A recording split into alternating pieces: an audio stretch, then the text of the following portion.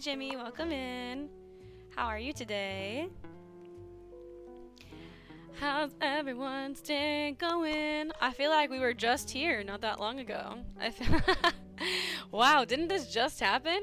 Whoa, it's like we're in a time loop or something. Y'all, I streamed so long yesterday, and then I essentially just took a nap. What's up, Victoria? Yo, what's up? Welcome in. Welcome in. Yeah, dog. Yesterday, y'all, my stream went for 8.5 hours just about. Oh, Lord. It was nearly 7 a.m. by the time I got off. Sometimes I'm crazy. Sometimes I'm fucking insane. Yo, when I looked at the time when I signed off, I was like, be so astronomically for real. But hey, you know what? What's up, subscriber? Thank you for the subscribe with Prime, Victoria. Oh, you're so sweet. Thank you for giving me your Prime sub. Scuffed up my sleep schedule last night too and need sleep lurking. Okay, enjoy your sleep, Jimmy. Thank you for the lurk. Thank you, thank you. Yeah, I got off at 7 a.m. and I worked this morning. I worked at like 11:30, I think it was. And I got up, I went to work, and then I came back and I napped. And now I'm here. Now here I am, back at it again, baby, with some more Danganronpa. Let's fucking go. But we're not gonna go so long this time. This time we're gonna be a little more responsible because I work all day tomorrow. So I won't have any nap time. No nappies for me tomorrow. I know. No nappies. Let's see. Because all I did today was work and sleep pretty much, there isn't too much update to give. There usually isn't on Friday because I've seen you guys Wednesday and Thursday, and now here we are back at it again. But guess what did happen today? Stray Kids released their a teaser for like one of their songs. Y'all, that shit goes stupid dumb crazy hard. Nikki, hello, welcome in. Dude, mountains, bro, mountains. Like, can we talk about it? Yo, can we fucking, you know what we could do real quick? You know what we could fucking do? You know what we could do? We could fucking watch it. We watching. My VOD's about to get muted right in the beginning, but we watching this shit, baby. You already fucking know. You guys have to watch it with me. I'm so... Y'all.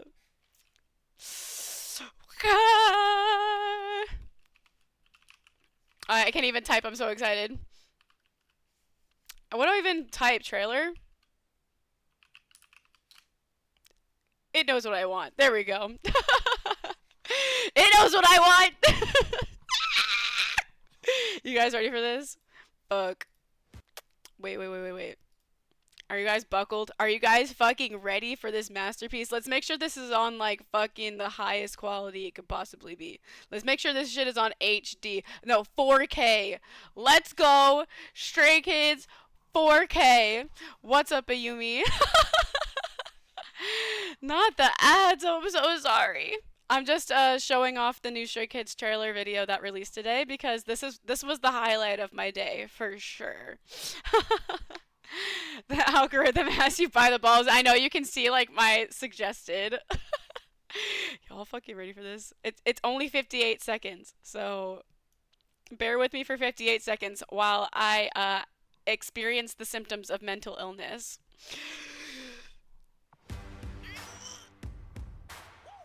Bro, it looks so good on my computer. I only watched it on my phone.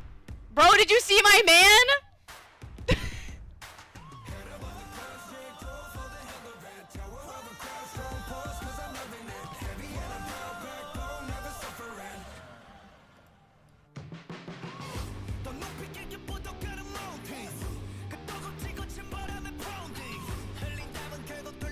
Bro, I can't even speak. I can't even speak. I'm gagged. I'm gagged.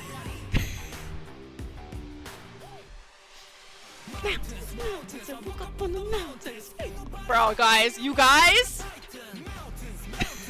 You guys!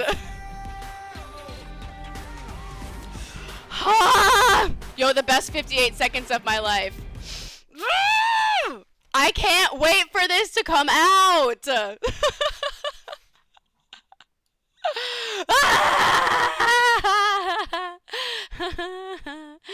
Oh my god.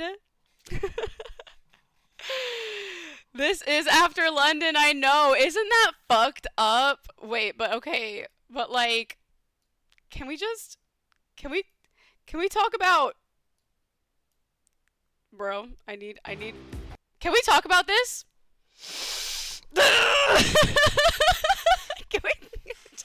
Can we just talk about it? I'm having a fangirl moment on stream for the world to see, but you're lost. This is the Stray Kids trailer for their new album. It's their new album is releasing on July 19th, and they've been like slowly releasing kind of like teaser trailers, concept videos, and this is like an unveil. Like, this is for one of the tracks that's going to be on the album, and this is my best boy. This is my fucking bias right there. Look at him. God. I'm not normal about him at all. Like, I try to be. I really do try to be. But, like, I'm not.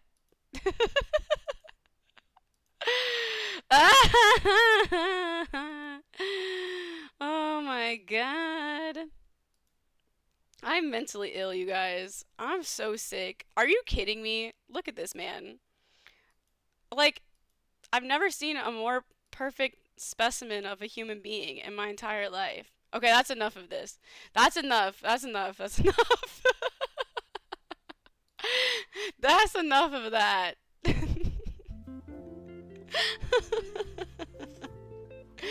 Man whore, he is, bro. He is. He is. Oh, man. Okay, well, Intrude, no, you're okay. You're fine. You're fine. Listen, I'm trying to get everyone on this shit because whether you like K-pop or not, if you like hype, upbeat music, this album is going to deliver. Like, this album is going to be the shit that you play at the gym, the shit while you are cleaning your house, bro. Like, you don't have to like K-pop to like this fucking genre, like to like Stray Kids, bro. They fucking go off. The frame by frame, I'm crying, dude.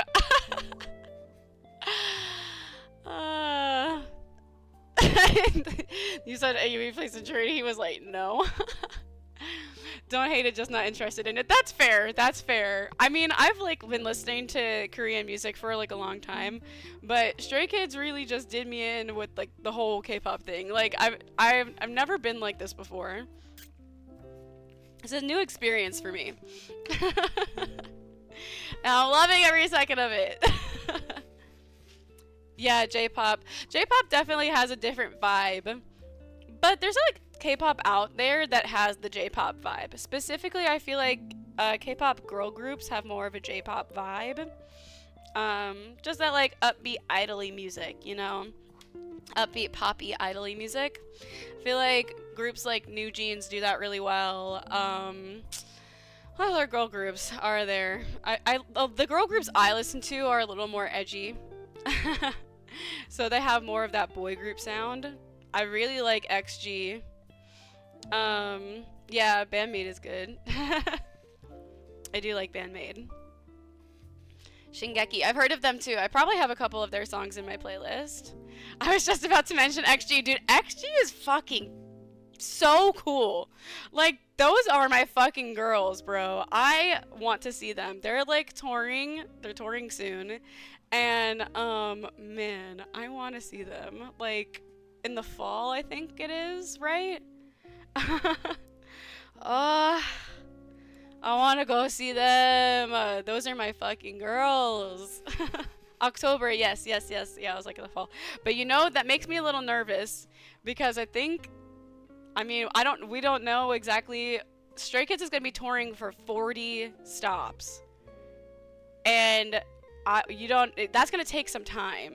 So I don't know when they're going to be in the United States. Like, part of me thinks that if the tour starts shortly after Lollapalooza, then maybe it'll start in the US and then we can just knock it out late summer, early fall. But I don't know. I don't know.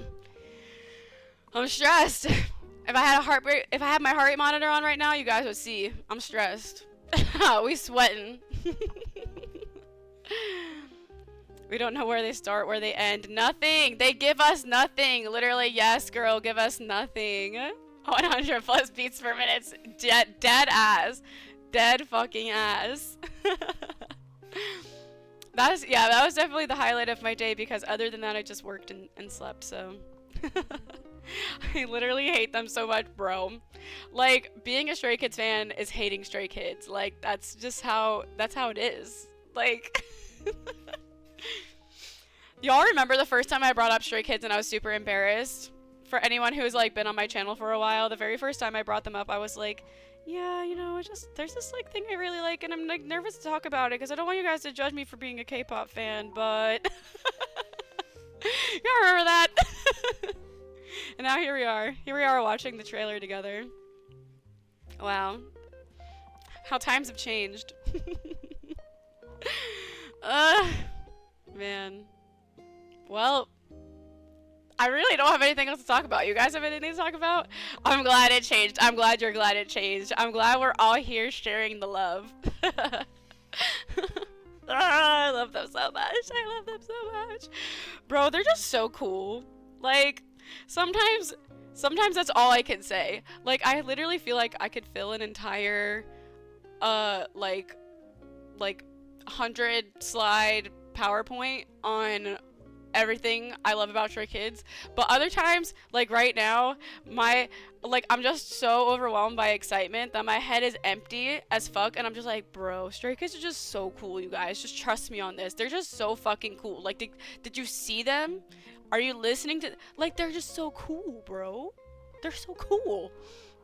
I played Dangit Grandpa again. After the first kill, it actually gets harder to figure out as you continue. I'll keep my mouth shut. Yeah, I know it definitely, because like the beginning is just kind of tutorial mode. Chapter 1 is also really fucking long, which is why I ended up streaming so late last night. But chapter 2, I think is not going to take me till 7 a.m.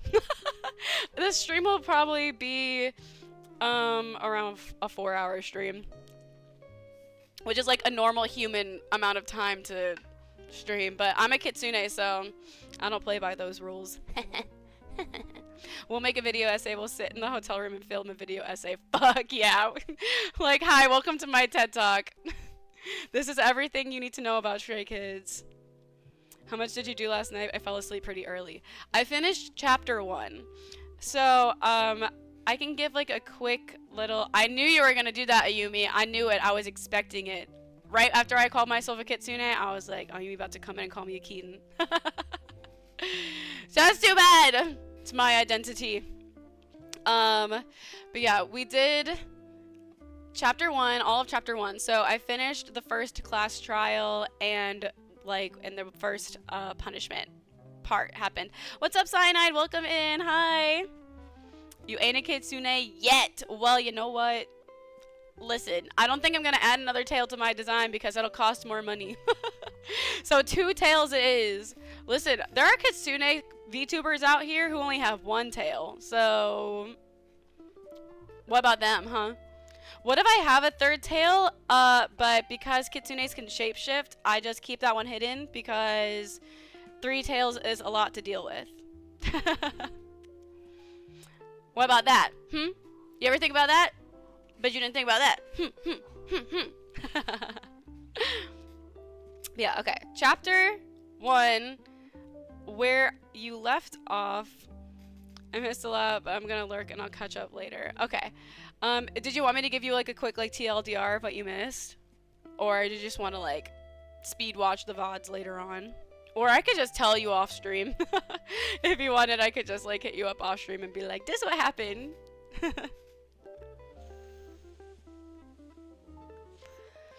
You're lying about your age, catfish, foxfish. I mean, you never know. Maybe fox years are different than human years. I don't know. I'm just fucking around.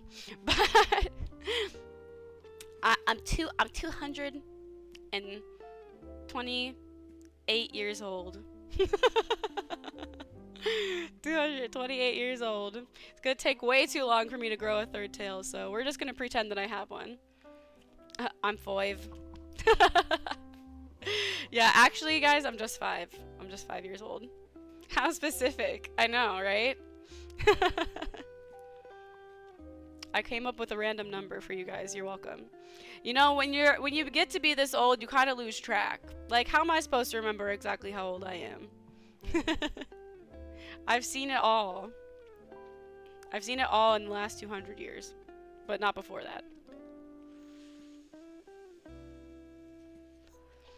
So I've already... Yeah, Nikki, I streamed so long last night. I streamed until almost 7 a.m., so...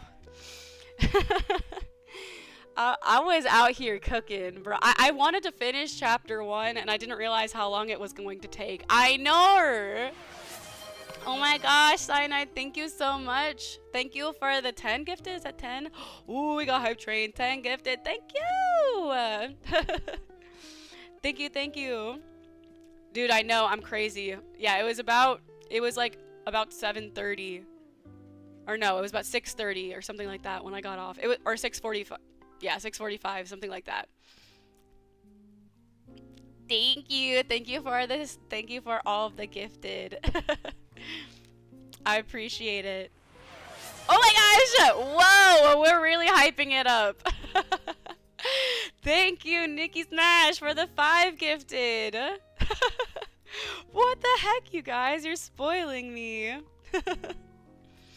I feel so blessed. What the heck? You guys bumped me all the way up to a level 4 hype train. You guys are crazy.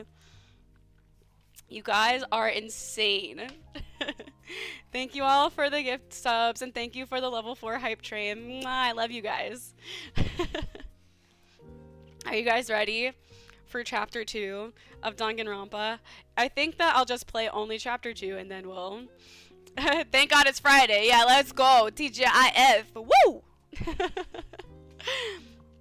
I think what the plan is today is to just play chapter 2 and then call it a night. Unless chapter 2 is like wildly short. Like if it's like way shorter than what I am expecting it to be. Oh god. Why is this still so loud? The intro is loud no matter what you do, I guess, because I adjusted the volume previously. Danganronpa.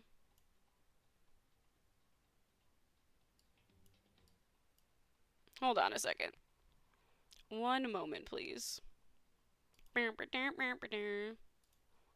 Does it not keep my settings?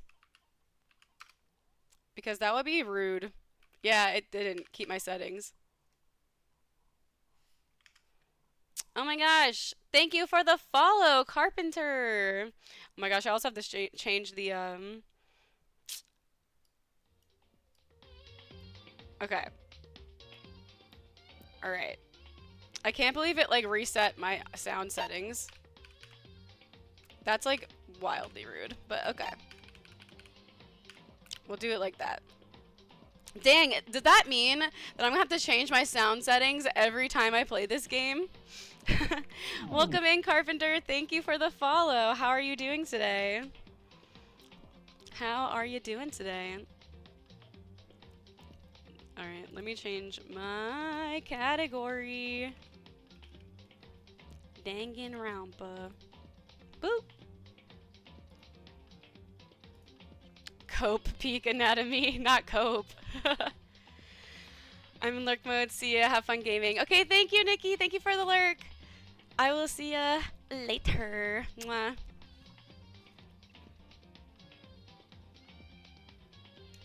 Anatomy? Did I say anatomy instead of academy? Or did I just slur my words? Anyway, you guys ready to get into this shit?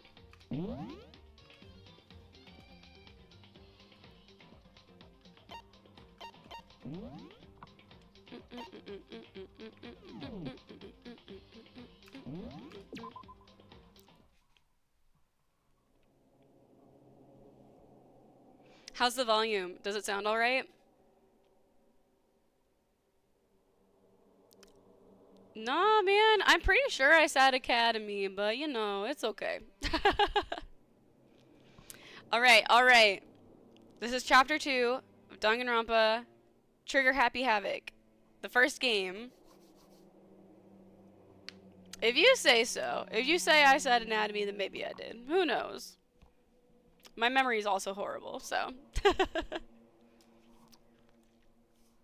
But yeah, we jumping in. We jumping in. I don't want to be up till 7 a.m. today, so we're gonna power through this this chapter.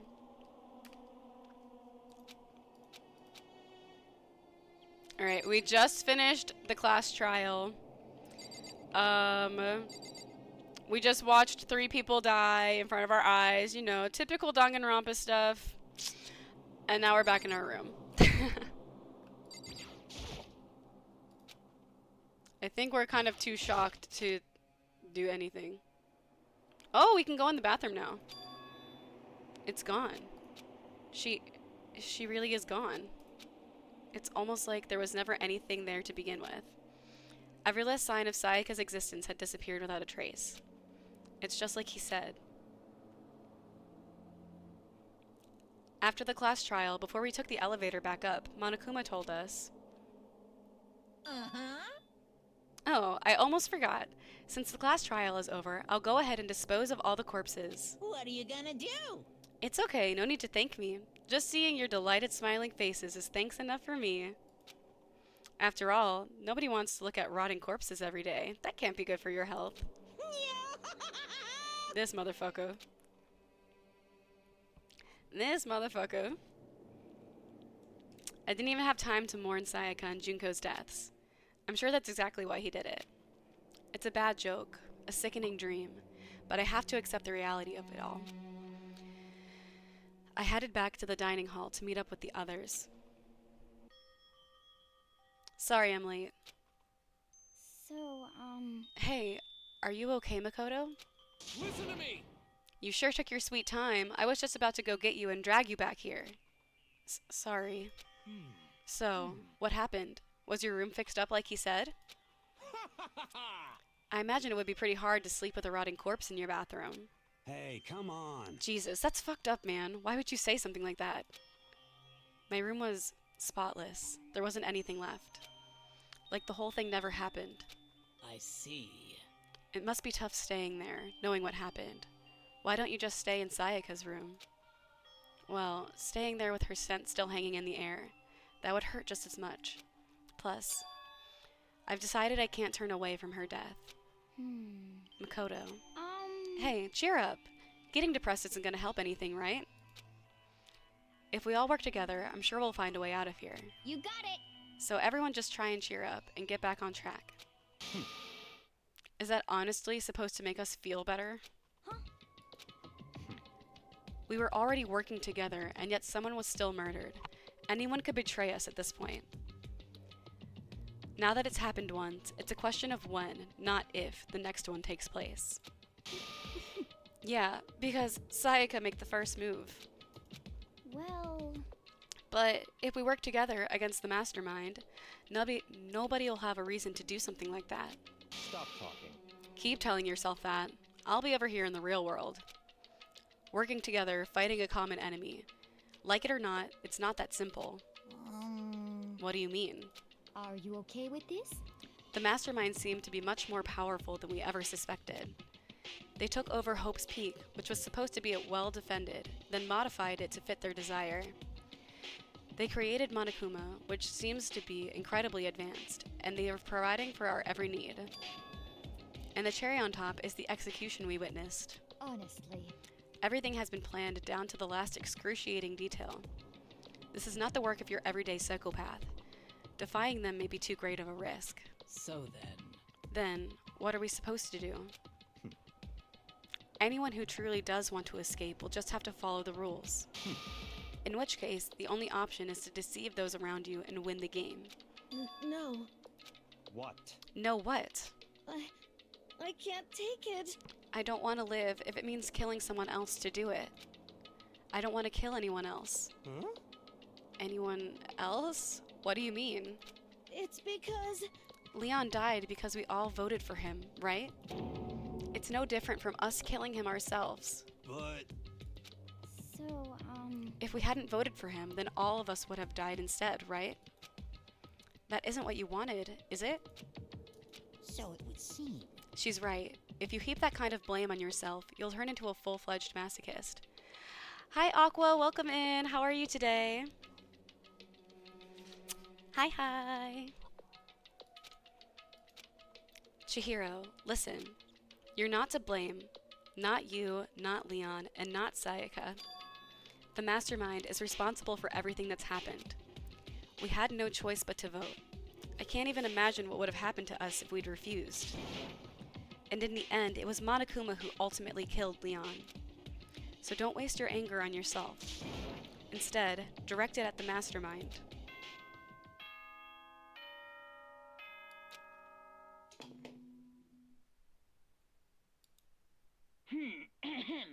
This is a school announcement. Yeah, As yeah. Such, it is soon the doors to the dining hall will be locked. All right. And it was totally obvious before that you were trying to make yourselves feel better and justify what you did. See you, don't see you, see you. That's about how much I can see you, even when you try to hide. Now pay attention and remember this well. The burden of judging others is a heavy one to bear. So be well aware of your actions. This guy is so annoying. I'm doing pretty good. Glad to hear it. We're playing Danganronpa Trigger Happy Havoc, and we just finished Chapter 1, so now we are on Chapter 2. So Sayaka was murdered, Leon killed her, and then he got executed because we found him guilty during the class trial. Gotta go. Good night. Good night, Victoria. Have a good night. Thank you for stopping in. I appreciate it. Order and stability rely on the sacrifice and responsibility of everyone. Okay then. Sweet dreams, everyone. Good night. Sleep tight. Don't let the bed bugs bite. Goodbye, Monokuma. He's so annoying. What was that about just now? Was he saying it's our fault that happened? That's pretty cruel, man. don't fuck with me. That piece of shit. Who does he think he is? And so, the day drew to a close. A tense, maddening day that saw the deaths of 3 classmates, Sayaka, Junko, and Leon. But this is just the beginning. Our despair has only just begun. Chapter 2. Boy's Life of Despair. I woke up the next day to Monokuma's normal morning announcement. Then he called us all to the gym. What's he gonna do to us this time? We were practically frozen with fear, but Monokuma was determined to get us involved in his little game. And with that goal in mind, he began it. Okay, lift your arms up and down. 1, 2, 3, 4. 1, 2, 3, 4. Bro, Kiyotaka is so obnoxious. Now reach way up and bend way down. Tighten those muscles. Let's add a little strength, a little speed to those young bodies of yours. God, why does he talk like that?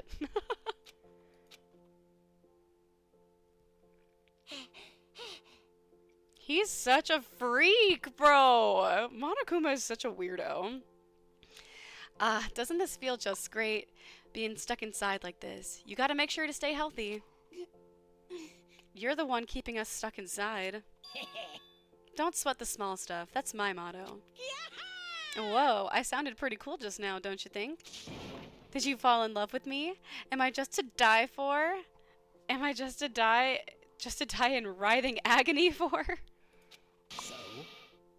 So, why did you call us here? Certainly it wasn't to just make us exercise. Just to make you exercise? Hey! If exercise makes you laugh, exercise will make you cry. Now, if you keep doing these exercises, you will uncover the secret of the assassin's first. Passed down from generation to generation in the Empire of Darkness, the power— What is he talking about? Boy, what are you on about? Monokuma, shut up.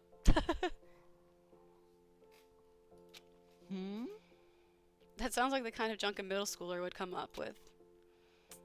Alright, what are you on about? Get to the point. Did you really call us here just to exercise? Hey, You think I have that kind of free time on my hands? Okay, so then I'd like to make an announcement. Every time you overcome a class trial here at Hope's Peak, a whole new world will open up to you. What the heck? A whole new world. You guys? It'd really suck if you had to live here forever with nothing new to stimulate you. Besides, I know how you kids get these days with your ADD and ADHD. I gotta keep you motivated. Very nice. So go ahead, look around all you want. Enjoy the brave new post-trial world till you explode. With that, Monokuma disappeared, leaving us even more confused than when he'd shown up. But a new world. Could it be? Is he talking about a way to get outside? I wonder about that. That seems unlikely. Piece of shit! Well, we don't know till we look. Hey, Whatever he meant, it seems we'll have to search the school one more time.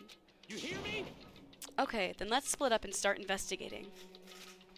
When you're done, everyone meet back up at the dining hall and we'll share what we found. You're basically a one-trick pony, you know that? Got it! More like a staple food source. Now let's get moving. Seeing his words as their signal, everyone scattered and left the gym. Alrighty. Us two, I guess. Bro, our bestie is gone. What the heck? Hey, Makoto. Did you see what's inside the display case? Bad. This is super bad, man.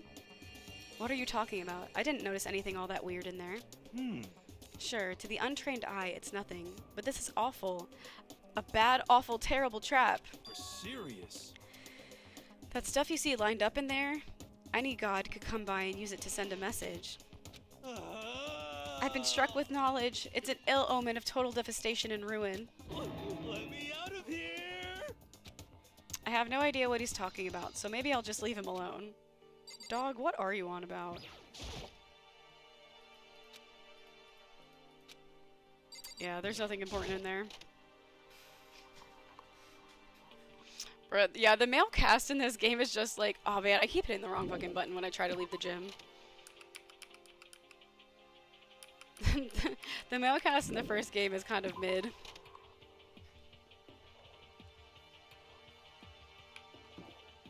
Alright, we can go upstairs, but first... There are a couple of doors down here that were closed off.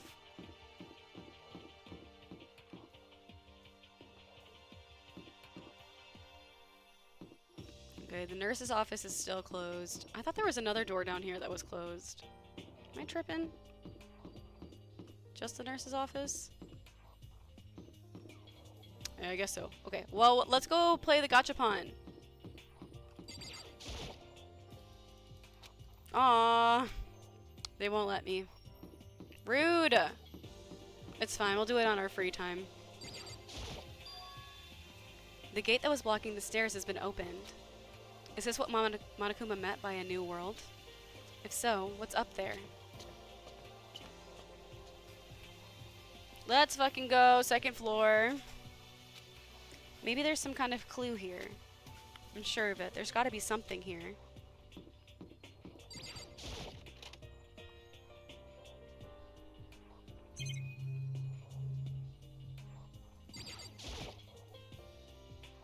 This is where the bathroom cleaning supplies are stored. I don't see anything useful. Man, nothing? Alright.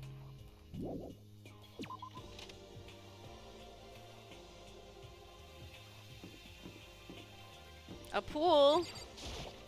Bro, now we can drown people. Just a second. Oh, Makoto. Hey, guess what?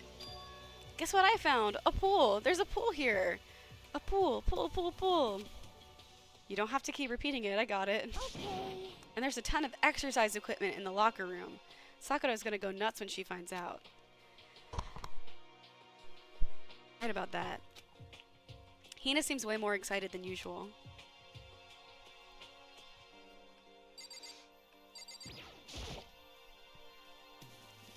Behind this door is the locker room.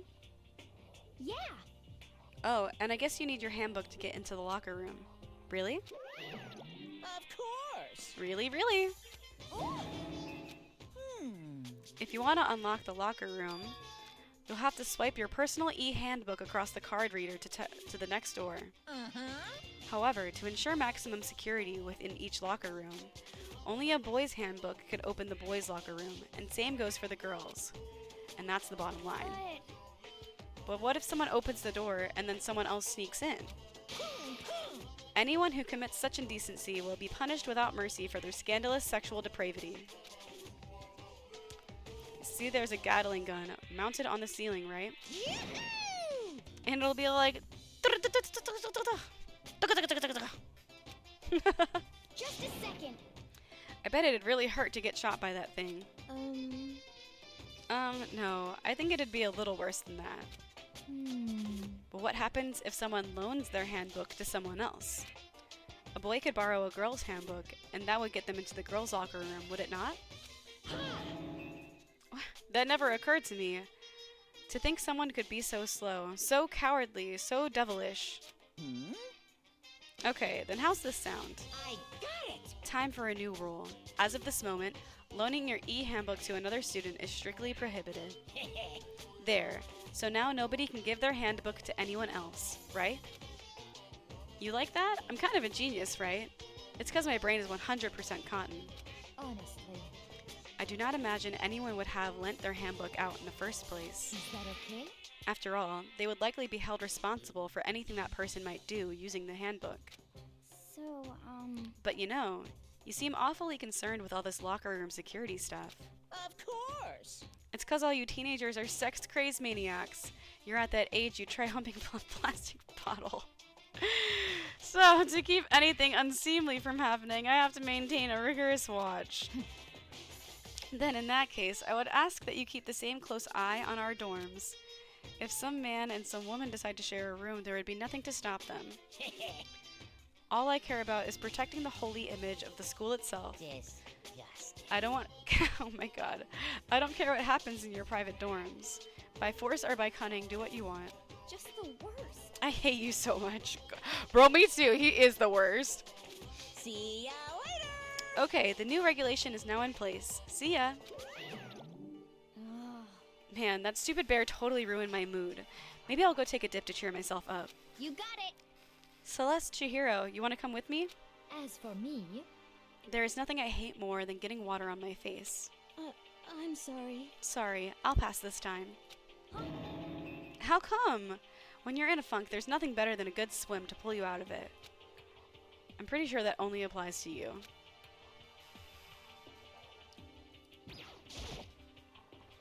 Hey Chihiro, have you checked out the pool yet? No, I don't like wearing swimsuits. Yeah, you do seem like the type who might not be into that kind of thing. But still, it sounds like the locker rooms here have all the exercise equipment you could ask for. Maybe I'll give it a try. I kind of like to get a little stronger. You want to get stronger? I have to say that's kind of unexpected. Yeah. But I'm not even brave enough to step foot into the locker room. Huh? You don't even want to go in the locker room? It's not that I don't want to, it's just... I don't get it. Is she afraid of locker rooms or something? It's a pretty weird phobia, though. The second floor has opened up, the living area has grown, and a number of facilities are now available. Whatever else is going on, I must admit things have been made much more comfortable for us. do you understand? If things continue like this, the occasional class trial may not be so bad. She's claustrophobic. Chihiro. Oh yeah, I don't really remember the locker rooms, like what they look like inside. Pool related items. Got a coin. We got hella coins now.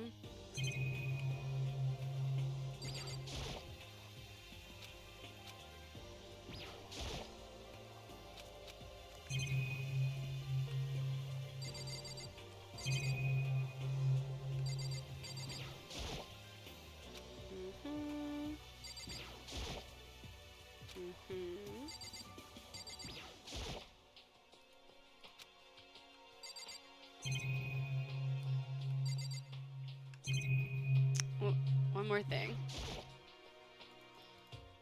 Alrighty. Got coin! Let's go! All the coins! Alright, let's check out the locker room.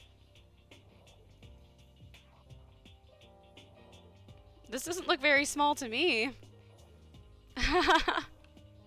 This looks pretty big. This is like a gym. No, I think that she's just anxious about people watching her work out.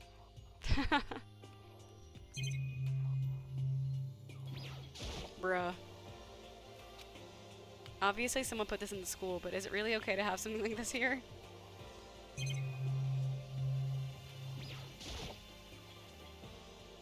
I have a feeling the boys and the girls are probably the same. Most of the stuff in the school is like very like mirrored. I don't know if we'll ever get to see the inside of the girls because we're a boy. Unless a murder happens in there.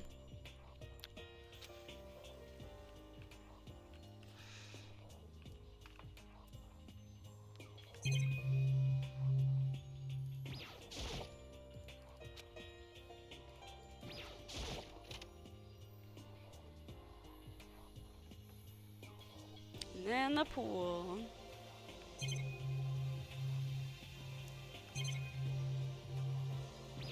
Lifeguard chair. Oh, wow, I can like move around.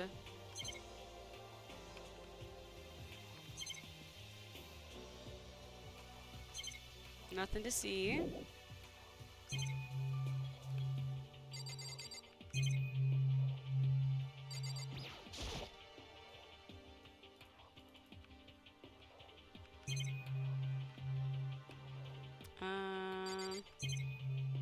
Hang on.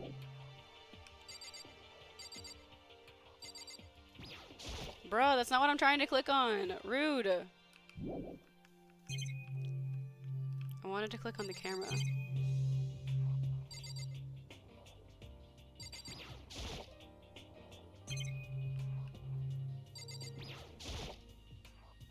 Okay, this is weird. Alright. Alright. Lockers. Well, I would expect to see that at any normal pool. Alright, there's nothing else? Alright, I guess there's nothing else.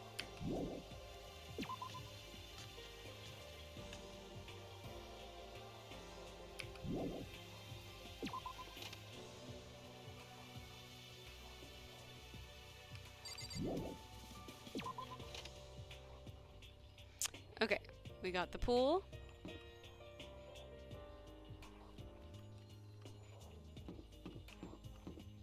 And then a gate to the next floor.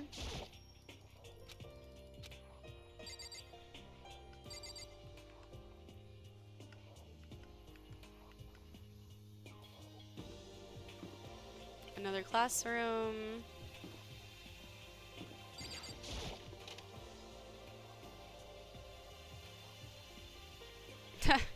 The baby's sleeping. Please be quiet, bro.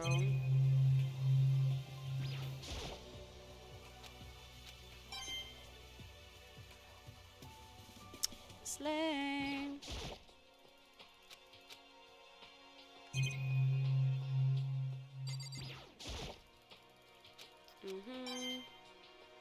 We're just looking for coins. No coins over here.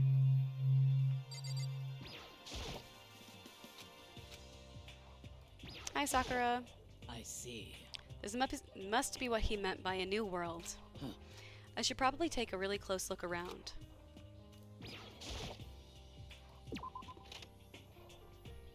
Alright, we got a classroom. We got a pool. Stairway to the next floor.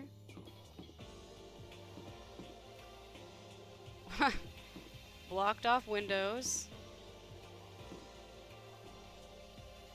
Library.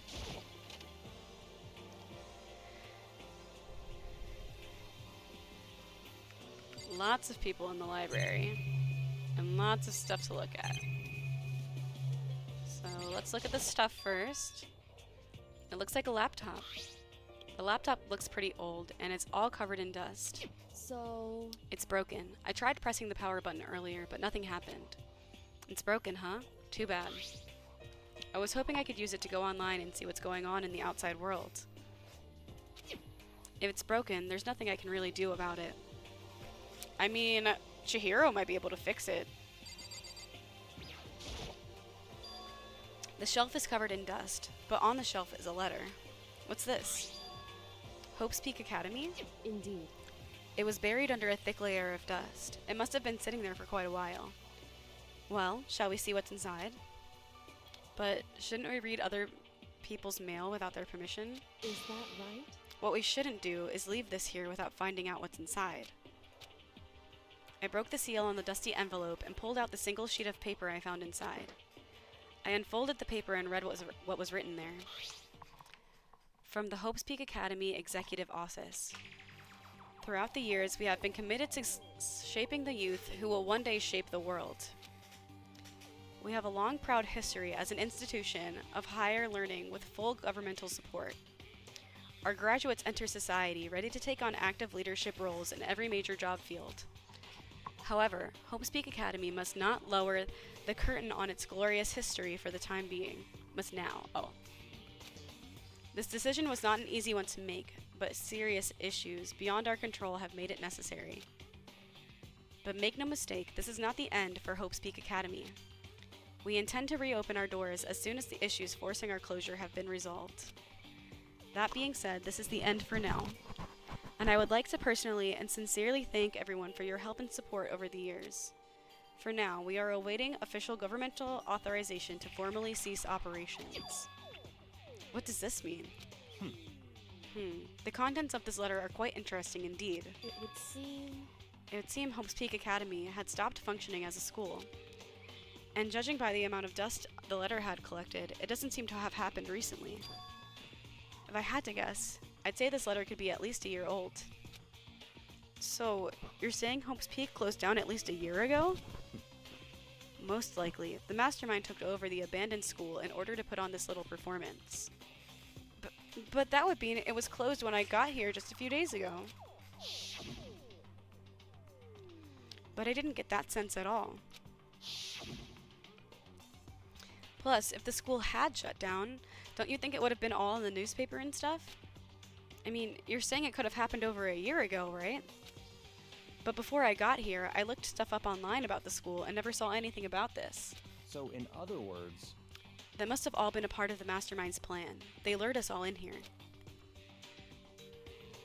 Someone who could create a place to judge and execute people could potentially be capable of anything. Of course, that's all assuming that this letter is real.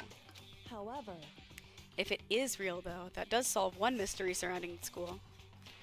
The reason there are no other students here could be because the school had already closed down. There would be a nice, simple solution, it's true. But then, what about this other part?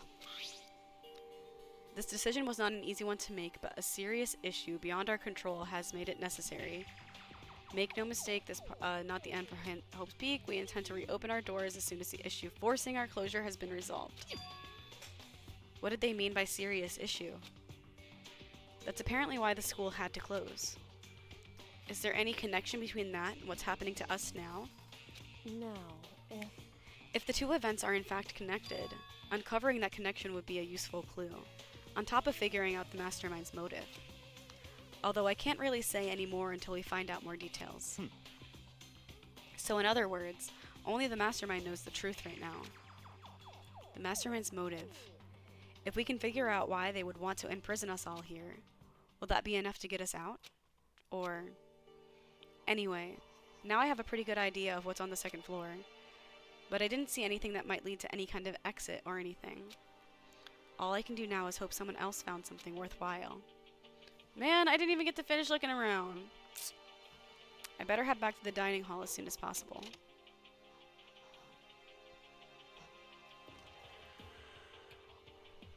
Listen to me!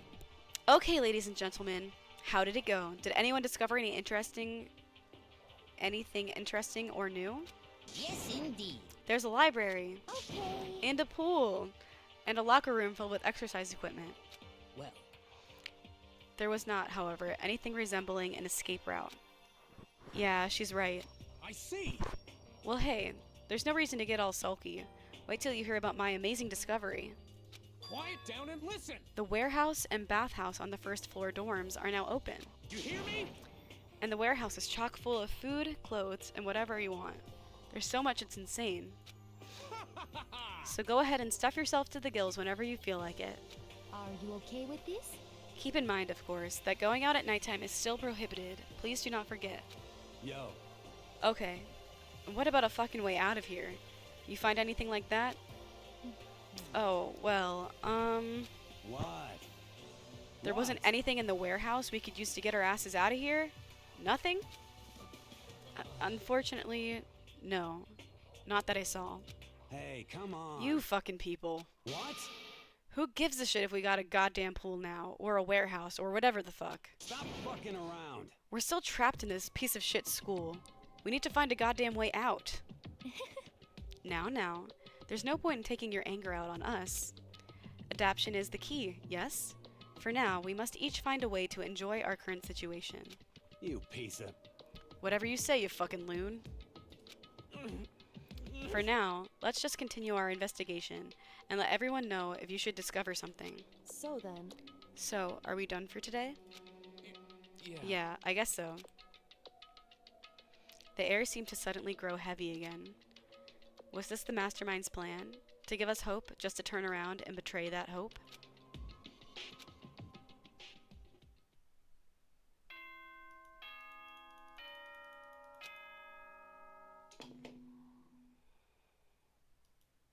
Alright, nighttime announcement. As such, soon the doors to the dining. Okay then. Good night, Monokuma. We all promised not to leave our dorms during the nighttime. There's not much else to do. I guess I'll just go to bed.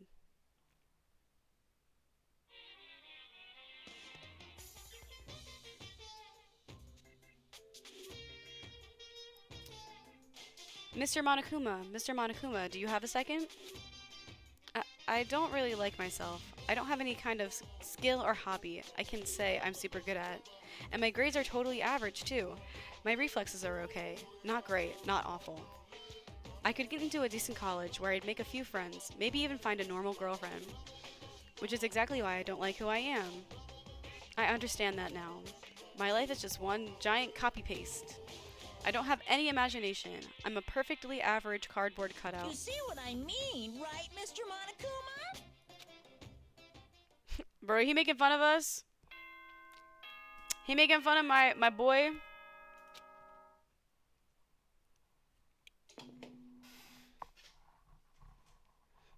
Good morning, everyone. Okay. Get ready to go. I wanted to let you know that your e-handbooks have been updated. New regulations have been added, so please take a look and enjoy your school life more than ever before. Alrighty, new rules. He must be referring to yesterday's loaning your e-handbook. Right now I need to hurry and head to breakfast.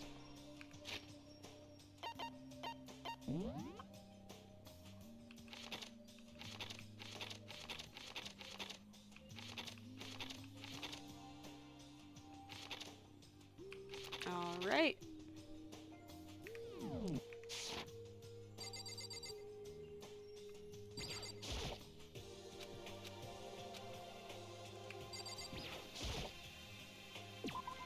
Let's leave. Let's go.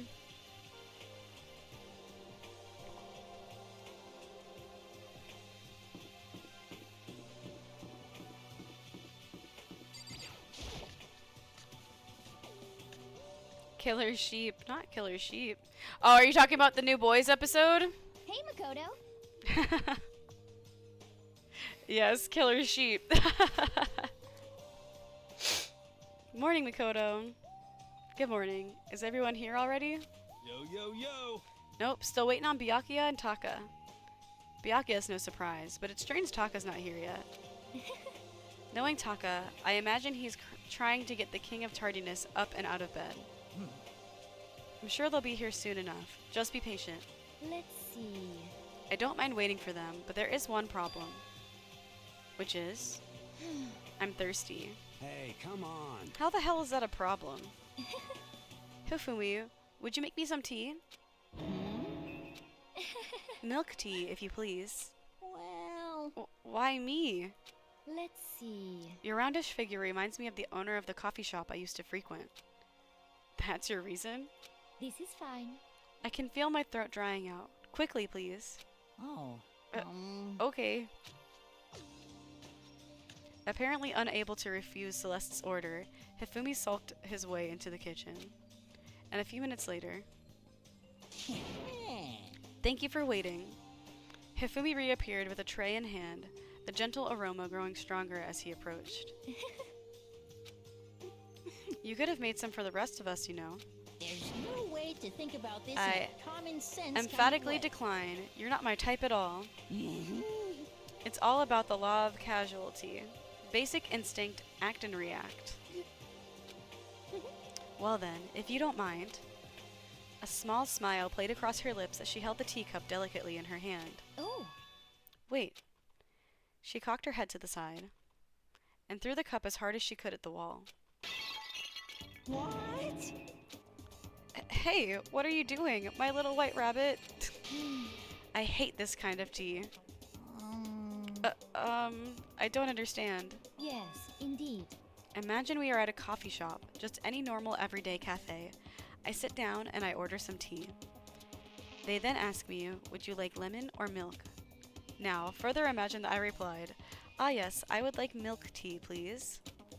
In this case, along with my tea they may bring me a small container of milk, yes? But this is not for me. I am among those who prefer the milk to be part of the process from the outset. The fragrance is just so overwhelmingly sweet that way. Adding milk or lemon right before you drink is like dousing your fries in ketchup, mere condiments. Whenever looking for a cafe, I first review their menu to see if it offers the proper style of milk tea. And I cannot acknowledge any milk tea that does not add the milk during the brewing process. If I had to describe our shared reaction to what we just heard, I'd have to go with wide-eyed bewilderment. I went to all the trouble to make you that tea, and you wanted me to go even farther? Yes, I realize it can be a bit of a hassle. Even in cafes that offer proper milk tea, it is always more expensive than simple tea with milk. It takes more time to prepare, surely, but why even bother creating a menu if you're not going to offer the highest level of quality? Well, we don't actually have a menu. You little bitch. Oh, shit! Yo! Celeste really bringing out the guns.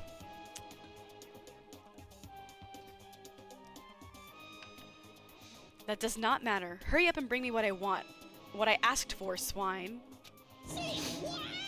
Yo, what's up, A-Fox? Welcome on in. What that finger do? Yeah, did she had like armor on her finger. We're playing Danganronpa. The first one. Trigger Happy Havoc. Okay, your little piggy will bring it right out. Bro, he's such a weirdo. In here to say hi and good night, good game. What's up? Good night. Thank you for the good game. Are you going to sleep? Have a good night if you're going to sleep. Getting up in 5 hours. Wait, why? Isn't it Friday? Or is it... Bro, why do I get up so early? Going fishing. Ooh, have fun. Enjoy your fishing trip.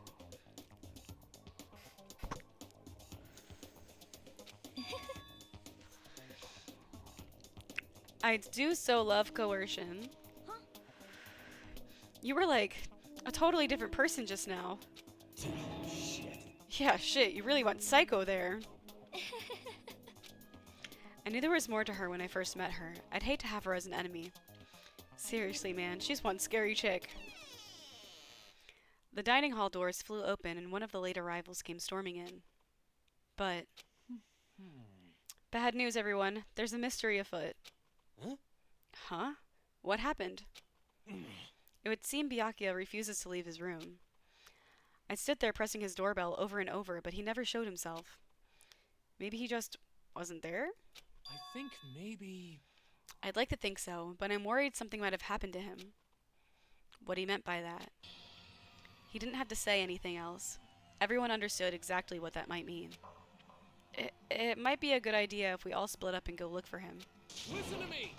I was just about to suggest the same thing. What's your problem? Stop trying to one-up everyone. Okay, then I'll go check his room one more time. I'm just gonna keep on hammering that button until I get a response. Well then.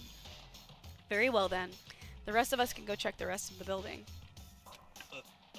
Yeah, before it's, you know, too late.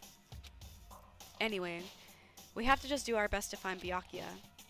So where might Byakuya have gone? Maybe he went to go check the second floor of the school again.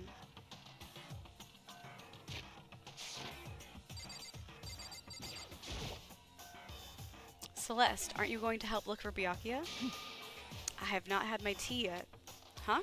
As for me, Until my thirst is satisfied, I have no urge to do anything.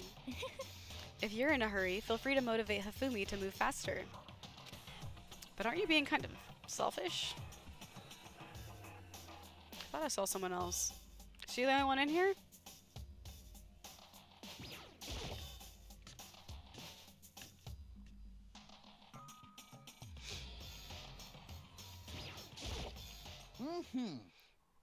Ah, Mr. Niege. What's going on? Well, nobody's seen Byakuya this morning, so we've all decided to go look for him. What? That's not good at all. However, This little piggy needs to have a holy edict to deliver a proper milk tea to my master. To bless this undeserving swine with such an honor, I will serve you with all my heart and soul. Okay. Good luck with that. Hifumi's created some creepy alternative reality for himself.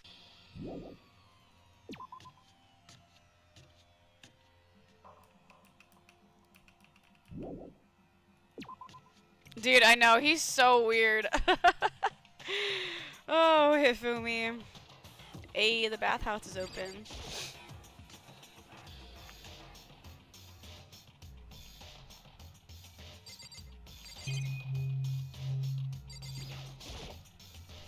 Lockers. One of them is unlocked, but I don't see anything inside.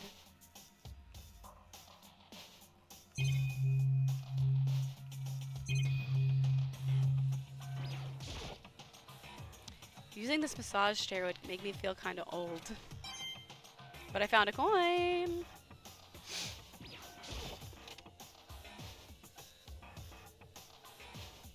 Bathhouse!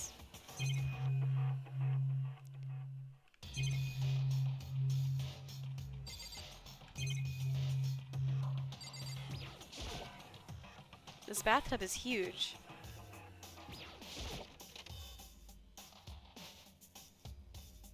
Ooh, a sauna. Damn, this school fancy as hell. A bathhouse, a sauna.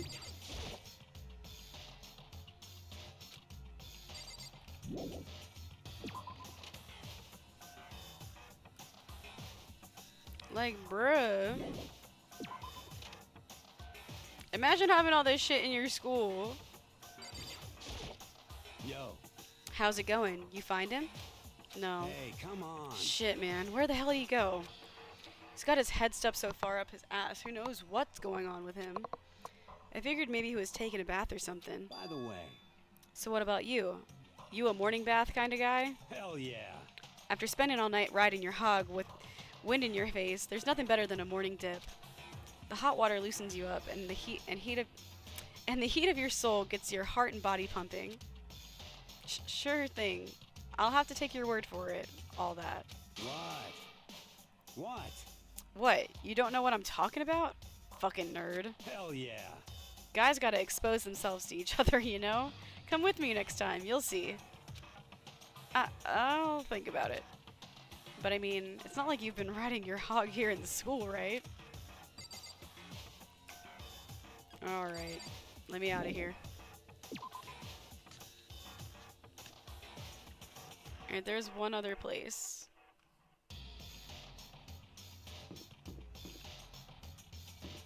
That was locked before, that's unlocked. Okay.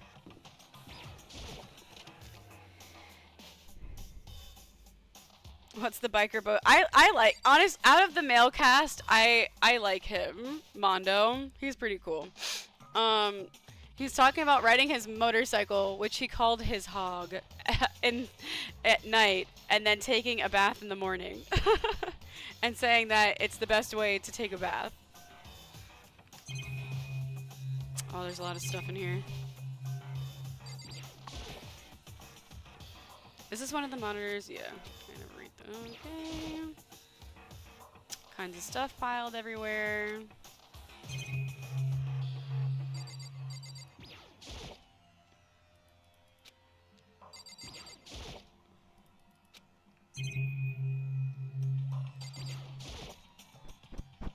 The fridge, stuff tight with food and drinks.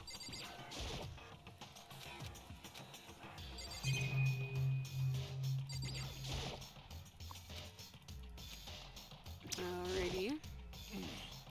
I see you came to search this area as well, Makoto. He likes vibrating? No, he just likes riding his motorcycle since he's a motorcycle gang. He's the ultimate motorcycle gang guy. I mean, I guess, like, the engine of the motorcycle might cause your body to vibrate, but I feel like people don't ride motorcycles for that reason. I think they probably ride it because it's fast and thrilling. I'm pretty sure if you asked anyone who rides a motorcycle why they like it, they definitely wouldn't say anything about vibrating. It's kind of weird. Doesn't he have a brother or something? I can't remember. I think you were right. I think he does, but I don't remember. It's been too long since I've played the game.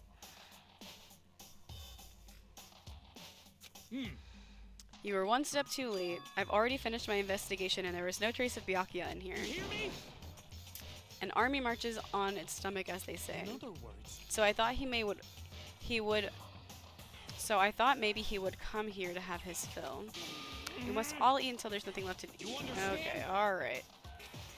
Alright, guy. That's enough out of you.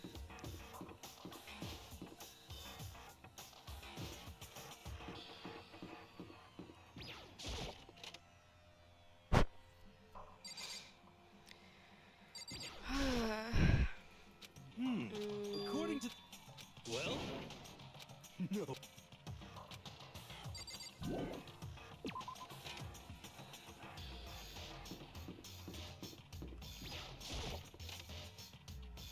Let's check literally everywhere. Nothing in here. Oh, wrong way.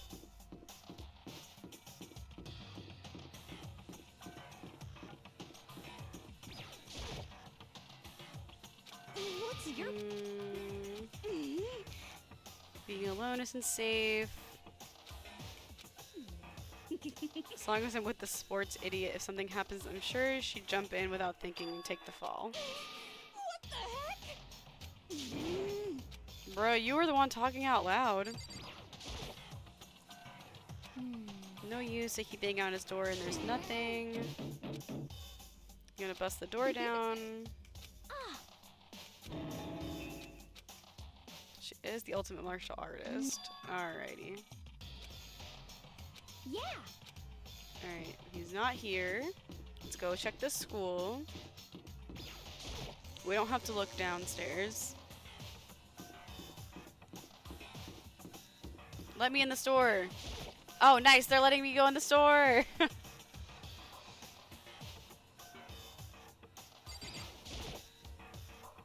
Yeah.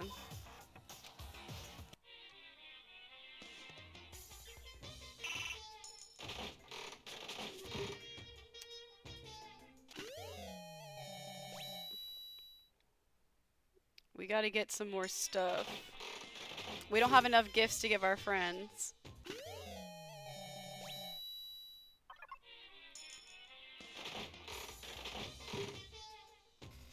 Once we start getting repeat items, I'll start using more coins.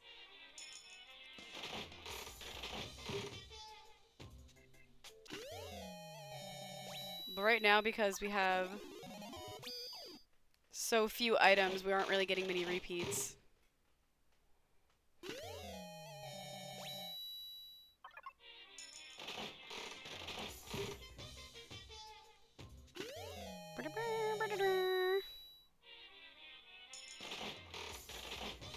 Now we'll actually have some good stuff to give the other characters.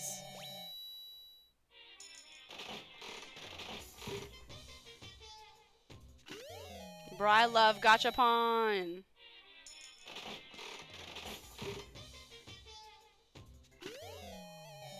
Oh, this is our first repeat.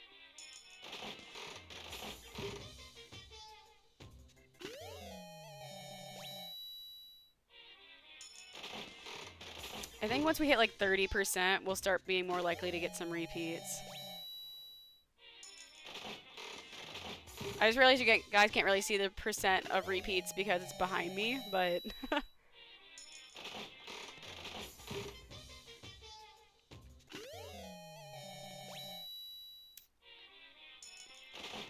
pretty much like...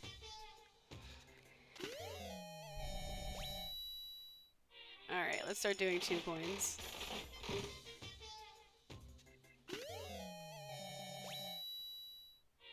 There we go.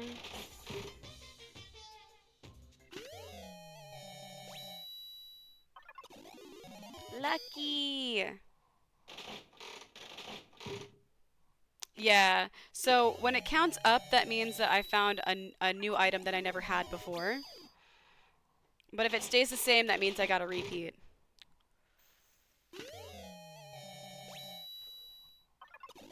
Damn! I'm extra lucky. I truly am the ultimate lucky student. How many more am I gonna get? I'm at 30.52% right now.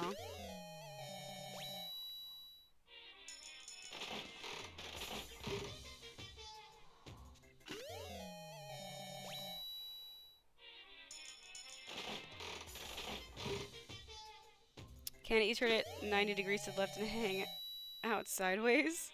Do what now?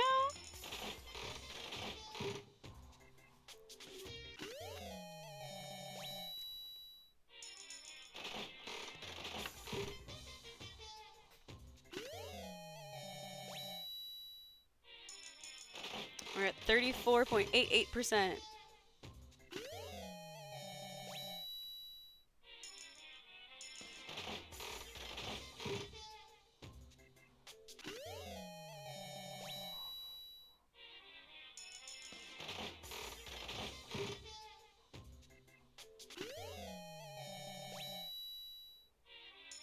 Dang, we got hella new items.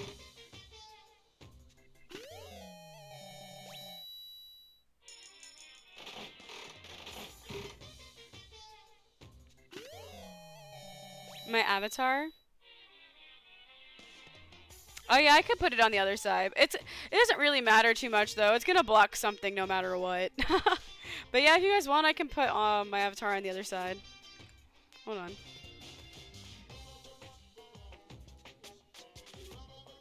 There you go. Now I'm kind of blocking the coins, but you can still see the number.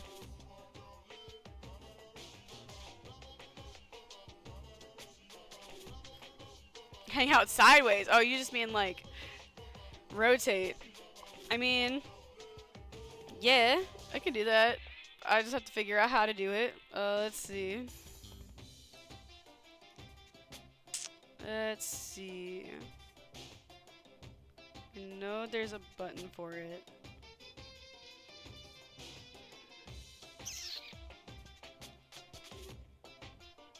Where is it? There it is. Oh, I have to do it a different way.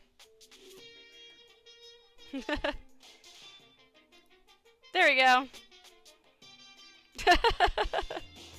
What if I was just peeking up at you guys from the side of the screen like these? I look silly like this. No, I'm putting it back.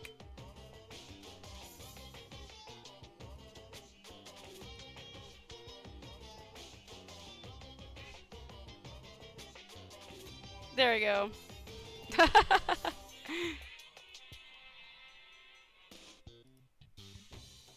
Now you guys got to see me from all angles.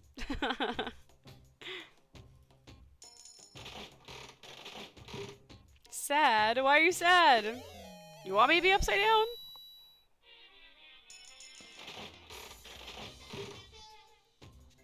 But then all the blood will rush to my head.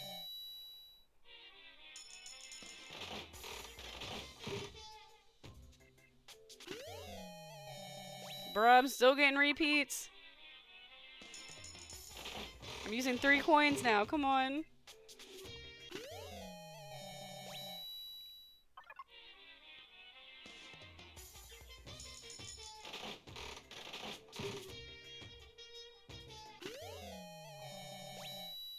Basic like the others. I mean, it just makes the most sense, surely. If I'm upside down, I'll get dizzy.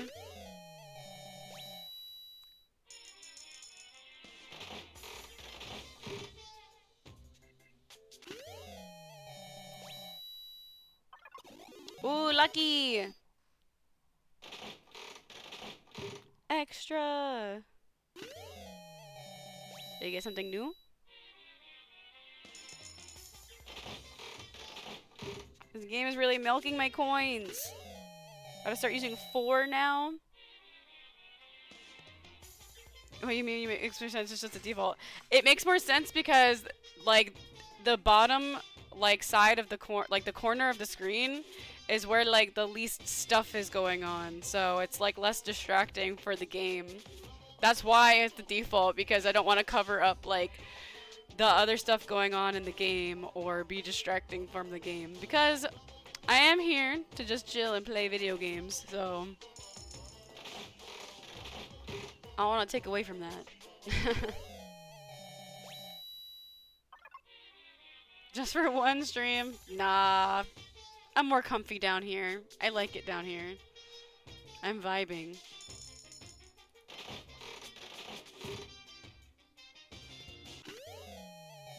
Bro, I keep getting repeats.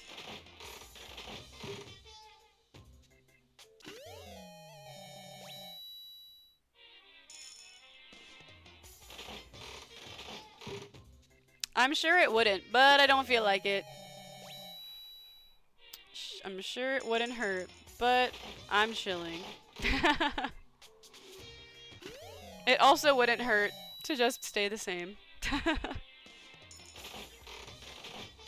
Man, I wanted to hit 50%.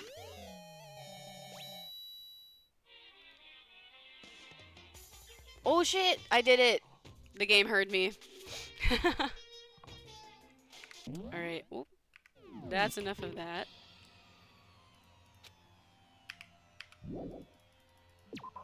I spent all my coins. So now we have to find more. Bruh, I'm so tired of having to click to go up the stairs. Like, why can't I just go?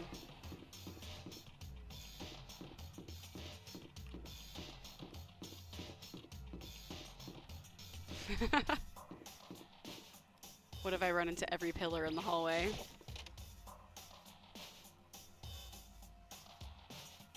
Reality isn't everything. Wait, not yet.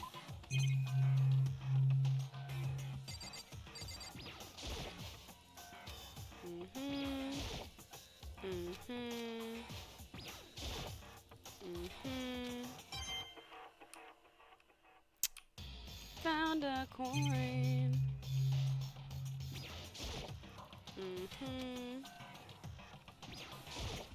Okay.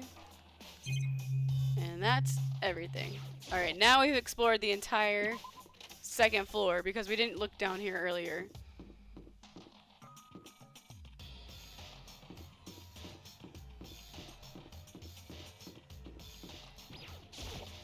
Hey. Bro, I am literally so short. Like, why am I literally, like, down below her fucking hip? Like, I'm, like, at stomach level when I walk up to her. So, you thought to come here too? Huh? So... If you think about what Byakuya was so interested in yesterday, you can probably guess where he is right now, right? Huh? What was Byakuya interested in yesterday again? The library, right?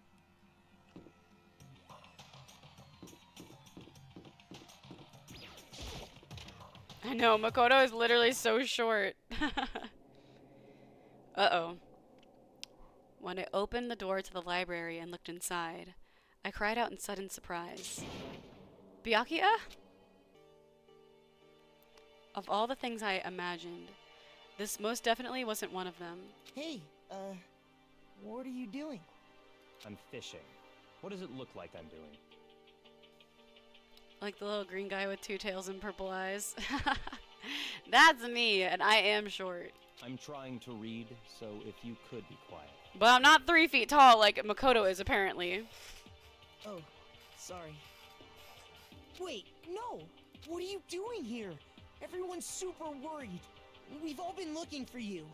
Who asked you to do that? Because we're all supposed to meet up in the morning and eat together. We made a promise. A promise? Can't I get a second's peace and quiet around here? Byakuya snapped his book shut and slowly stood up, smooth and silent as a shadow. Meanwhile, the others must have heard me yell and started showing up one after another. Yo! Byakuya, so this is where you've been hiding. The heck are you doing here, man? We were very concerned. Well, you had no reason to be. I was just reading. I've never read such a coarse novel before, but it might just prove useful at some point. Well, What were you reading? A mystery novel. well... Wait, so are you going to use what you're learning in there to betray us? Don't be stupid. Yeah. It's just something to keep in mind. Yeah, what? Naturally. If I decide to fight, of course I'll come up with something original. Otherwise, this game of ours will be totally boring, right? It's not often you get to take part in such a high-stakes, high-tension activity. So, if you're going to do it, you have to make sure it's entertaining. His words sent a chill down my spine. There was an undeniable smile on his face as he spoke. He looked like he was actually enjoying himself. Enjoying this deranged killing game. Damn you! What the fuck do you mean, game? That's fucked up! But it is a game. It's a game of life or death, which can have only one winner. That's all there is to it. He is right. It's a zero-sum game. Huh? Are you okay with this? It is a part of game theory, a mathematical model. In game theory, what we are going through now is called a zero-sum game. In this type of game, in order for one person to gain something, another must necessarily lose something. In other words, it is a situation in which participants must compete for positions of resources. I see. You mean like a kind of elimination match?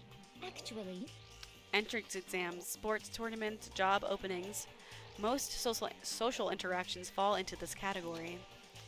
Everyone must scramble to obtain something which is limited. For you to succeed, someone else must fail. This also applies to the school life we have been subjected to here. In this case, is that okay? our limited resource is that only one of us can successfully become the Blackened. So, in other words, So, this game was designed from the beginning to force one of us to try and defeat all the others. That can't be what they had in mind. This is why adaptation is so crucial. If those who want to escape were to disappear, there would be no reason to continue playing the game. what? But why would I want to stop playing? It's so much fun. He smiled again as he spoke. The smile was filled with evil intent. It twisted his face into something not human. It sounds as if you do not acknowledge even the possibility that you may lose. Am I right? Naturally. Of course. You do not speak like the others. Exactly what I would expect from the Togami heir apparent. It's just normal arrogance, isn't it? Just a second. You talk like that, but what if you end up dead? Not possible. I won't. It simply isn't possible. You son of a bitch! Who the fuck do you think you are? You know, I still just can't believe it. What? Believe what? That an uneducated, brain-dead, useless piece of garbage like you has survived this long. Piece of shit! I'm gonna fucking kill you. Don't make me repeat myself. Like I said, I won't die. You keep saying that, but do not bother arguing with him. For him, the concept of losing simply does not exist. He is the ultimate affluent prodigy, after all. A boy raised to succeed from the day he was born. He considers victory his destiny and has lived his life accordingly. Tests and challenges are merely ways for him to stand victorious, even if it is a life or death situation. Is that not so, Byakuya? At least one of you seems to understand. Isn't it wonderful? It is because I am the same as you. Games are meant to be won. That's enough. Are you trying to suggest we're on the same level? Close that vulgar mouth of yours. Oh, Well, well, I do apologize. Anyway, let me just say this to all of you. You all need to try harder. If an opponent isn't going to give it their best, where's the fun for me? No. That's a terrible way to look at it. What? It's because... This isn't a game. Our lives are on the line, you know. To kill your own friends is... That's horrific. Friends? Who decided that? Huh? We're not friends. No, quite the opposite. We're in competition. We are enemies. But... But, you know... What? But what? Stop trying to force your contradictions on me and just accept what I'm telling you. Come on. Yes? If you have something to say, say it. Otherwise, keep your mouth closed. I'm sorry. Stop fucking around! Hey, shithead. You get off on bullying people that can't fight back. That can't fight back? You want to try that on me? So, you're back to pretending to be friends, huh? And how long do you think that's going to last? Piece of shit! Fuck you. What? Is that all you can say? It's unfortunate you would waste your breath on such empty gibberish. You son of a bitch! That's it. You're fucking dead. just a second. Hold on. Just calm down. Piece of shit! I am calm. How is this calm? Anyway, I don't have any intention of working with the rest of you any longer. To cooperate during an elimination game is, well, frankly, it's a waste of time, and I hate wasting my time. Waste of time? Not possible. Engaging in friendly group meals is out of the question. Someone could easily poison our food, and I'd rather not become part of the Last Supper just yet. Shit. Quit talking like you're in a fucking movie or something. Goodbye. All I'm saying is that ultimately, you all are free to do whatever you want on your own. Goodbye. Without a second glance, Byakuya left. There wasn't anything we could do to keep him from going. His way of thinking was just beyond anything the rest of us could even comprehend. But... Was he serious about all that? He was, without a doubt. don't fuck with me. Well, fuck him then. Maybe. But what he said, he might not necessarily be wrong. I mean, can you say for sure someone won't poison our food? Hey, come on, you too, Toko? Anyway, Well, it's not like anyone would care if I was gone, right? Actually, I bet you all want me gone. You all think I'm disgusting. None of us think that. You just think you don't think that. I know some people like to play the victim, but this is just totally out there. You think I don't know, but I do. You want me gone. And I'm sure the rest of you want the same thing, don't you? Hey, Toko, wait. Just let her go. Once she gets going like that, there's nothing you can say to bring her back. Ultimately, our breakfast meeting came to an end without answering any questions. Everyone headed back to their rooms. Geez, I'm tired already. But I don't have time to take even one day off. I need to get myself going. Alright, free time. Let's spend some time with our friends. If we can call them that. Who is around?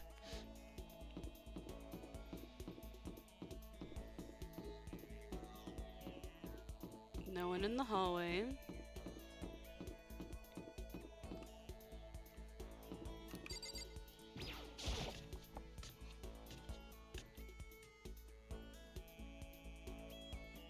Dang, where is everybody?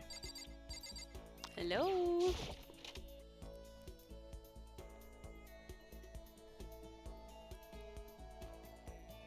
I want to hang out with Kyoko, but I don't know where she is.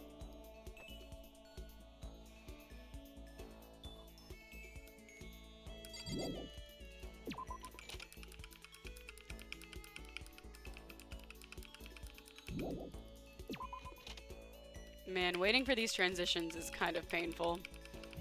I'm so impatient.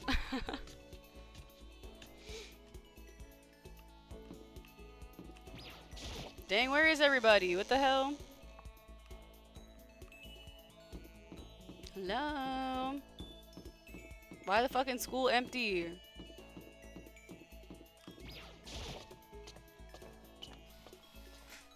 Well, I don't want to hang out with you.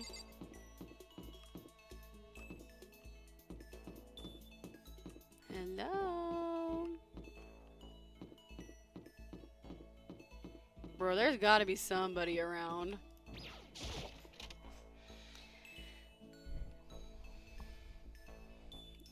Oh, hell yeah, my fucking girl. I have to put all my energy into watching out for myself. I don't have time to worry about anyone else. Yes. Correct. You want to spend time with me? However, But I don't have anything to say. Are you okay with that? I know there's a map, but sometimes it doesn't the game on PC is like a little janky. Like, you're supposed to be able to use the map to like travel from place to place, but it doesn't let me. And sometimes it doesn't show me where people are either, but I'll try using it next time I have free time. Yay! Yes, I'm sure I have something she likes. I just got a bunch of items from the gachapon, so let's look it up. Kyoko, Danganronpa,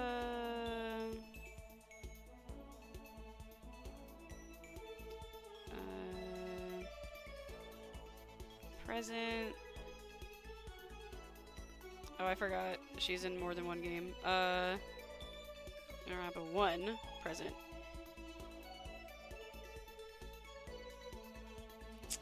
Okay. Coffee, blueberry perfume, rose in vitro, cherry blossom bouquet. Alright, let's look for any of those items.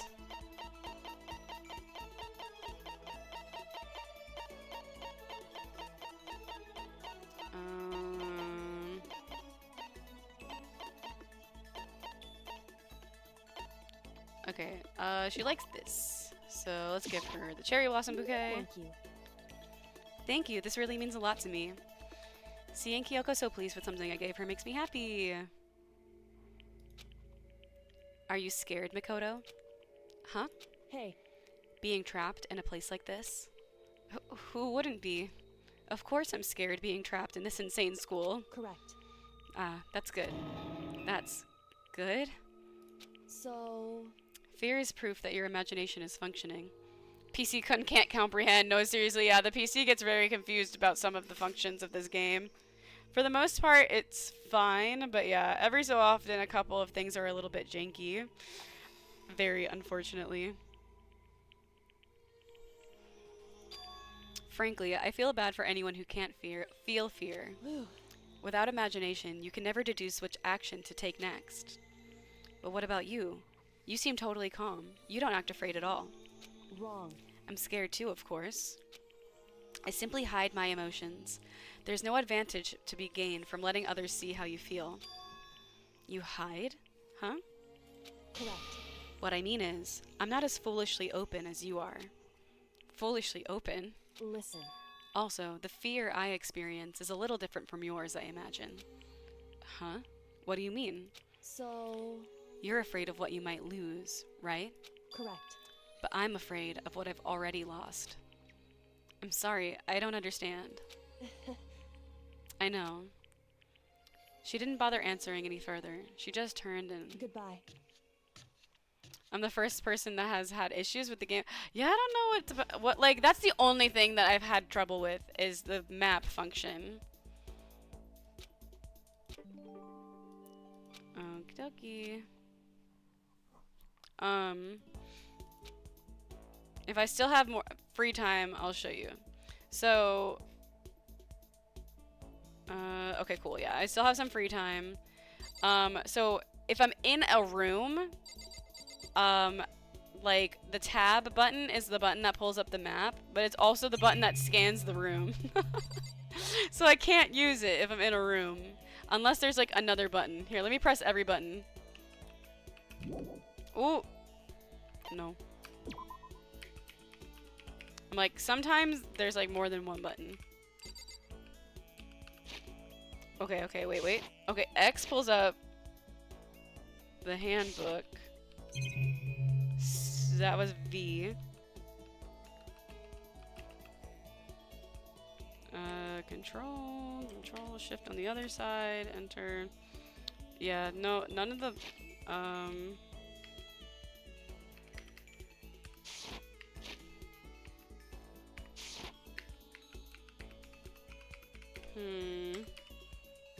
yeah, I can only pull up the map if I'm not in a room, and then when I do pull it up outside of the room,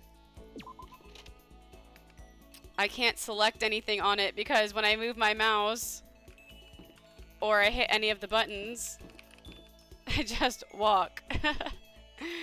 So I like can't click on anything because moving my mouse just moves the screen.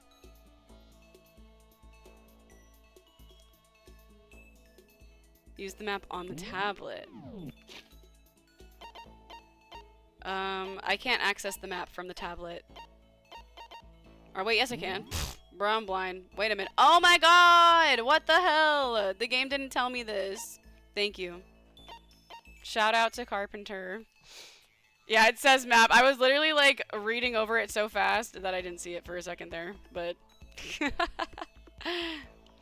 I just didn't realize I could fucking do that. Bro, I feel crazy. Oh my god. Listen.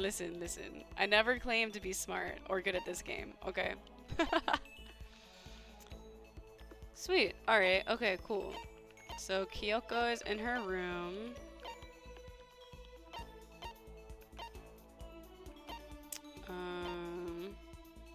These two are in the laundry room. Oh my gosh, this is about to make my life so much easier. Okay, listen. Alright. I'm doing my best. Can you hang out with people when they're in their room? Probably not. Alright, who should we hang out with?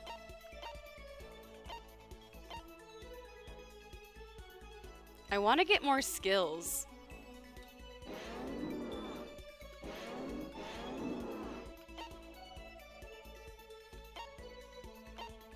And then if I want to look at the second floor, I guess I have to go to the second floor. I can't switch the map.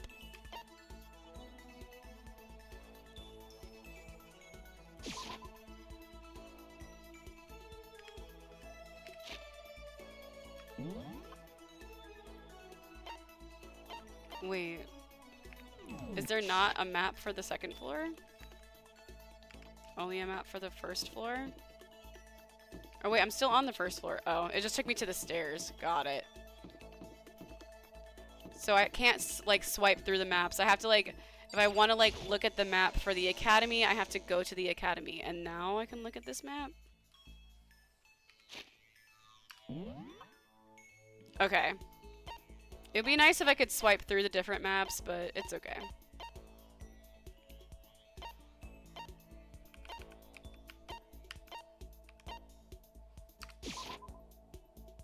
I feel like this almost takes longer.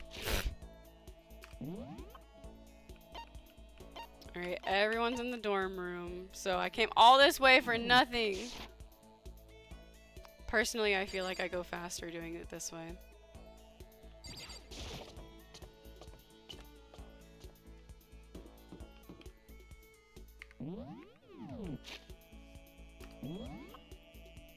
Okay, there's one person up here. And I don't think Byakuya wants anything to do with me. Q and E? Oh, nice. Bruh.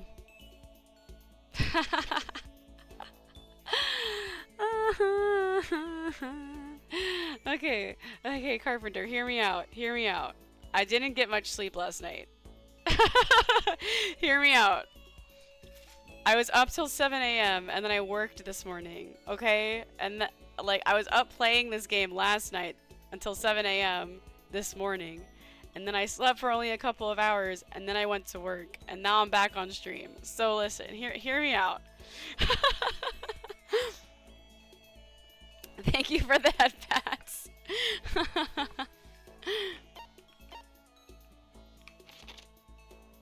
Wow, okay, this makes my life so much easier.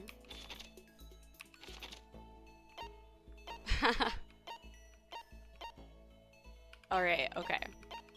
Now that we know where everyone is. Bro, I just kind of want to see if Byakuya will talk to me. Just for funsies.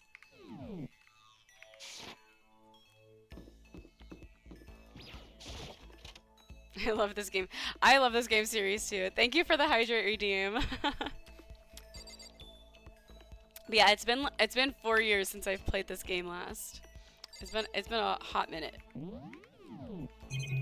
I actually haven't looked at everything in this room. Yay!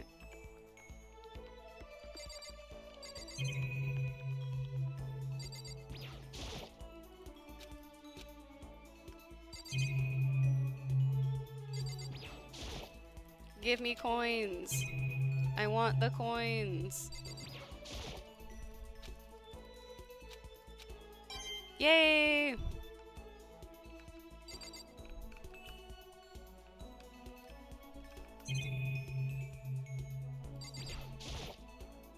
Extension cord. More books. Okay, I think that was everything. Yeah, except this little room. I haven't gone in there. I can't concentrate with you here. Kindly leave. Rude! Why are you guarding the library? He won't even let me go into the tiny room. Okay, Byakuya. Bye.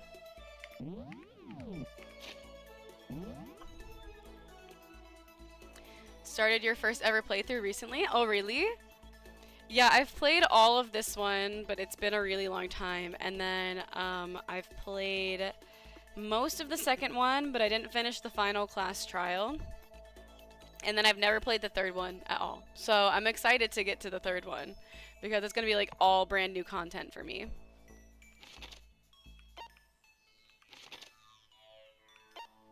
Alright, let's go here. Let's go wherever I'm able to fast travel.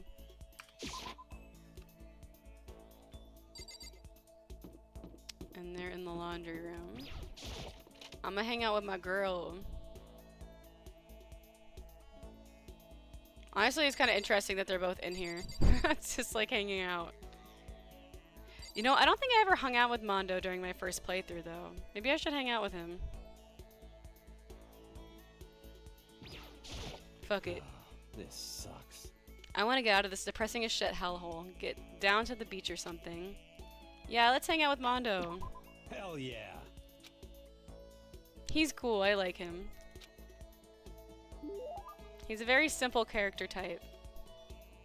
I appreciate that about him. Okay, what presents does he like? Mondo... Danganronpa... Gifts... Alright. Sonic cup noodle, roller slippers, fresh bindings, quality china cover. What interesting items. Let's see, do we have any of those things? Okay, he likes this item. So if anything else, we can just give him coffee. Why not Chihiro? We'll do Chihiro next. Like my next... hopefully I have another. I don't remember who dies next. So I like Chihiro, but I know I hung out with her a lot my first playthrough because I like her character a lot. But I don't think I ever hung out with Mondo during my first playthrough. So I just felt like switching it up a little bit, you know? A little change of pace.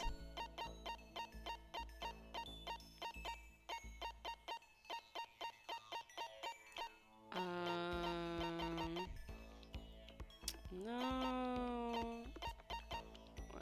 Okay. Cup noodle, Sonic cup noodle, roller slippers, fresh bindings, quality. Wait, chinchilla cover? I thought it said China chinchilla. Alright. Oh, hey! I don't think anyone else will want this but him, so I might as well give it to him. Damn, seriously? This thing is like super rare. Hell yeah. Don't mind if I do. Damn, I'm lucky as shit. Yay. Yo. Hey Makoto, what's your ride? Huh? My ride? What? Yeah, man, your hog, your chopper, your motorcycle. Oh, I don't ride anything. Huh? What? You're not a little kid anymore, right? And you still don't have a hog? Jesus Christ. God, you're such a fucking dweeb. Okay, but listen, he loves me, I can just tell. Sorry? Yo. Alright, man, I'm gonna educate ya. A real man rides a Kawasaki, okay? That's what I ride. Hell yeah. You ought to see it, man. The V-Twins got that monster power. It's like you're dancing. Of course, it ain't for everyone. You gotta have the skill to handle it. You must really love your motorcycle. Stop fucking Hell around. yeah, I do. I'm a goddamn biker, ain't I? We're crazy as hell. Yeah, you're the leader of the biggest biker gang in Japan, right? Hell yeah. Damn straight. The invincible Crazy Diamond Gang. You want to come on a ride with us? The monster sound's coming out of that straight pipe. Hot damn. Straight pipe? What? Come on, you gotta know what a straight pipe is, right? It's like when something's missing, right? That's why it makes a monster sound. Probably when it's got no muffler. That's what I would assume. Hell yeah. So you did know. Good. Yeah, I was like, that's the only one that makes sense. Then that's that. Next time you ride with us. That's true. Man, that makes me think back to when I first started riding. Yo. My big bro used to ride too, you know. His name's Daya. Daya and Mondo together. Together we were the Diamond Brothers. Everyone up and down the country knew us. What? Of course, I was always the cool What? one. The Diamond Brothers. That sounds kind of incredible. By the way. The first time I went out, I ended up at the back of the pack. Eventually, the cops got on us and they surrounded me. I was in some tough shit, man. Hey, damn it. So I pulled over, but when they came up to me, well, let's just say it was a massacre. A massacre? Man, Mondo, you must really be strong. Stop fucking around. Of course, you can't wave the banner for our gang without that kind of strength. Shit. In a fight, they'll go for the leader first. Kill the leader of the pack, you know? That's why the other gangs come after me. So, if you want to be the leader of the pack, you gotta be a tough motherfucker. Yo. You'll see what I mean when we go on our first ride. Get ready for it. Actually, maybe it's better I don't get involved in that kind of thing. And like I said, I don't have a motorcycle, so I don't even know how to drive one. Hell yeah. Then you can ride with me. Riding with Mondo. But other gangs target him first, right? No way. Hell yeah. Hey, I said get ready for it. Damn, I'm pumped. I can't wait to get out of here now. Mondo left, apparently in a pretty good mood. Crap, this is really bad. Even if I get out of here, I might still be in real trouble. Hi, Ghosty. Welcome in. Thank you for the unshrimp and the hydrate redeem. I need these hydrate redeems, man. I've been reading. All right. How are you today? How has your day been? Yeah, it has been a little while. Yeah, I've been well. Thanks for asking. Yeah, we're just chilling. We're playing Danganronpa Trigger Happy Havoc. It's the first game in the series. And we're in chapter 2 right now. I'm doing good besides my cat attacking me. My cats love acting up too. I feel your pain. Right now, all of them are just chilling and leaving me alone, but but they do love to just like jump on me while I'm sleeping. I lived on Girl. Yeah, me too. I played this game. I played this game a really long time ago, so I don't really remember what happens. I remembered the first death and the first punishment, but I don't remember who dies next. This is your fave game in the series? Ayy. Your joke was real, about a JoJo reference? Oh, like, is it referencing JoJo's? I don't know. Everything's a JoJo reference, bro. This whole game is kind of a meme. I've been told that the third game in the series is really good, and that's the only one I've never played before. So I'm excited to, like, eventually get to that game. I don't remember either, so I'm excited to see your reactions. Yeah, I'm like, I feel like I'm pretty much playing blind. Like, the first one, I remembered a lot of stuff, but the second one, I don't remember anything. You were joking about the pompadour. Oh, okay. Unbreakable Diamond, yeah, the Diamond Brothers. Is that a JoJo reference? I don't know, I've never seen JoJo. Dragging my anxiety behind me, I went back to my room. Alright. Alright. And it's nighttime. Bro, saying it's a JoJo reference is also a JoJo reference at this point. This is a school as such. Soon the door. Okay then. The game series references a lot of things. Yeah, I feel like there have been other references in the games that I have picked up on, but I've never seen JoJo, so. But JoJo's like so classic and like old that I feel like, you know, it's just no surprise that that a game like this one has a JoJo reference in it. Alrighty, bedtime. All the stress and anxiety kept me from falling asleep until late in the night. Bro, he's so real. My stress and anxiety keep me up too. Whenever I spot a cute girl, I have a tendency to stare. I can't help it, I just gaze with intensity. The other day, I rode my bike to the train station. I was in the bathroom, just looking at myself in the mirror. What? Monokuma, what are you fucking on about, bro?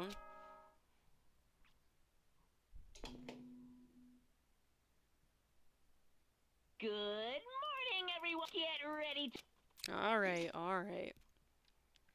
Guess I better head to the dining hall before anything else. Okay, let's go.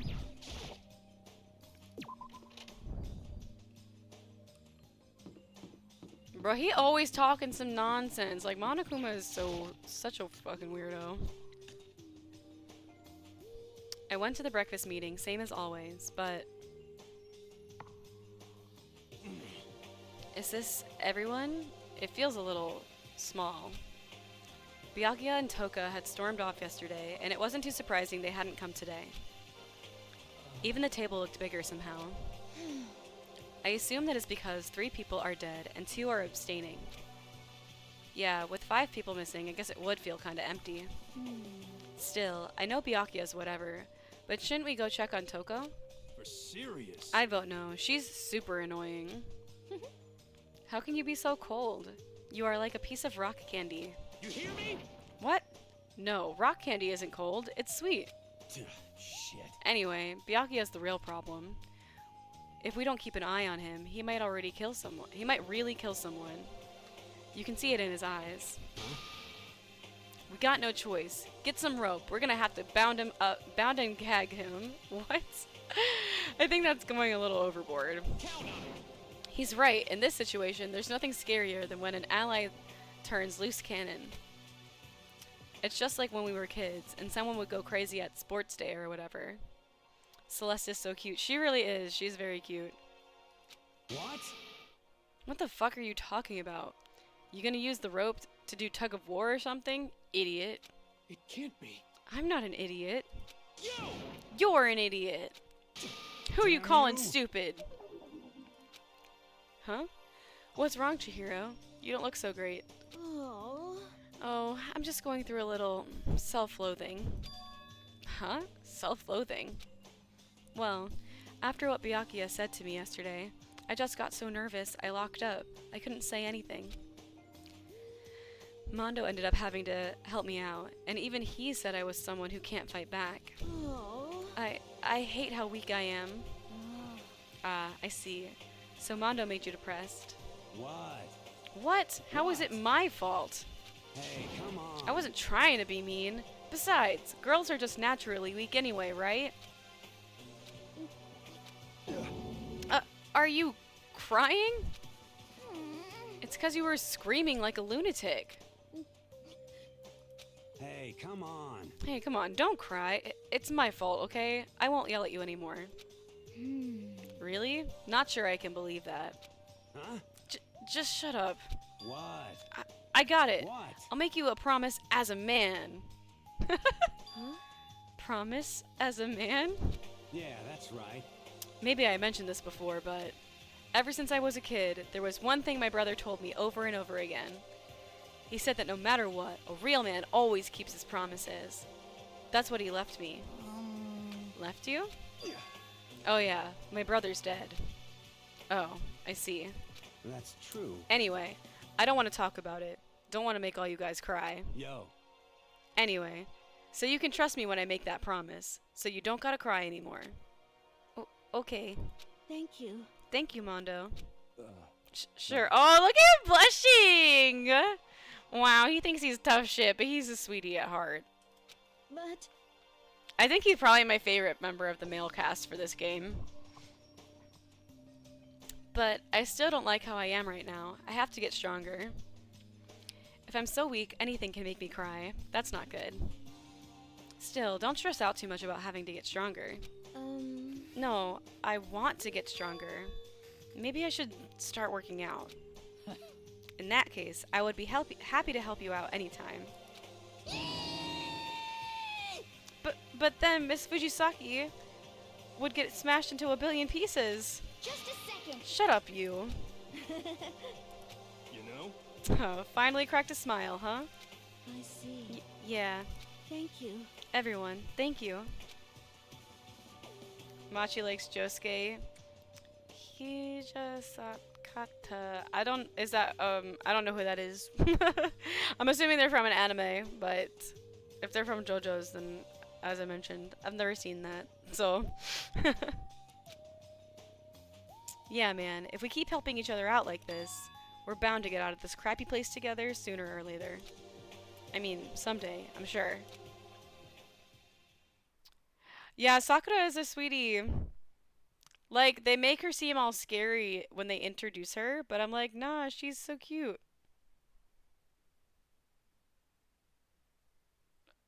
It's like similar. Oh, it's like a character that's like similar to Mondo. Gotcha. Still, our biggest concern right now is the other two who never showed up to breakfast. What can I do to try and understand those two better? Hi Ganta, welcome in. How are you today? Welcome, welcome. I mean, people don't have to get here when I first start. It's not a big deal.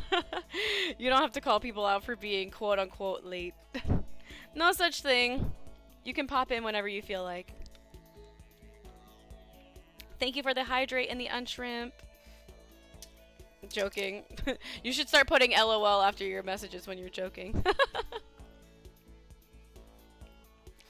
But I hope you're well, Ganta. Thank you for popping in. I hope your day is going well. Well, you said you were sleeping, so I hope you had a good sleep. Alright, we got some free time. I keep hitting the wrong button.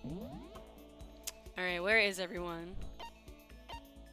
We got Toko in her room.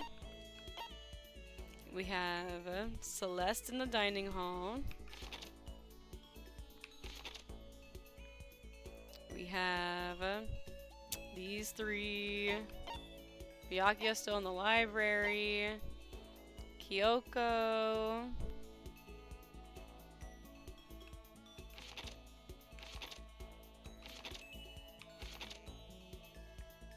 Alright, Mondo, Sakura. Aoi.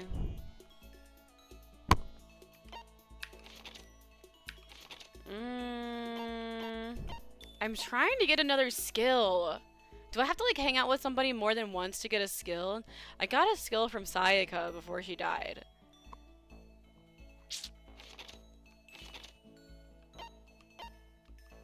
Can I fast travel? Okay.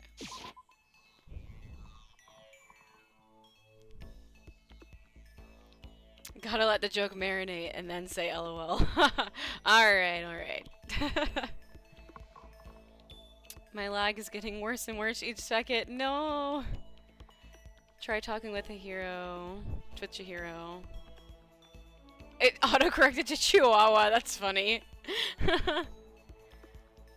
Okay, if I'll get a skill, I'm down to try.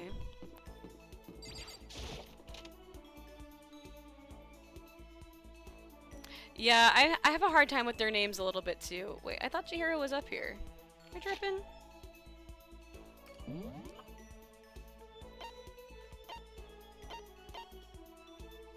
Oh, I think maybe they're in the hallway. Hang on. Maybe they're over here somewhere. Yeah, there she is.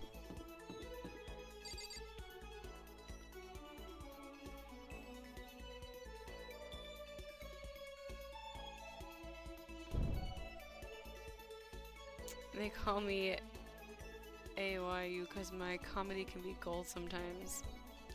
I feel like sometimes your comedy goes over my head. I'm really bad at picking up on like stuff, especially in text. I feel like in person, like with like tone of voice and body language, I pick up on jokes better. But like in like over text, because there's no like way to tell how someone is saying something, sometimes it's hard to like it's hard to tell how people mean what they say. AU is a gold element in the periodic table. Oh, I like it. I like the pun. Oh yeah, let's hang out with Chihiro, our baby. Look, like we're even shorter than Chihiro. Like how? How are we so short? How are we like looking up at her? Hello there. Alright, let's spend some time with Chihiro. Yay! She said, yay! I'm not trying to be booba height. I just am. I don't know why Makoto is like literally 3 feet tall, bro.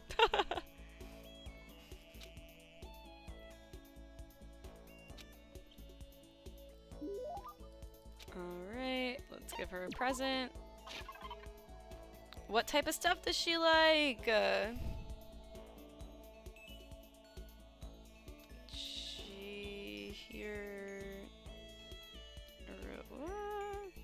Chihiro gifts Danganronpa.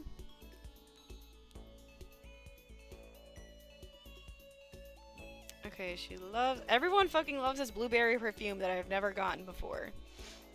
She also likes this camera thing, Unending Dandelion, and Tips and Tips. Alright. Blueberry perfume, Carlian camera, Unending Dandelion, Tips and Tricks. Okay. Hopefully we have one of those items. A bra? A hand bra, bro. That's weird. What the fuck? Oh, we have Unending Dandelion.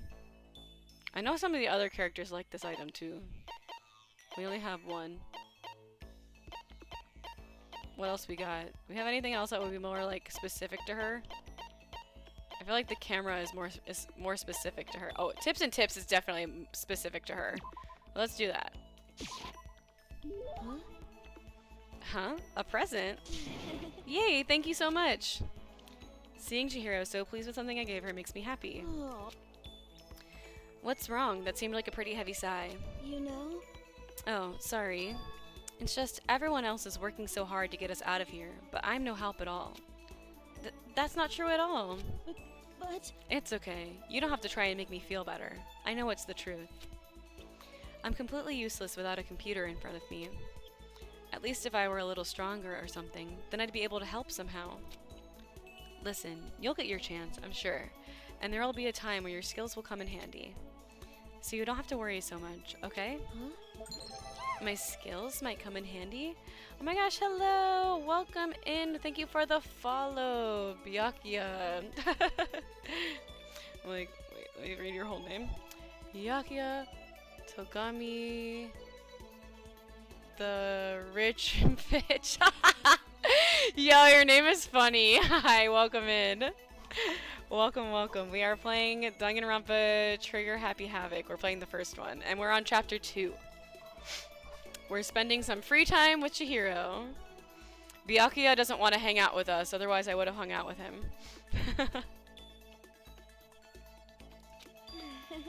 If I get a chance, I'm gonna work super hard to chip in. When it comes to computers, you can count on me. You're right about that. No matter what anyone might say, you're still the ultimate programmer. Speaking of which, how did you get into programming? Huh? Well, I mean, I always assumed most programmers were guys, so... Is it really that weird? No, nothing like that. I was just curious what got you interested in it. I mean, why programming of all things? You know? Why? I mean, there isn't much of a reason. I've always been kind of weak, you know? I was never able to run around with my friends or anything. We had a computer at home, so I'd kill time poking around with it, and I found out I really liked it. That is a bad assumption. Most programmers are guys, like, bruh. This game is old, though. There's a couple of things in this game that I'm like, ooh, that didn't quite age as well as they'd hoped, but it's okay. My dad was a software engineer, and he had a bunch of programs on there that he'd built. I found one of them and started playing around with it, adding stuff here and there. And that was how I ended up making my very first program. Interesting. What kind of program was it? A kind of database software? Database software. You know? A user could communicate with it, and it would take that information and find what they were looking for. It was a way of interacting with the computer without having to physically type things out. She said it could understand the user without them having to type things out. So that would have to be... voice recognition? You use voice recognition, is that it? Yep, exactly. You could talk to it, and it could actually talk back. It was a lot of fun. It didn't even really sound like me. I would get totally absorbed in talking to it. It's like a kid recording themselves and playing it back again. The key part of the program was getting it to recognize what I was saying. The recognition accuracy was the most important thing. Japanese is kind of hard, so it was pretty challenging. But you were able to do it eventually? You're right. Yep. And right around then, my dad found out I'd messed with his software without permission. I thought I was going to get in so much trouble. But all he said was how impressed he was. The software was able to take natural speech and pull out key search terms to retrieve the information. My dad said it worked so well, it was going to change the face of software interaction all over the world. Yeah. The development costs were pretty expensive, so it hasn't spread that much yet, but... Anyway, I've been addicted to programming ever since. I can't tell you how happy it made me to be able to make others happy. It's obvious how much you love computers. You seem to just light up whenever you start talking about them. Sorry, I spent all this time just talking about myself. No, I had a lot of fun learning more about you. Huh? Huh? Really? Yep. I hope you'll tell me even more next time. Okay, let's hang out again sometime. It's a promise, okay? Alright. Ooh, we unlocked a skill. You were right. Slay. So how does it, like, do you have to hang out with certain people during certain times to get a skill? Or do you have to hang out with them a certain number of times to get a skill? I wonder what the rules are surrounding that. Yeah, this came out in the mid-2010s. Yeah, exactly. So there are definitely just a couple of things in the game that didn't quite age as well as I'm sure they it aged a little bit like milk, you know?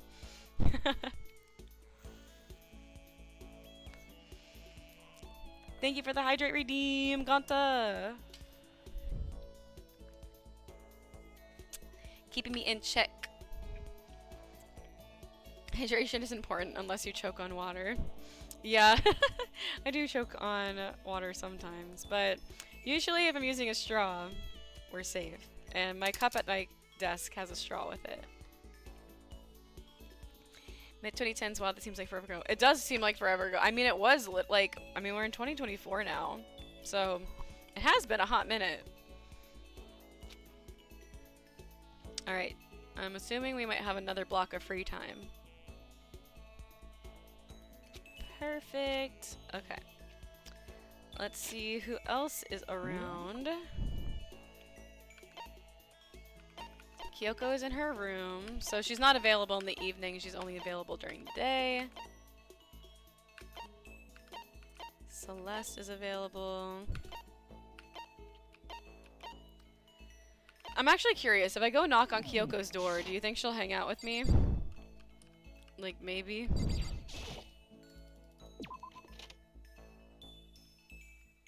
Her room's like over here, right? Yeah. 2016 is the US release for this game. Yeah, and it released earlier than that in Japan, correct? Oh, cool. Did you need something? Should I talk to you? Go see who else is around. Okay. I might hang out with Kyoko. Bro, there was like a glitch. Wah! Can you guys see that? Okay, okay. If you guys look in the right corner of the screen, when I look over, Celeste is there, and then she disappears. Ah, she's a ghost. Ah!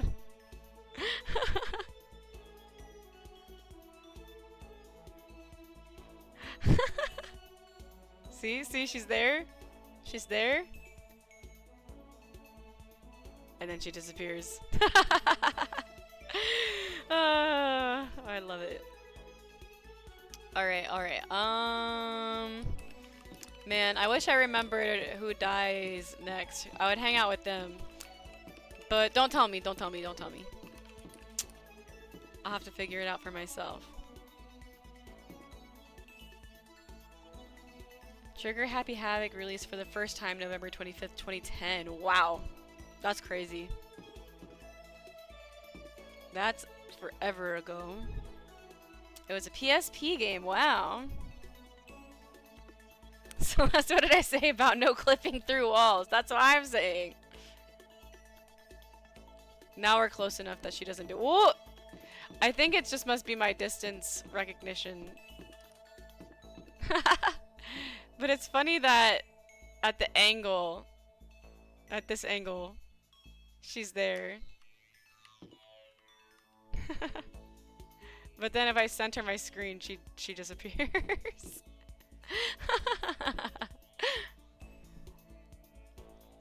Okay, sorry. Anyway, enough messing with the weird glitches in the game. Who should we hang out with?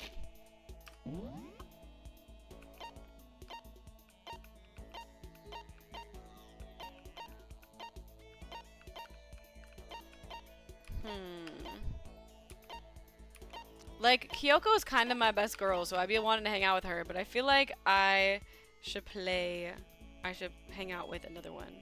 I should hang out with another member of the group. Gotta keep it interesting. As Byakuya.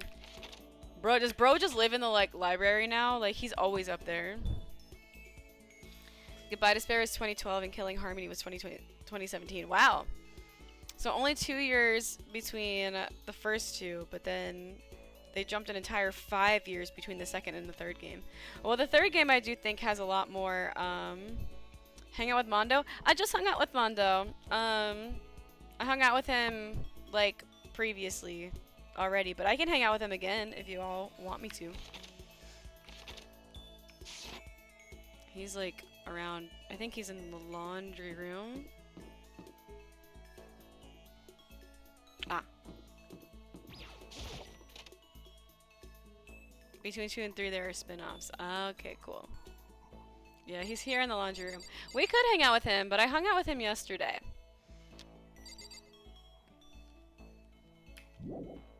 Let's see. There's a couple of characters that I've, like, never hung out with. Most everyone is around this area.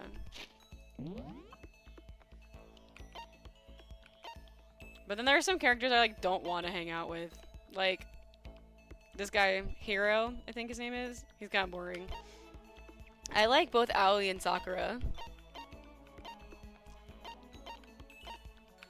I feel like Toko wouldn't hang out with me even if I asked her to. I don't want to hang out with Hifumi. And I don't really want to hang out with this MF who I can't remember his name. So I'm thinking either Celeste or Kyoko.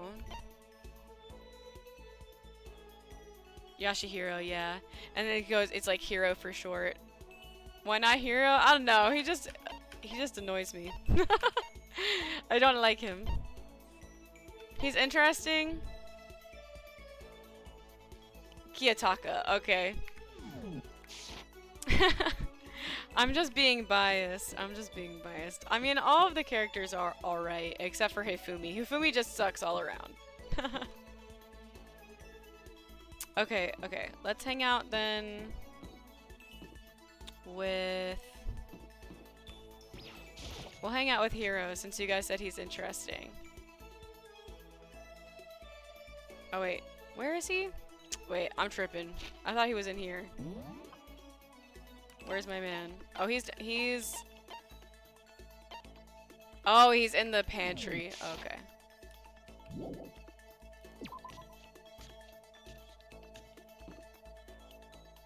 Where the heck is that again? Bruh, I forgot.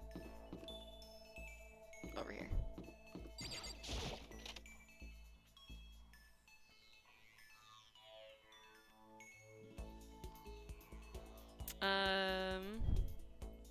Oh, there was a VR game? That's cool.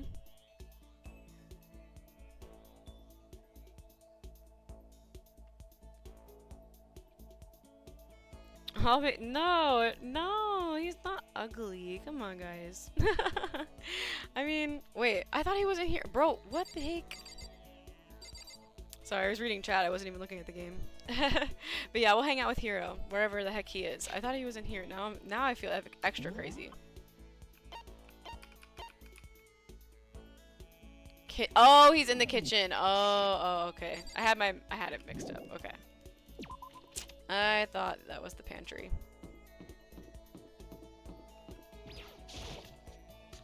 I know, I thought he was in the pantry, but he's in the kitchen. They're right next to each other, to be fair.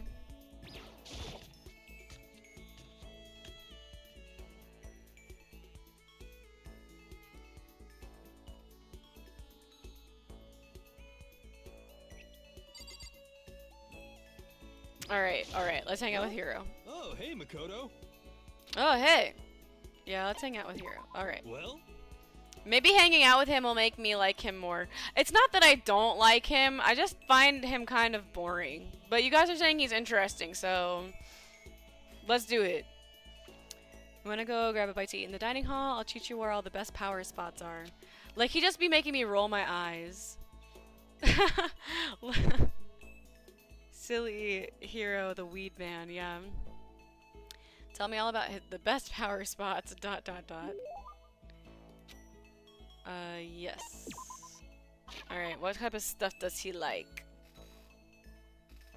What type of stuff does this man like?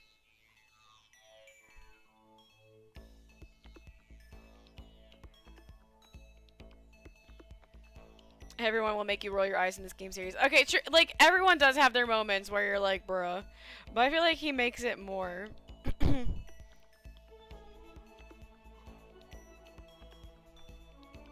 Like, I feel like I roll my eyes at him more than some of the other characters.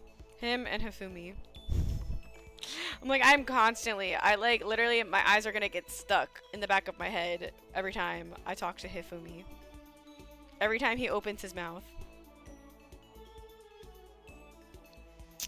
Oh my god, can this work? Alright.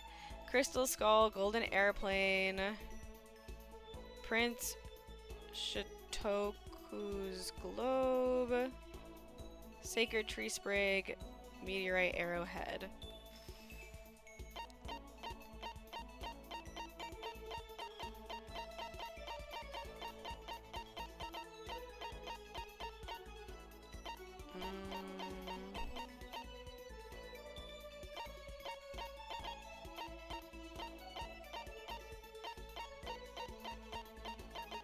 Wait, is this one of them? No, Golden Airplane. Crystal Skull, let's do that. He said, We're gonna give him a Crystal Skull. Such mysterious power. This is a true blue OO part? Makoto, the dawn of a new era draws near. Could it be? Hey Makoto, you know what I think? You and me meeting like this, it wasn't coincidence. So I've got some good news for you. I'm gonna give you a psychic reading at a huge discount. A discount? How about that? Normally it's $1,000 for 2 hours, but for you, let's call it 900. See, this is what I fucking mean. He's like a scam artist who also gets scammed. Like, bro is not psychic. Sayaka was more psychic than this motherfucker. Like, homie doesn't even know what he's talking about. That's only a $100 discount, and even then it's way too expensive. Don't be mean. Hey, come on. You should count yourself lucky that the ultimate clairvoyant is willing to tell your future. So, are you right pretty often? Well? I sure am. At the bare minimum, I've got a 20% chance of accuracy. 20%? That sounds pretty sketchy. What the heck? For real? Don't make that face. Didn't you hear what I said? 20% of the time I'm right, every time. That includes natural disasters, election results, you name it. Don't you realize how amazing that is? How about that? Okay, fine. I'll give you a special trial run. After all, I've already seen what the future has in store for you. What? When did you see it? Well? You won't believe what I saw. It would appear that the mother of your children and the mother of my children are the same woman. See, like, what is homie on about? What is he fucking on about? Bro's ultimate is not the ultimate clairvoyant. Bro's ultimate is the ultimate weed smoker. Yeah, exactly. Like, what is bro talking about, for real? I refuse. Denied. Don't like it. I'm right? Doesn't matter if you don't like it. That's just the way it is. Bro, okay, but you know what he's actually saying right now? He's saying that when I get married, he's gonna F my wife. He's like, well, I'm gonna make this come true because whoever you marry, I'm gonna fuck your wife. 20% accuracy, you said. At least. I pray to everything holy that you're wrong. Please be wrong. Now then, since that was a special trial run, I'm afraid I can't apply the discount. That'll be $1,000, please. Don't worry, you can pay me after we get out of here. Wait, hold on. But there's no way you're gonna be right? If you like, I can do a reading right now to see whether my reading was right or not. See, what is he on about? What is this motherfucker fucking on about? Like, shut up. God. Why do you guys make me hang out with him? He's not interesting. He's just annoying. Naturally, additional fees will apply. Think about it, okay? Let me know as soon as you're ready for my services. Ha ha ha.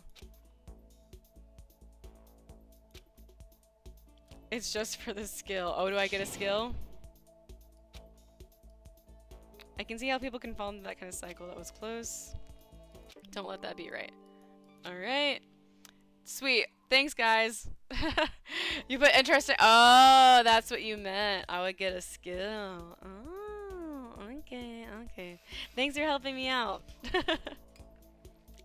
The skills will be handy for the next class trial.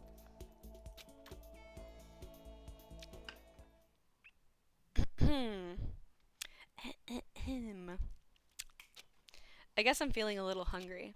I'd better get something to eat before it's nighttime. I should head to the dining hall then, I guess.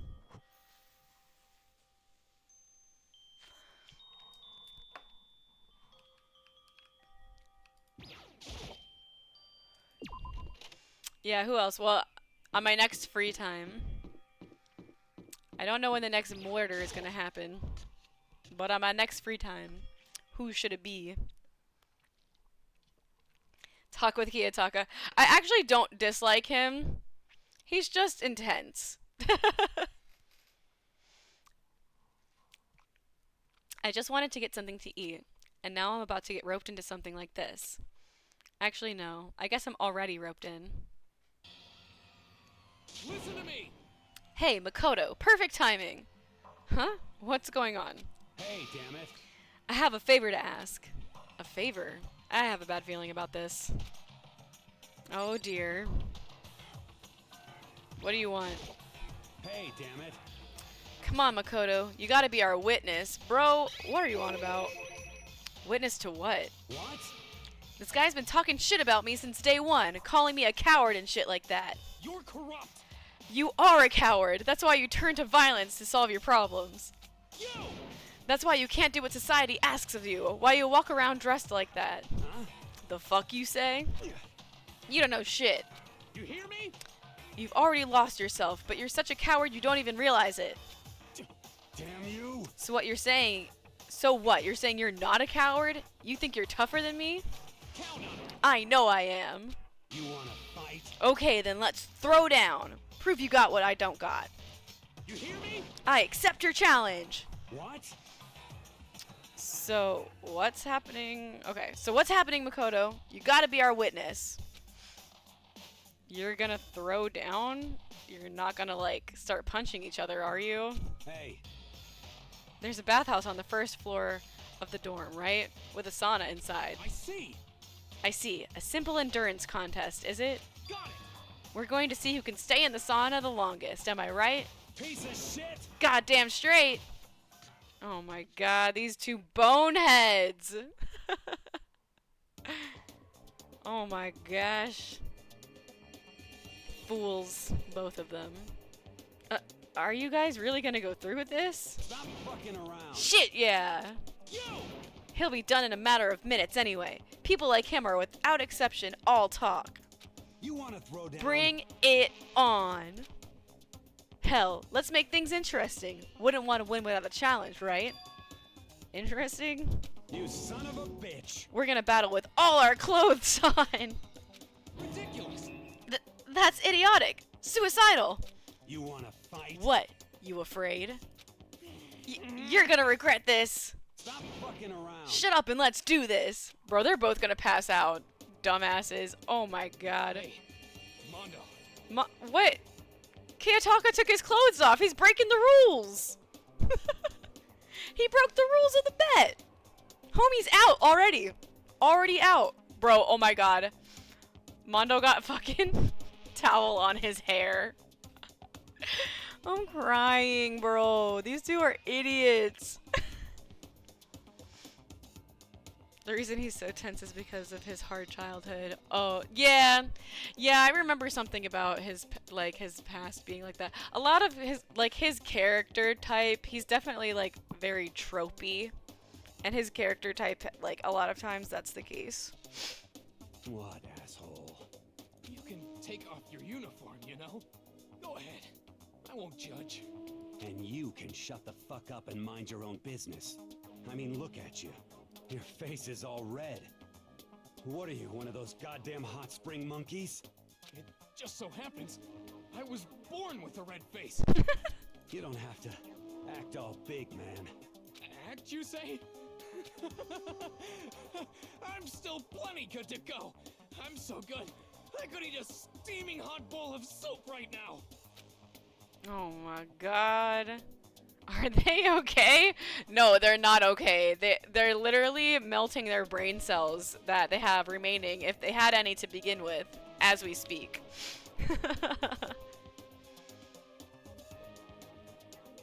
This is where the friendship and maybe the ship begins. Also, Mondo looks goofy with the towel on his head. Dude, Ed's like hanging off his hair. Like, that shit's funny as fuck. I tried to push my concern aside.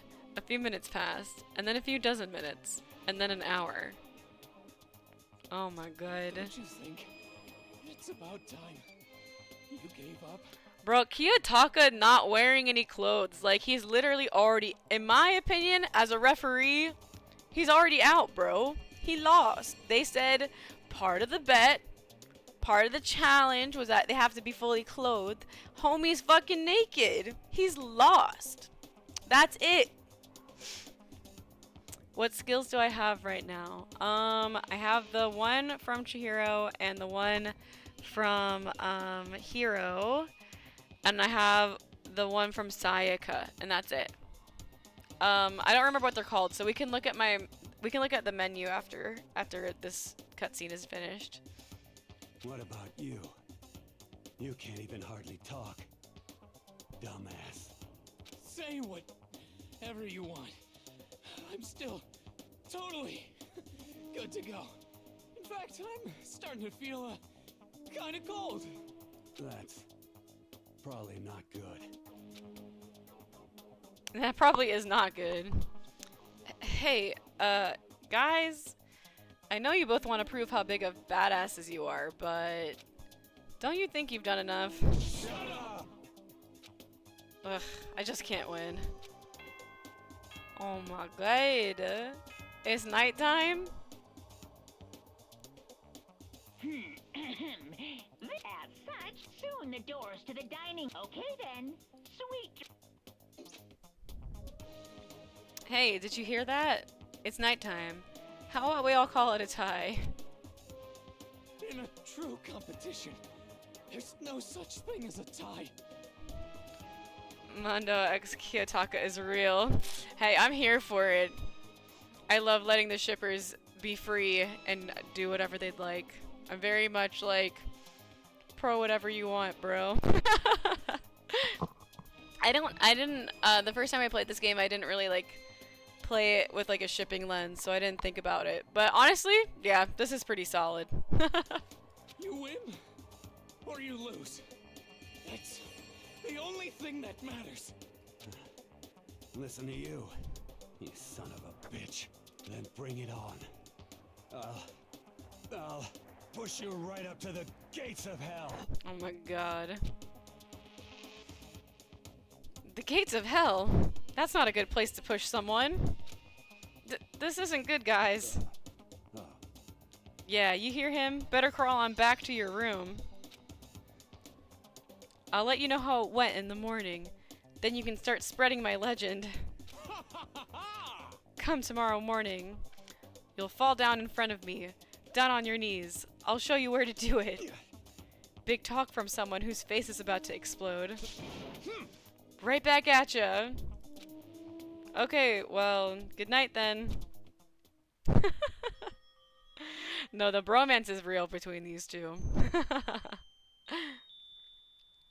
I really hope those two don't overdo it. But I'm sure to the death? No, surely they wouldn't go that far. The concern stayed with me as I slowly succumbed to sleep. Not the down on your knees. If fate does exist, does that mean your future is decided the moment you're born? If all your yesterdays pile up to create your tomorrow, is your future as final as your past? I just don't know. That's why I'm still alive, because I don't know. That's why I desperately cling to life. Alright, Monokuma. He out here trying to give people existential crisis. Good morning. Yeah, Get yeah. ready to. Morning, huh? I hope Mondo and Taka survived. Worried about the two of them, I hurried to the dining hall more quickly than usual, and when I entered... What are you talking about, bro? What are you talking about, bro? What the... Yo. Hey, Makoto. Thank you so much for acting as our witness yesterday. Huh? Are they friends now? They've been like this all morning. They were all buddy-buddy as soon as they walked in. It feels gross. What? Feels gross? Hell no. Feels great more like. This almost feels like sexual harassment somehow. Forget her, bro. A girl like her doesn't get our manly bond.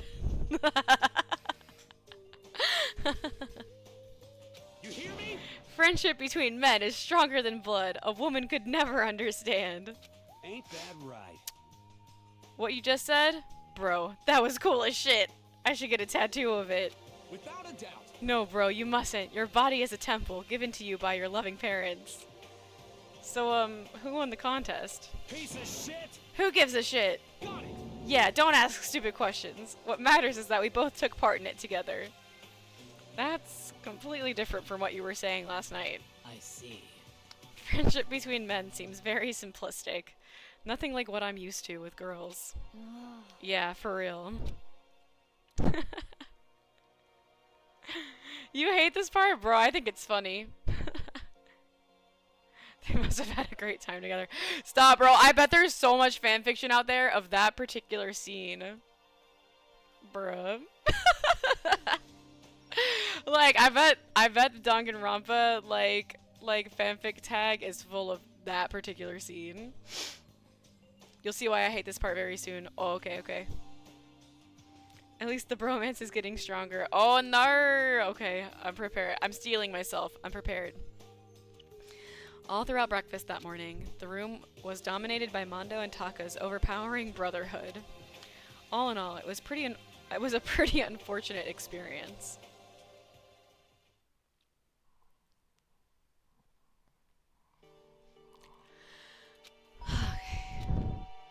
Who could that be? Wondering who had come to visit, I opened the door and someone forced their way in. Hi, Toko. Toko? What's the matter? What's your problem? Why are you so surprised? Am I really that annoying? Well, I already know I'm annoying. I came here knowing that, so that makes it okay. No, you're not annoying. I was just wondering what was going on. I have a favor to ask. I want you to go somewhere with me. And where is it you want to go? Well... The library. Huh? Are you looking for a book or something? Why don't you just ask Byakuya? He spends all his time in the library anyway. Did I say something wrong? You're not a blabbermouth, right? This has to be a secret. I honestly have no idea what you're talking about, but if you want me to be quiet, I'll be quiet. Then let's go to the library. Okay, I got it. The library. Jeez, why so pushy? Quiet. Be quiet when you go in. Don't let him see you. She actually was starting to get annoying, but I did what she said and gently crept into the library. Unsurprisingly, Byakuya was there by himself, absorbed in a book. He's here. He's really here. Okay, Makoto, go talk to him. What? Stop being so loud. Just hurry up and go talk to him. Bro, I've tried to talk to him. He doesn't want to talk to me. You go talk to him if you want to so bad. I can't. I don't want to interrupt him. That's kind of crazy. Girl, you go talk to him. The fuck? Why am I doing your dirty work? Fine. Why am I such a pushover? Makoto is such a pushover, man. Byakuya is shit. I don't know. I kind of like him. like he is annoying, but there's something about how he's annoying that I'm like, it's kind of fun. Like he's interesting. He spices things up. You know what I mean? He keeps the plot interesting. He seems to be really focused on that book. It doesn't seem like the best time to talk to him.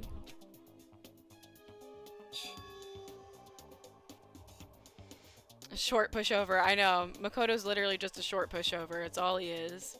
Every girl likes a bad. I would not consider Byakuya a quote-unquote bad boy. He's more like a corporate asshole, but he does keep the plot very interesting. like he's kind of crazy, and I like that about him. Like he's kind of batshit fucking insane. That's what I like about Toko too. I'm like, Toko's the girl, but like she's the crazy girl, you know? That like also like Celeste's crazy side. I'm like, yeah, that's good soup. What are you doing back here? I hate even having to look at you. So you noticed me, huh? Naturally. Of course. Now hurry up and leave. And take her with you. Hey, Byakuya? Remember how you said, don't be a woman who dominates weak men, be a woman dominated by a strong man? I never said that. Well, actually, I just thought it sounded like something you might say. Get out. And go take a bath, you smell. Don't make me repeat myself. Don't make me say it again. Now go, before your stench latches into the entire room. Okay. Girl is a freak! Oh, Toko, you are such a freak! No shrimping today, thank you. Ugh. I'm sitting up. He really dug into us there. Maybe he's in a bad mood. She seems super depressed. Did he really upset her that much? Byakuya, to go that far. He must really be concerned about me. Like, homegirl is fucking nuts. She's crazy. And I love that for her. Uh-huh. He told me to take a bath and everything. He must really care about my well-being. Hey, Makoto, what do you think? Think about what? Do you think Byakuya and I would be good together? Well now, I don't really know. Maybe. That's true. There's really no way to know. But the distance between us doesn't change our love. Because as soon as you realize your feelings, the love is born. That's how love works. God, she's crazy! Oh, crazy Pookie. Okay. There might come a day when you understand. Maybe someday. Well, bye. Dude, she's nuts. Oh my god, Monokuma, why are you here? Get out. Get out. Ah, young love. Who would have ever guessed she would go for someone like him? But eager passion can also be scary. Sometimes that leads people off into the wrong direction. Bro pops up for no reason just to hear himself talk. Fucking windbag ass motherfucker. If Byakuya stopped being shit and you stopped being creepy, then yes. Yeah. Bro, the two of them. What a pair. All of a sudden, I feel exhausted. Maybe I'll head back to my room for now. Ooh, free time? Free time? Yay, free time! Alright. Who to hang out with? Who to hang out with? We have Toko, we have Chihiro. Oh, wait, you guys said, why do I keep blanking? Why does his name keep escaping me? I'm doing so well with some of their names, but then every so often, I just have one that I can't seem. Kiyotaka. Kiyotaka. Ah! got it. Nailed it. I'm like, it's there, I swear. Oh yeah, I can check my skills. Where would that be? In my report card? Yes, Kiyotaka? Okay. Wait, where do I check my skills? No.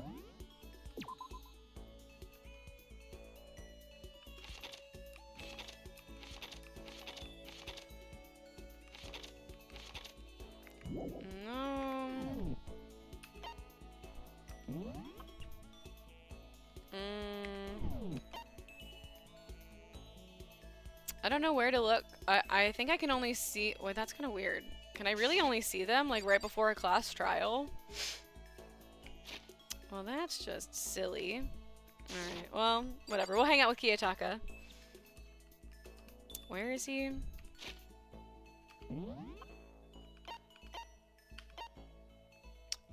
In the kitchen. Okay. Dang, everyone just hanging in the kitchen, huh? I keep forgetting that I can't walk in the rooms.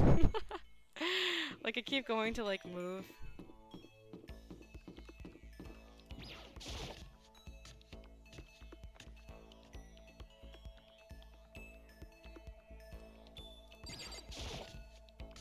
Alright, let's do it. Kiyotaka hangout time. In other words, You know what I'd really like to do? You hear me? I'd like to found and subsequently lead an official morals committee here in the school. My mission is to secure everyone's moral fortitude and create an environment conducive to study. After announcing my candidacy, next comes the election. I hope I can count on your vote. Alright, let's hang out.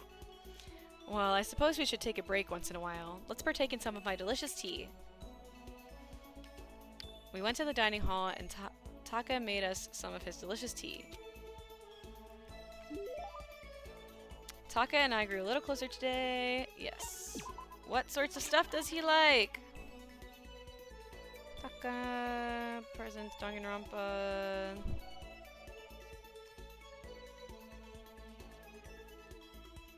Max gloves, red scarf, adorable reactions collection, and chin drill. Max gloves, red scarf, adorable reactions collection, chin drill.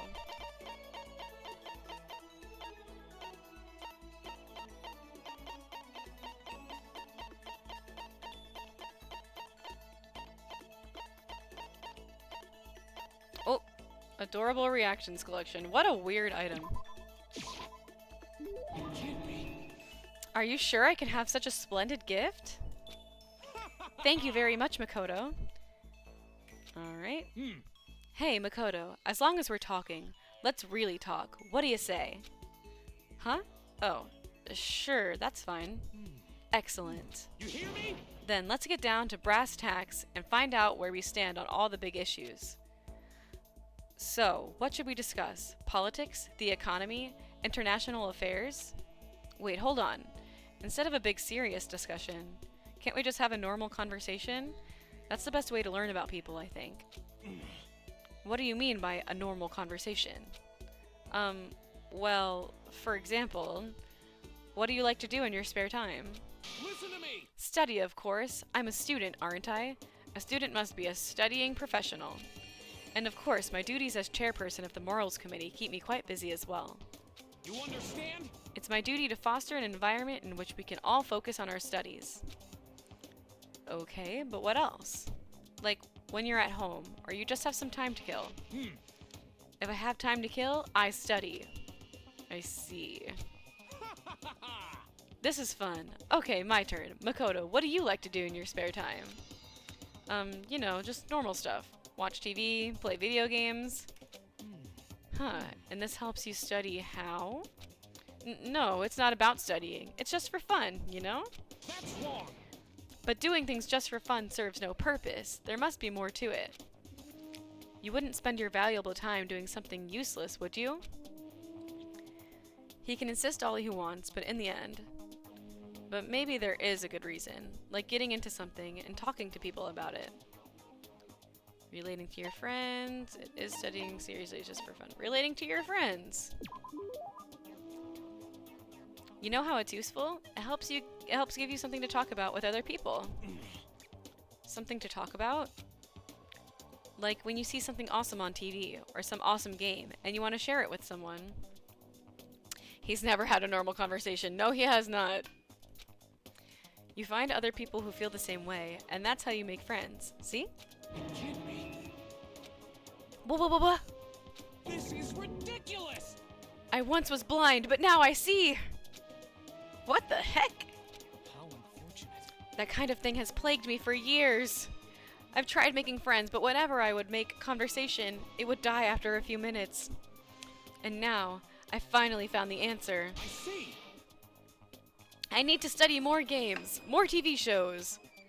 No, you don't need to study them. I'm so ashamed of myself. If there was a hole somewhere around here, I'd totally go hide in it. I let it get to me. I wasted all that time. I never saw the blind spot in my studies. I'm a complete embarrassment. I'm not qualified to even be on the morals committee, let alone lead it. I don't think it's really that big of a deal.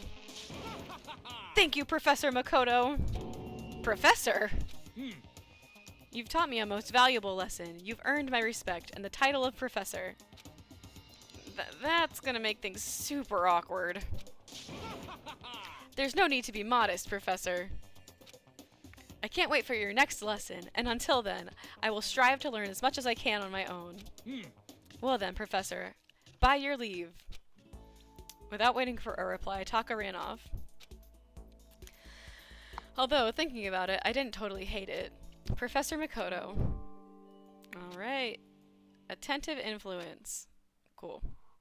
Yay, look at all the skills we're gaining. After we were done, I decided to head back to my room for a while.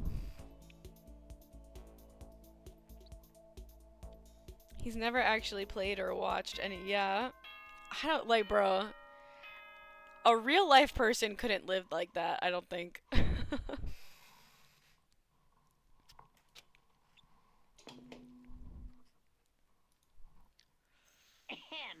School announcement. Oh? Nighttime is quickly approaching, but before it arrives, all students, please gather in the gym immediately. Emergency! Emergency! It was called something influence. It was like, yeah, it was like something influence. Affluent influence or something like that. Something like that.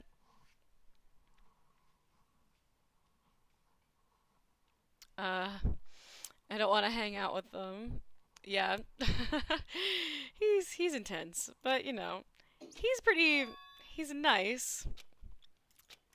Alright, don't like the sound of this. I have a bad feeling. Let's go to the gym, shall we?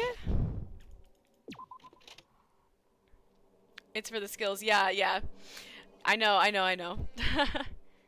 Need those skills. Is she the only one in the hallway? Hi, bae. Oh, Kyoko. Did you hear the announcement just now? Indeed.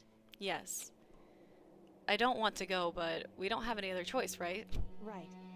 I can't imagine it's going to be good news. But it's not a good idea to defy him here and now. Goodbye. So I'm going on ahead. I really can't do anything except what Monokuma tells me. Womp fucking womp. Oh, are there other people around? Okay, no one in the hall.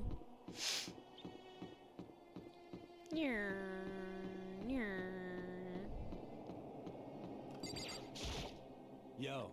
Hey man, you about to head in? Yeah, has everyone already gone on ahead? Looks that way. I don't like it, but nothing good's gonna come from ignoring that goddamn bear. Mondo? Are you sure you're okay? You kinda went all out in that sauna. What? Huh? Who went all out? That shit doesn't even faze me. Yo. But you know. There at the edge of hell, a promise between men was waiting for me. Never saw it coming. Yo. Anyway, let's get our asses into the gym. Man, something unique must have happened between the two of them. I know, I love Kyoko. She's definitely best girl material.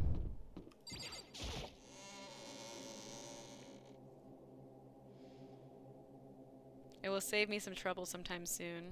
I'm sure it will.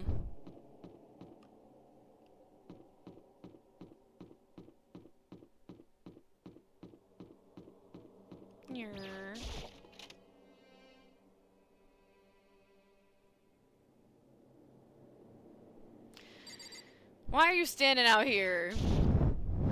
Hey Hifumi, how come you haven't gone in yet? Why is that? Mr. Naege, don't scare me like that. Sorry, but we really should go inside. No, don't go. You can't go. That's what my ghost friend is telling me. I don't feel good about it either, but we can't just ignore this. Damn, that's true too. I guess we have no choice. Alright, let's go.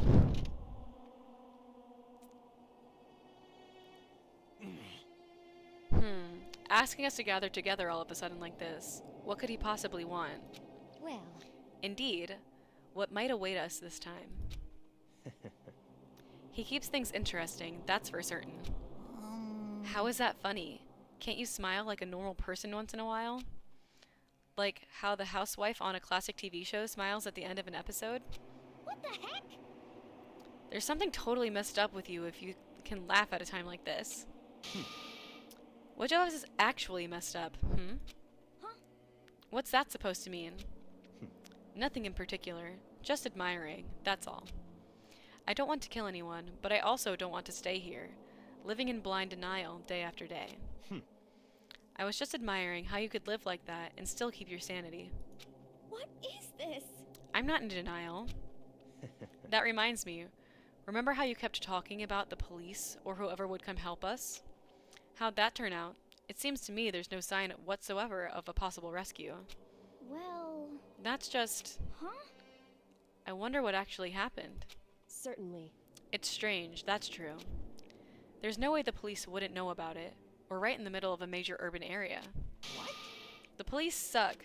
On the contrary, bro, that's the most true thing Hifumi has ever said, actually.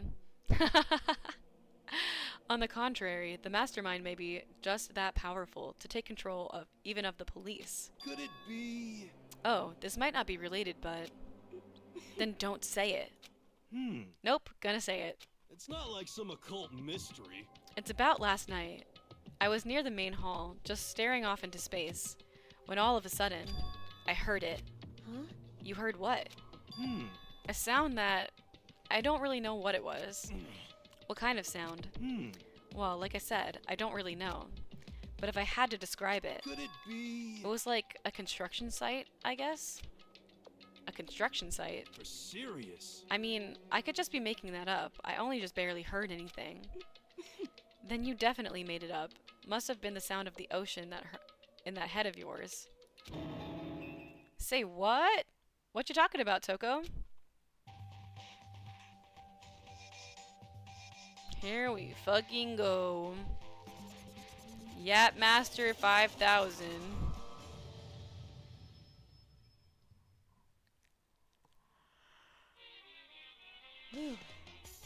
He's arrived. What Hiro heard wasn't the sound of construction, but it could have been an explosion. Huh? Or maybe a machine gun. That can kind of sound like construction in a way. What are you talking about? Ha ha ha. Beyond this point, my mouth is zipped, my lips are sealed, I am fully puckered. It's a secret little secret. And? Fine, then let's move on to what you can tell us. Why did you call us all here? Say what? You don't beat around the old bush, do ya? Ready for me to get to the point, huh? If you please. But before that, you mind if I vent a little? I'm low on energy these days. My stitching's even been losing all its shine and luster. I'm thinking it's probably become of this ho-hum, boring old everyday life.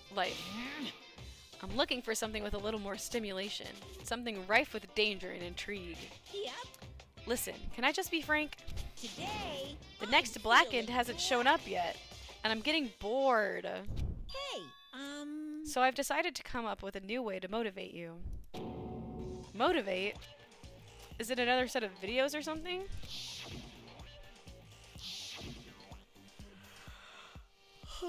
Are you gonna show us some demented thing and try to drive us all to murder? Damn it! Drive you to murder? What a mean thing to say. Just awful. You hear me? I don't know what you've got planned, but we're not going to kill each other anymore. Got it! No matter what you do, I swear to God we won't.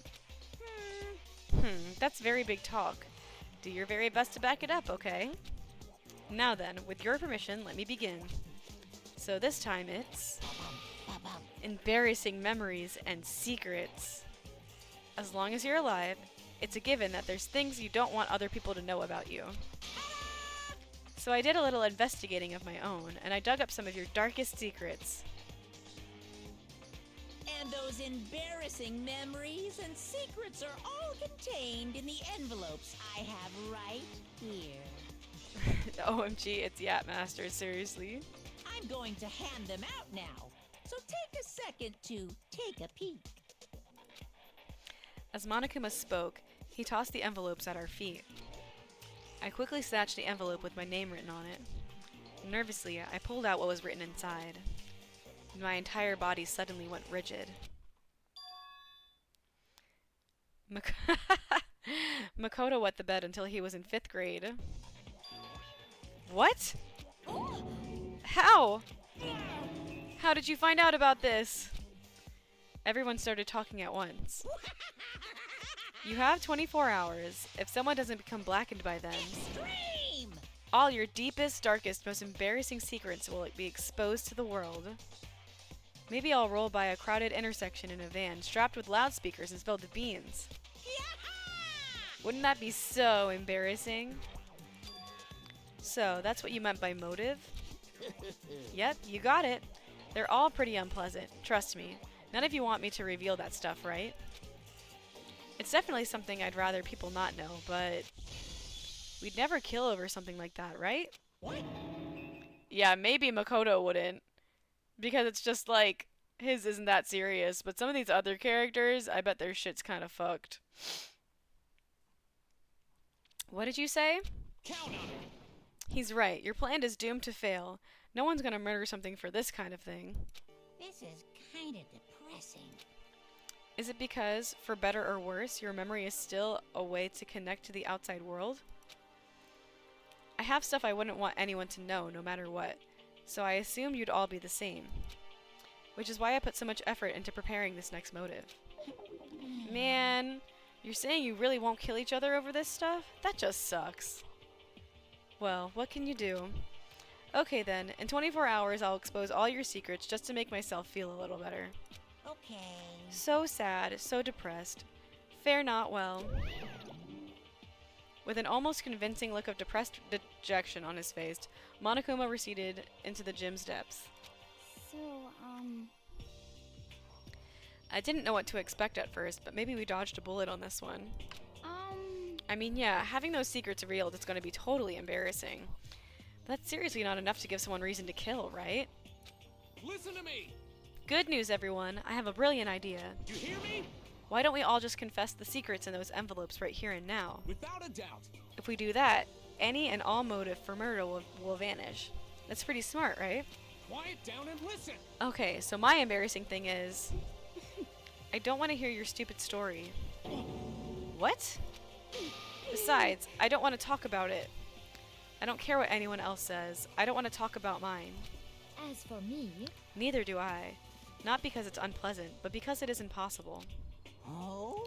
Well, it's just human nature to want to hear it when you say it's impossible. Come on, it'll be good for you. Absolutely not. Come on. It's okay, just a little bit. Come on, come on, come on. honestly.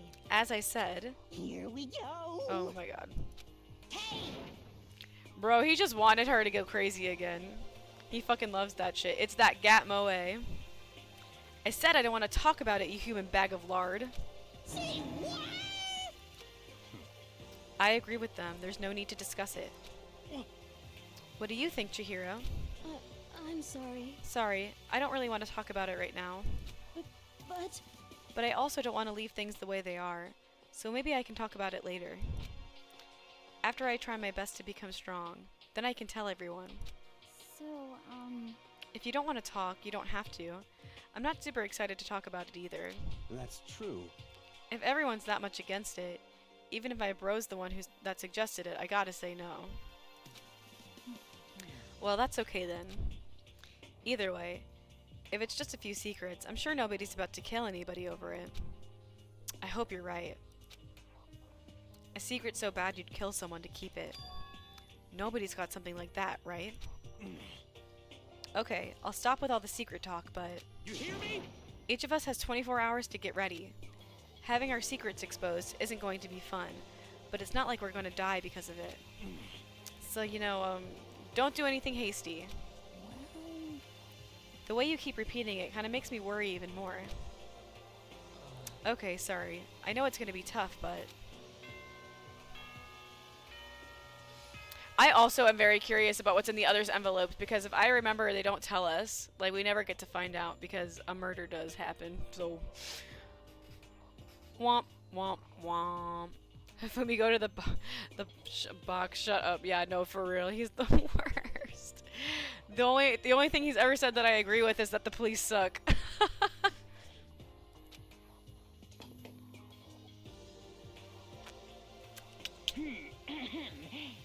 is a school announcement. It is now 10 p.m. Alright, okay. Don't let the bedbugs bite. Nighttime already, huh? Okay, let's call it a day. Of course. Good idea. We need to prepare for tomorrow.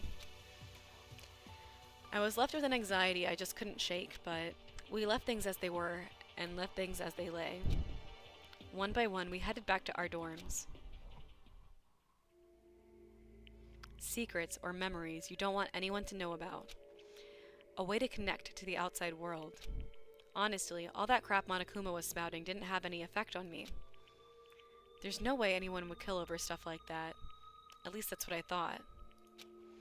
But maybe I was just being optimistic. Which is probably why, without too much of a struggle... Geez, I'm more tired than usual. Super tired today. I fell asleep. But what I didn't know is that even then, a tragedy was taking place. Womp fucking womp, bro.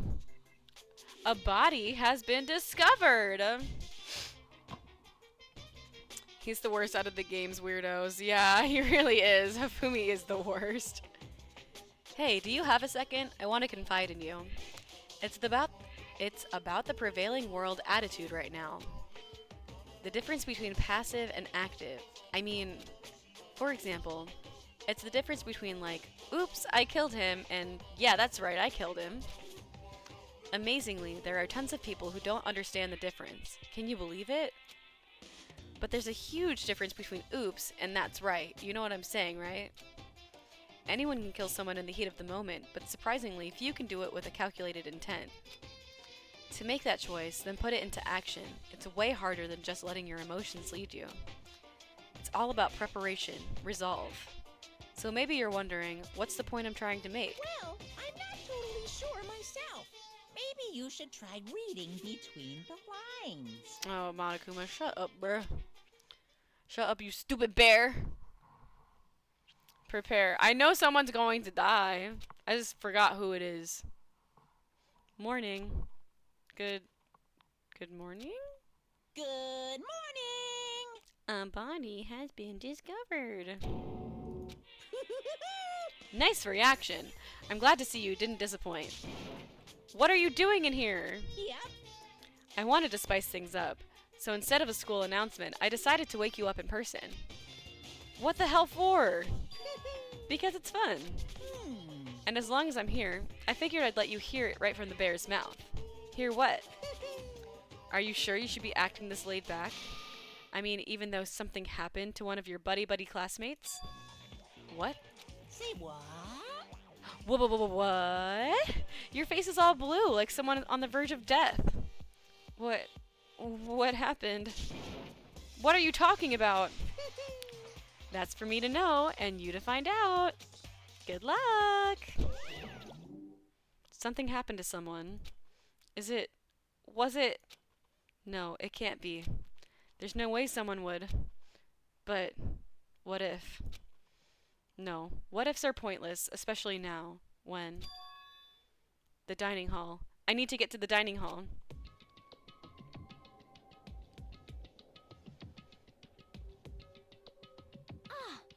Makoto, are you okay? Hey. Did Monokuma talk to you too? Hiro, Hina, Sakura, and Byakuya. You're the only ones here? Where's everyone else? Either they're already off trying to verify what Monokuma said, or they've fallen victim to the something that Monokuma mentioned. The something? Perhaps. It can't be. Has it happened again? Murder? After hearing what Monokuma had to say, the worst possibility forced its way into my mind. It took everything I had to drive that thought away. So, if something really did happen, does that mean someone did it because of what happened yesterday? Huh? It can't be. That stuff was just a bunch of old memories. Just old memories? Don't be so sure about that. Clearly, someone felt it was more important than that. Huh? To judge someone else's values based on your own outlook. Do you realize how dangerous that is? What the heck? Why didn't you say something yesterday? Naturally. Did you already forget? This isn't a co-op game. It's every man for himself. What good does it do me to go out of my way to help you? Just the worst. Stop saying that already. There's something wrong with him, for serious. Did he get brainwashed or something? Wait. It's not important. What matters right now is that we find out what happened. That's fine. She's right. Let's all split up and begin looking. The game is afoot. Oh boy. Let's go find that body. Whoa! I highly doubt it's in the kitchen, but you know, you might as well check. Nope. Wrong button.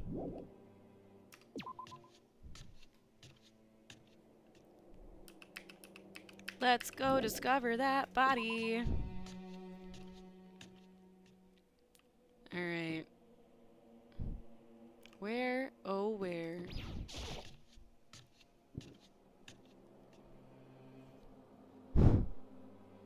It's like playing hide and seek, but like way more morbid.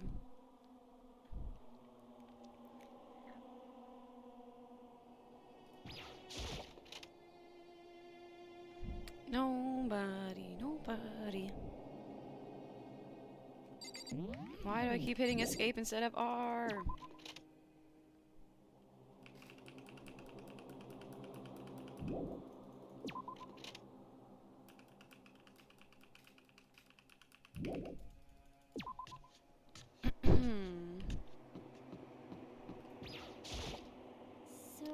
I knocked on all the doors, but nobody answered. Did they all go see what happened? Oh, then what about the second floor of the school? That's the one place that's new to all of us, so it seems like the natural place for... Alright, I get the hint. It's upstairs. Okay. Understood.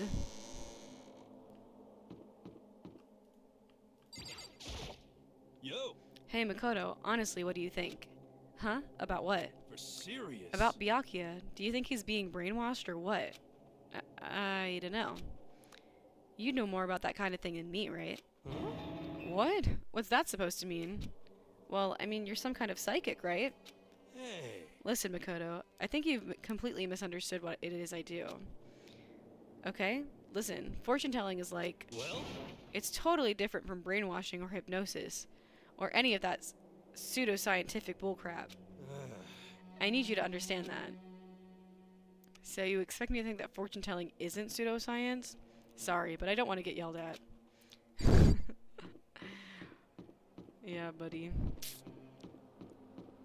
I don't know about all that.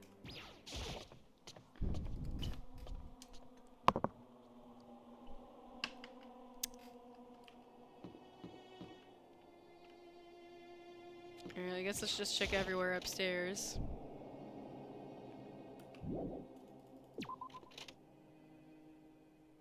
Wait, maybe I should check the bathroom stall.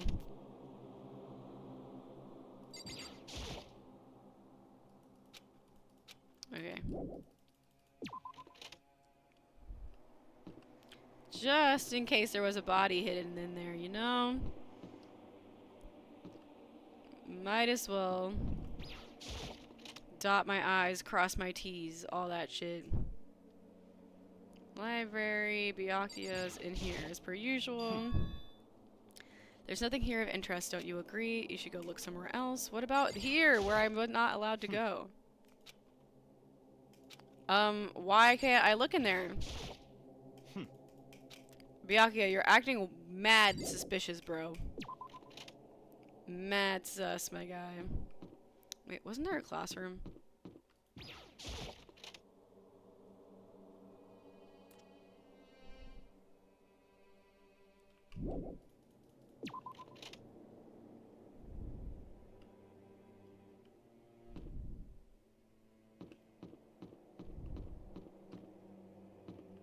Why do I feel like I'm overshooting stuff? Isn't the pool on the side of the hall? I thought the pool was before the library. Bro, am I fucking tripping?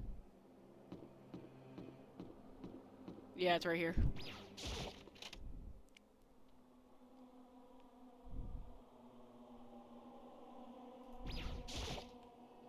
Huh? The door's open. But aren't they supposed to be locked? Oh, a body has been discovered! For this investigation, I have unlocked the doors. Please look around to your heart's content. I'm just waiting for it. Investigation? It's all clear now. Just as I thought. Byakuya. I see. Judging from what he just said, there can be no doubt a murder really has taken place. Come on. And the locker rooms. They're suspicious. Very suspicious indeed. Wouldn't you agree? Huh? Suspicious. It seems nobody searched the locker rooms. Let's start with the girls' locker room. He was muttering as if talking only to himself. Without waiting for a reply, he pressed his hand against the girls' locker room door. And the door swung open without a sound. In that moment, time seemed to freeze. Who is it? Who is it? I forgot who died. Who's dead? Ah! Pookie! No! Not my little sweet baby girl. Sniff, sniff the scent, the bright neon pink blood. Chihiro, the goofy. The goofies died, my child. Oh, no. Pookie. I don't know how long it took for me to fully comprehend the reality of what I was looking at. But as soon as I did, a wild, almost primitive scream escaped from my mouth. Yeah, she's like all strung up, bro. Like, this one's wild. Bro, is this halfway? How long have I been streaming? 3 hours, we're only halfway? Bro, I don't know if we're gonna finish this chapter tonight. I tried suppressing my screaming, but it was useless. It surged out of me like water from a spring gushing out of the ground. Byakuya, on the other hand. Very strange. Most unusual, don't you think? He was totally calm, almost like he was watching all of this unfold in front of a TV screen. I see. Look, Chihiro's corpse has been suspended somehow. And something's been written on the wall in blood. Bloodlust? Such a brutal way to kill someone. No, this is beyond brutal. Wouldn't you agree? They killed her. How could it not be brutal? No, that's not my point. This murder is far too bizarre for any everyday amateur to have committed it. Unlike with Sayaka, this murder was not a crime of passion or necessity. It's almost as if whoever did this did it for fun. You see what I mean, don't you? What? My head was swimming. I was still reeling, too confused to understand what he was trying to say. And before I could even begin to clear my head... What the heck? Hey, I heard screaming. Did something...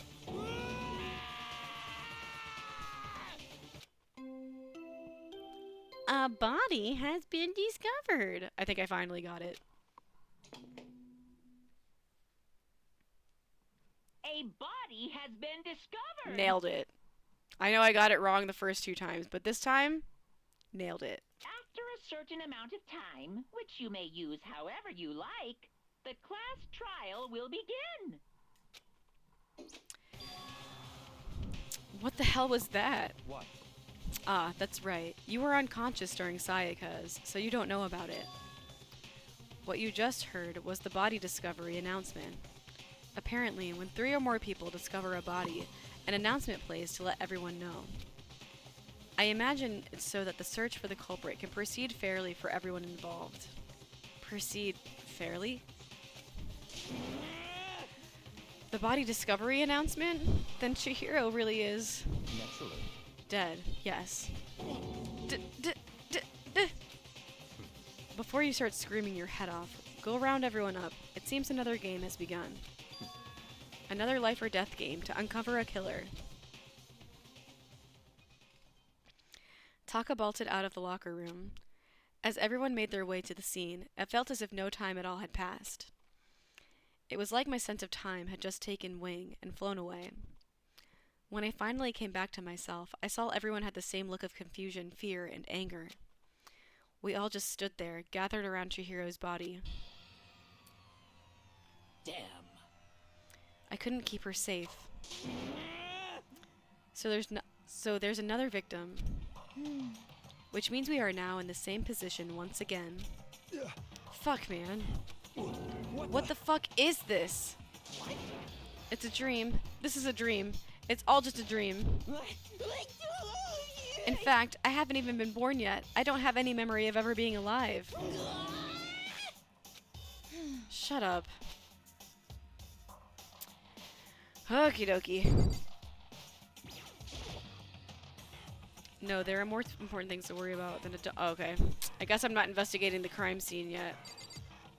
Let's talk to all these hoes and then we'll talk to my girl. Oh, wait. Just, hey. I was trying to talk to Mondo, but I guess I can't talk to them.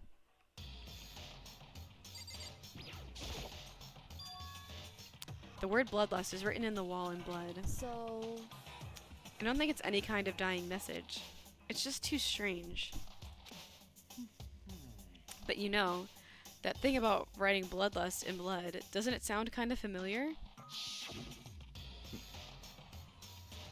Yeah, the serial killer. We have a copycat killer, baby! Genocide Jack! Genocide Jack, the murderous fiend, whose grisly attacks were famous all across the country. The ultimate murderous fiend, creating a reputation, abnormal, downright cruel killings. What is this? Then this is some kind of copycat killer trying to imitate Genocide Jack's style? But why would anyone do that? Perhaps it's the work of the real Genocide Jack. What? The real? Wait, are you saying Genocide Jack is here in the school? No way! There's no way. But going so far as to write bloodlust at the scene, I'm surprised at their stupidity. Well, I can't imagine a worse situation than dealing with a stupid murderer. What is it now? Toko. Hina was pointing towards the entrance to the girls' locker room. Toko was the last to arrive, and now she was just standing there. No! Why? Why?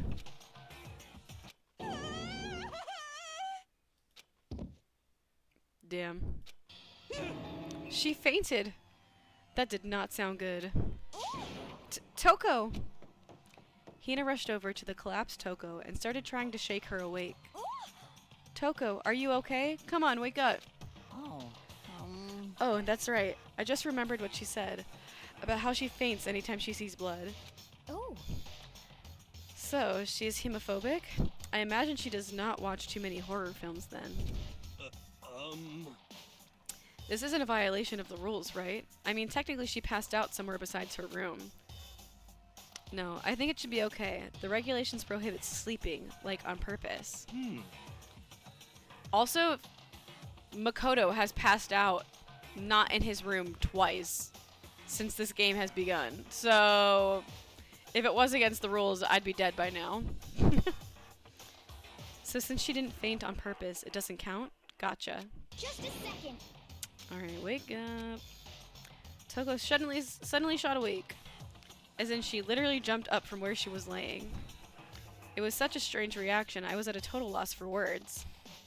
She leapt straight up into the air, changing her stance as she did. In no time flat, she was just standing up. Ignoring the physical contortions she had to go through, her motions were totally haphazard. Sorry about that. I was just so shocked, you know. It happens, right? Was I the only one? Toko, are you okay? I'm fine, I'm fine. Whoa, is that a dead body? Hey, are you dead? Homegirl got a split personality. What the heck? She must have hit her head real hard when she fainted. The world has a front and a back, a top, inning, and bottom, a sea of truth and a web of lies. Well, This is quite concerning. I mean, she sounds completely different. No. Everything's fine. At least the stutters are all gone. That's a good thing, right? I see. It's clear to me that everything is not fine. Your eyes seem strangely vacant. It might be best if we take her back to her room for the time being. so, I don't mind taking her, but could someone help me? If you need help, I don't mind. Taka, could you help me? She totally ignored me. Yeah, Hifumi, because you suck. Very well, you take care of the girl, and the rest of us can begin the investigation right away. I can assume nobody has a problem leaving Sakura and Mondo on guard duty again. Hold on a second. Rushing to an investigation. The mastermind isn't behind that. After what happened last time, surely you realize that. Don't make me repeat myself. There's no question that Chihiro was murdered by someone among us. Isn't that right, Monokuma? Of course. Right as rain. But don't take it as a bad thing. It's just a fact of life. Because that's how graduation works. Then, it's happened again. Is that what you're saying? That another one of us killed a fellow classmate? What, does that freak you out? You guys got no balls, you know that? Is there just nothing down there at all?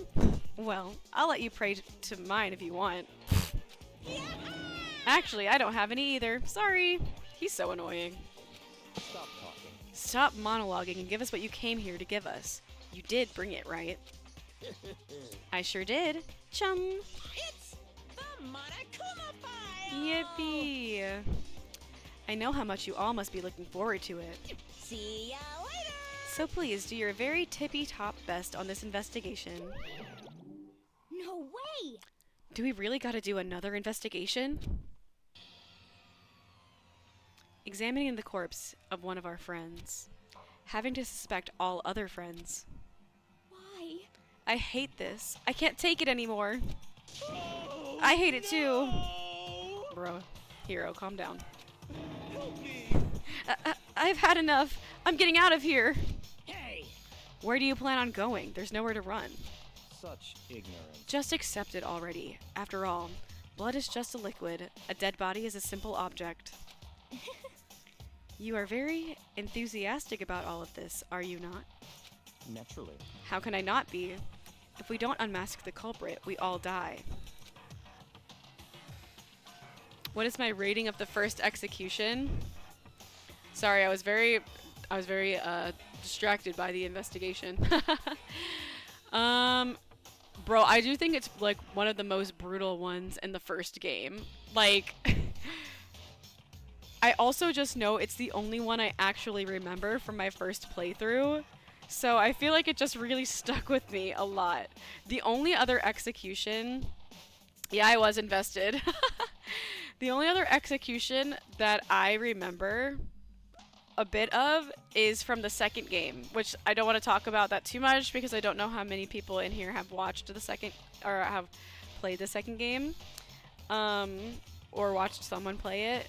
But the one with the swords, I'll just say that the one with the swords in the second game also sticks with me for some reason.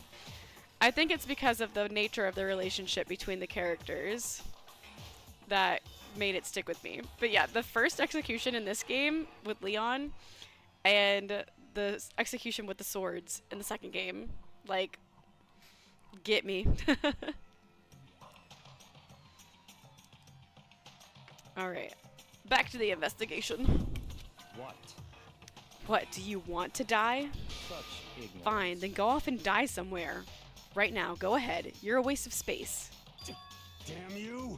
A dead body is an object? Piece of shit! Chihiro wasn't an object. Show a little respect or I'll beat some into ya. Calm down. Everyone, stop bickering. Listen, there's some truth in what Byakuya said. Kyoko! Because If we don't solve the mystery and find the killer, our own lives are forfeit. And if Byakuya is right that Genocide Jack is somehow the one who killed Chihiro, that's right. then unless we do something, more victims could start piling up. What? Forget more victims. If we mess this up, we're all dead meat. Hey! Hey! Hold on, hold on. If that's your worry, you don't gotta worry any longer. In any one killing game, the guilty party may only kill a maximum of 2 people. Huh? What? I don't remember any rule like that.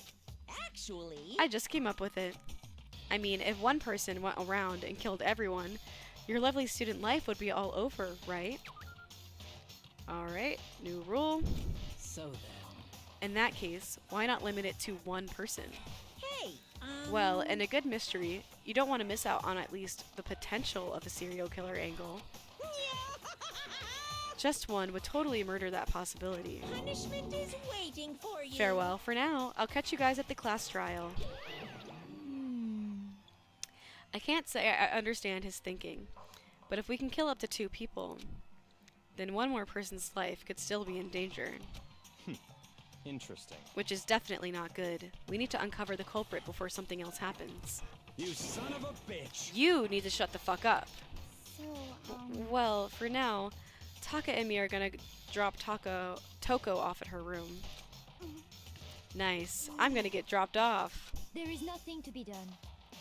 We have no time to stand around here. We must begin our investigation. Tot sweet. If we do not solve the mystery of who killed Chihiro, Is that okay? then we will quickly follow her into the afterlife. That's true. I hate this, but if I want to survive, me and everyone else, we have to do it. We don't have any other choice. First of all, I'd better check the Monokuma file to see exactly what's going on. Fun fact, Leon's execution was made during the beta Danganronpa Distrust. That's why it's so dark. The game was supposed to be a really dark theme, but they changed it to the style we know today. Interesting. Yeah, I really do find Leon's to be one of the most just like intense and brutal executions. And I kind of just figured it was because it was the first one, but that makes sense too. It was made by a different team and it has like a different style. The victim was Chihiro Fujisaki. The time of death estimated to be around 2 a.m. The body was discovered in the girls' locker room on the 2nd floor of the school. The cause of death was a blow to the head with a blunt object. She was killed instantly. That's all it says.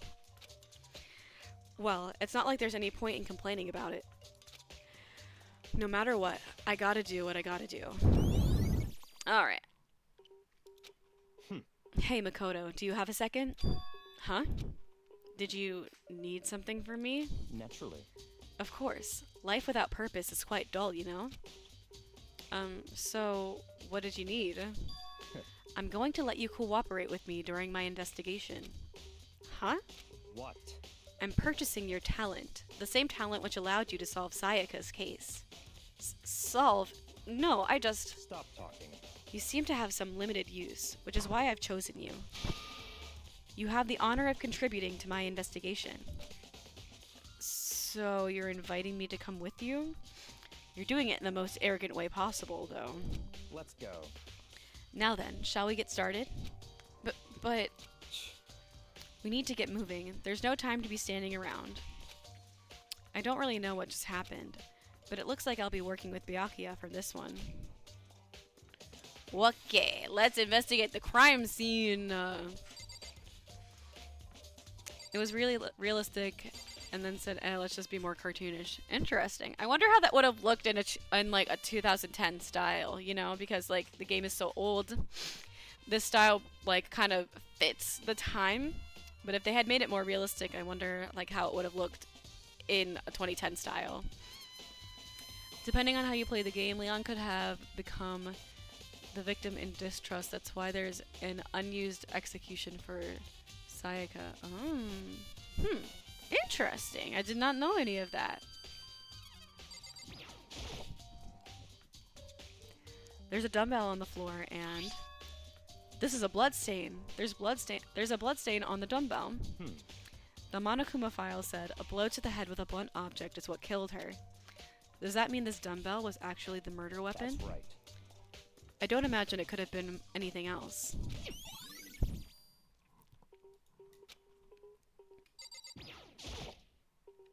There's fresh bloodstains on the carpet. It must have been splattered with blood during the murder.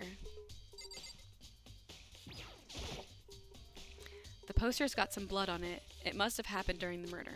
Alright. The word bloodlust is written on the wall in blood. What's the meaning behind it? Copycat killer, duh. Da doi doi.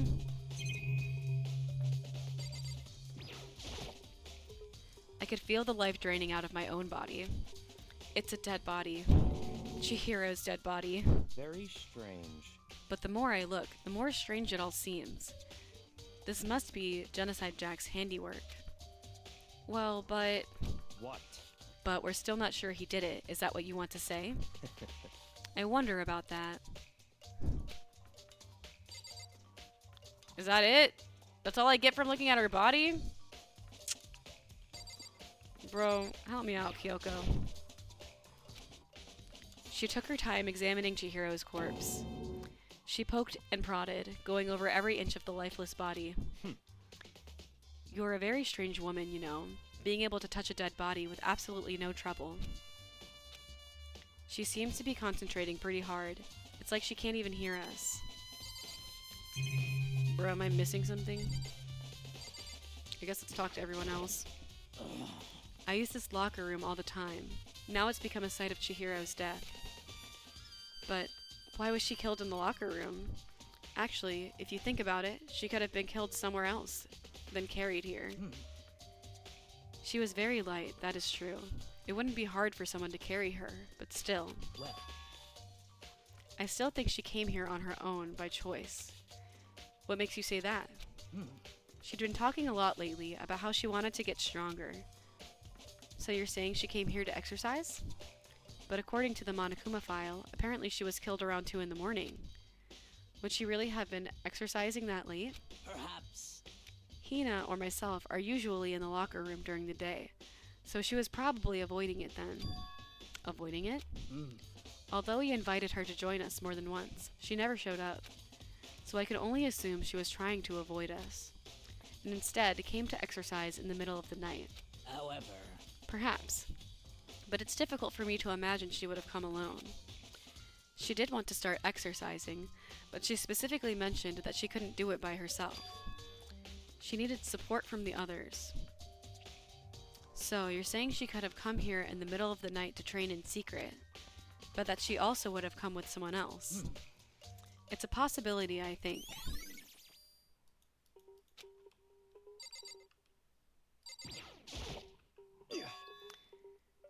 Dude had a real complex about being weak. You heard Chihiro talk about it, right? I need to get stronger. Yeah, I do remember she said that more than once. Sure did, which I guess explains the trip down here. But did she really need to get stronger that badly? You already mentioned it, but she was a girl after all. Most girls aren't that strong. I don't know, man. I haven't really thought about that stuff. The cause of Chihiro's complex. I can't help wondering what it might be. Now, I believe it's about time for us to move on. Huh? Already? What?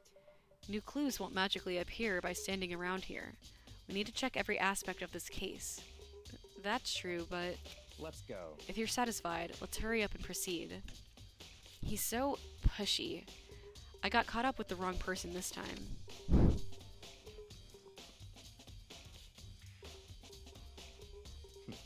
So, this is our next location. Huh? This place is related to the investigation? Figure it out for yourself. It's no fun if you don't, right?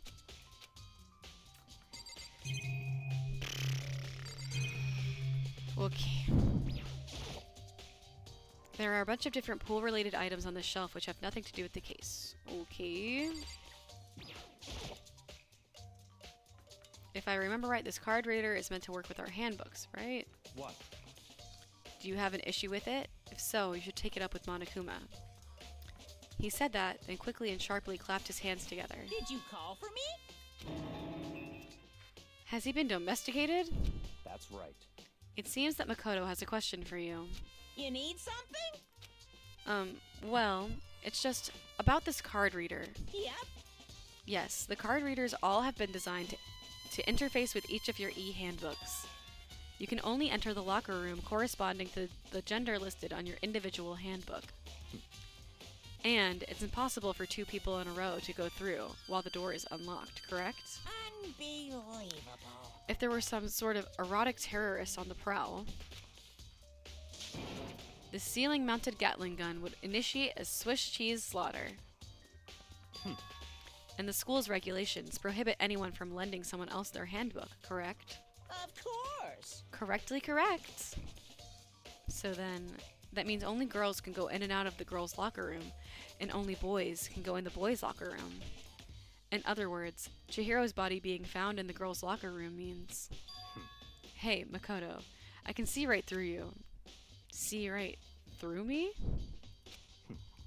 Allow me to tell you what you're thinking. Since Chihiro was found in the girls' locker room, the killer must have been able to get in there. So, in other words... As such, the killer must have been one of the girls. Did I get it right? Such ignorance. Good lord, you're simple. But am I wrong? You should pay closer attention to the regulations. The answer has been in front of you the entire time. Loaning your e-handbook to another student is strictly prohibited. Only the act of loaning a handbook is prohibited. Borrowing someone else's is perfectly fine. Stealing. I would expect nothing less from the prodigal son of the noble Tagami family. So you managed to snip out the loophole in my regulation. Knowing you, I would bet you created it on purpose, didn't you? To add a little more excitement to things. You're treating me like a puny little appetizer instead of the main course that I am.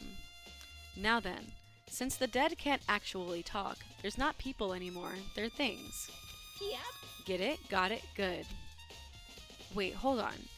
You're saying that's a loophole, but in order to borrow something from someone, then that means someone would have to loan it, so, Why you? So sleepy. Just listening to you makes me want to pass out. Be more like Byakuya and get your poop together. Unbelievable. Or else I'll charge you with criminal negligence. No more questions. Figure out the rest your own damn self. That's fine. Well, I know you are unfortunately lacking in mental faculties, so I'll fill you in myself. Let's head to the main hall. The main hall? That'll help you understand what's going on. Okie dokie.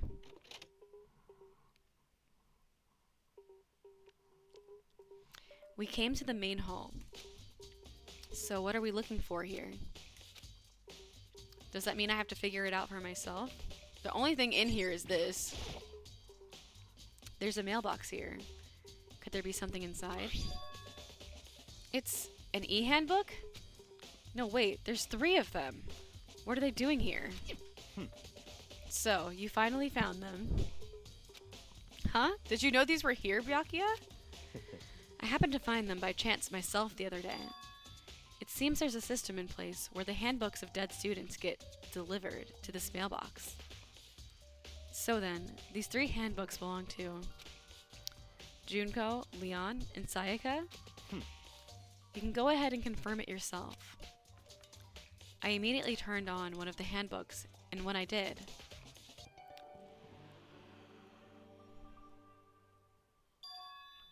you're right, this is Sayaka's handbook. Now, do you understand? This is the key to the loophole that I revealed earlier.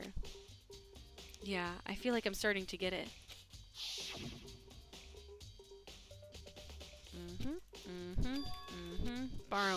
Borrowing from the mailbox. Nobody gave it to you. You didn't need permission. You just took it from the mailbox. Easy peasy lemon squeezy.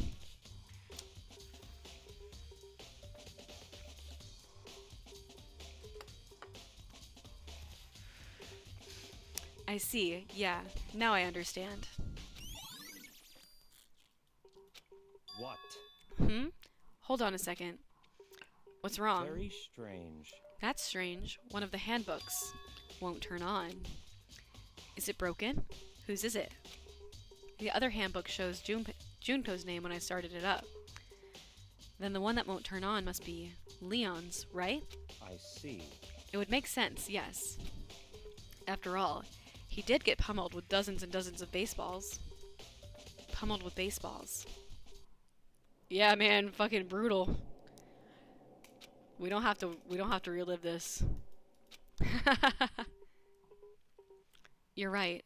It wouldn't be surprising for the handbook to break during that kind of assault. Yes, it would. He literally said that it could withstand the weight of 10 tons.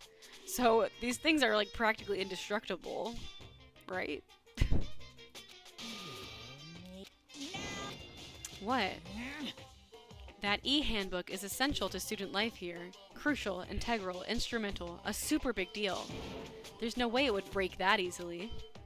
That's impossible! If I say it wouldn't break, it wouldn't freaking break. It can withstand up to 10 tons of pressure, and it's waterproof up to 100 meters, okay? See? That's what I fucking said. Bro, my memory on X Games mode. I don't care how many baseballs you hit it with, it wouldn't do crap. Oh, but even my amazing handbook does have one single weak point. It does? I can't hear you! But it's a secret. I wouldn't want you going and breaking any more handbooks. What? Then Leon must have broken it somehow without realizing what its weakness was, right? Hard to say. You know what I think? I think his handbook isn't actually broken. What? But, you might ask, how could that be? Leaving the question hanging in the air, Monokuma disappeared. What just happened? Monokuma said it's not broken, but it's an undeniable fact that it's not turning on. That's fine. Well, I don't see any connection to the case, so it doesn't matter for now. You think so? Either way, something about it still bothers me. Okay then, this should be enough to get things rolling. Let's begin our investigation in earnest and track down the true culprit. Yeah, we need to find out who killed Chihiro. To be exact, not quite. Huh? Not quite? I don't think there's anything else in here for me to investigate, right? Yeah, no. What do you mean by that, Byakuya? To be exact, not quite. Certainly, I want to reveal Chihiro's killer. But more precisely, I want to discover the true identity of Genocide Jack. Then, you truly believe Genocide Jack is the one that killed Chihiro? Don't make me repeat myself. Absolutely. I have no doubt that Genocide Jack is the culprit in this case. That murderous fiend is Genocide Jack, right? What? There's nobody else it could be. A murderous fiend who kills again and again using a bizarre and brutal method. They're like a ghost, attacking suddenly, then slipping away before the police can catch up to them. And what nickname did the internet give to this mysterious serial killer? Genocide Jack. They say he's killed thousands of people, but that's gotta be an urban legend. Still, could one of us really be a demented psychotic killer like that? You're not wrong to wonder. But words mean little right now. I have something that will prove it, and I can show you.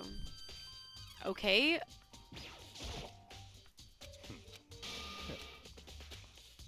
Don't make me repeat myself. I have a bias to believe that I assure you Genocide Jack is one of us. Is there really proof? There's somewhere I'd like to take you. This will prove all the evidence you need. It's all clear now. Evidence that Genocide Jack is the one that killed Chihiro. Evidence. Does something like that really... Hey, you two. Big trouble. Need your help. I don't have time to play We're with you. busy. Leave us alone. 'Cause, I mean, But it's an emergency. Emergency! Come on, please. You gotta help me. Oh my god. So please. This is a serious emergency. Please, please, you gotta help me. Just calm down, okay, Hina? 'Cause, I mean, Emergency. Alright, that's the only one. 'cause, I mean, An emergency? What happened? well, Something's wrong with Toko. She's acting super strange. Well, I mean, she was acting pretty strange earlier, right? What should we do, Byakuya? very strange. Since it's Toko, I must admit I'm intrigued. I suppose we can take a second to see what's going on with her. Are you sure? Don't make me repeat myself. Okay, goddamn. I didn't expect that. I thought for sure he'd just say no, and that'd be the end of it. yeah. Okay, come on, hurry.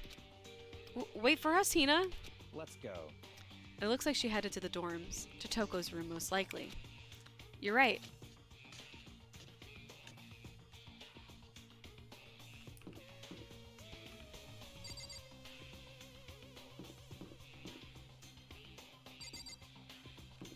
Oh. You guys are too slow. I think you're just too fast. So, what's this emergency? So, Well, after what happened in the girls' locker room, we left Toko in her room so she could lay down. After a while, we came back to check on her, you know? See how she was doing. But when we did, it was weird. She refused to come out, and she kept saying all this weird stuff. Weird stuff? That's fine. We should try talking to her ourselves. Yeah, good idea. Hurry up and do it. God damn, why are you making me do everything? I thought we were a team. I may as well give it a shot. The door swung open, slowly and silently.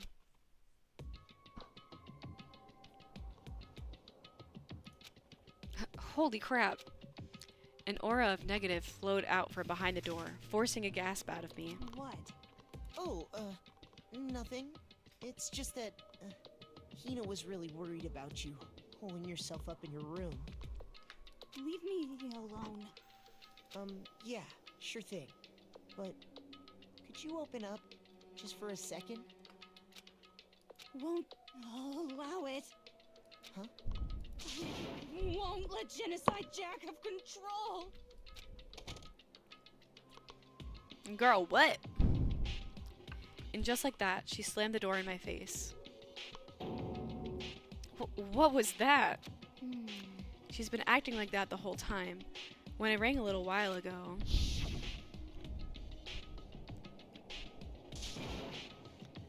I'll drive out the killer. Drive out the murderous fiend. It doesn't make any sense, right? I was afraid to leave her in there alone, so I tried to bust down her door. But it felt like something was holding it shut on the other side. I couldn't even budge it. Toko was scared enough to even bar her door? Does she think the same thing as Byakuya? Does she think the serial killer, Genocide Jack, may really have murdered Chihiro? Is that why Toko's so scared? But Whatever it is, I'm really worried about her. Isn't there anyone who might be able to persuade her? Byakuya, because she likes him. Hey, Byakuya, do you think you could ask her? To come out of her room, I mean. That's fine. Sure, whatever. Huh? You're gonna talk to her, Byakuya? Wow, I guess you can be nice when you want to. Byakuya stood in front of her door, not making a sound, and pressed the doorbell. After a few moments... what do you want? Leave me alone. You're all so annoying. Ah! Bacula! It's Byakuya. I'm sorry. I couldn't keep our promise. But don't worry. Never again.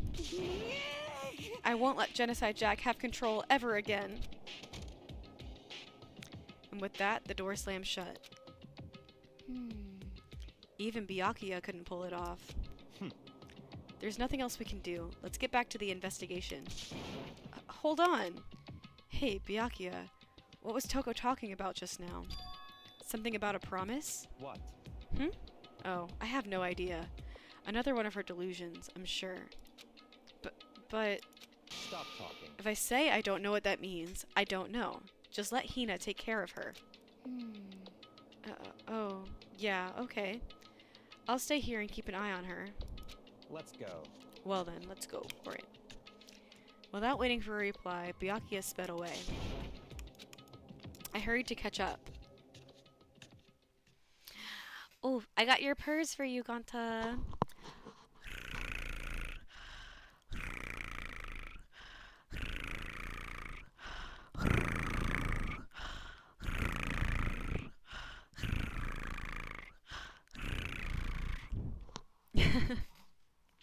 It's a little ASMR redeem.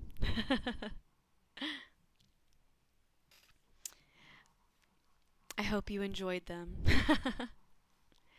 I tried to talk to him several times as we walked, but he didn't even look back, let alone say anything. Fox purrs, yes. Yippee! I know. I like them. I think that my microphone picks them up really nicely. He just kept on walking towards his destination. Finally, his feet brought him to a stop in front of a certain room. The library? Come on, let's go in.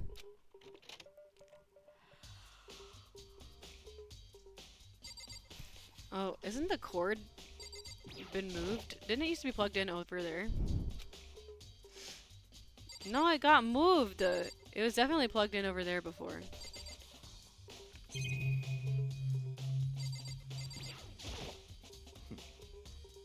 Knock it off. What does a desk lamp matter right now? It moved. I think it's weird.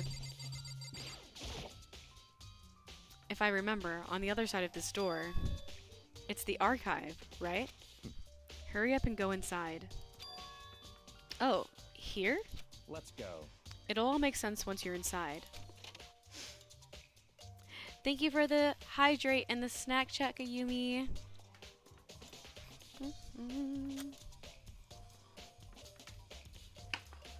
I have sun chips for my snack today. More crunchy snack.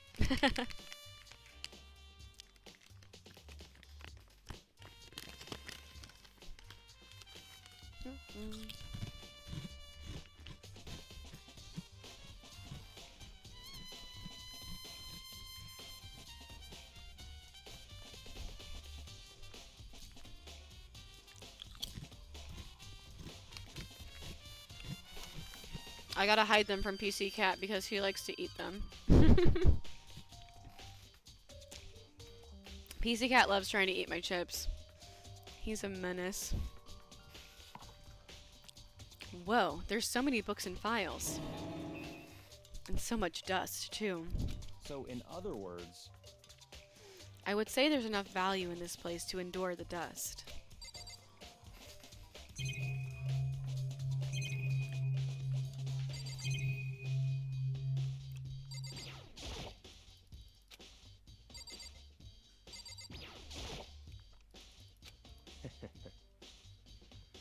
If you're thinking of looking through them, let me give you a little warning. Those things are filled with graphic, disturbing photos of all kinds of crime scenes. They're the kind of thing any normal person wouldn't ever want to look at. Be careful. Huh? What do you mean? All those files are the investigation reports related to different cold cases. Those are internal documents for police eyes only. They're not the kind of thing you'd expect to leak.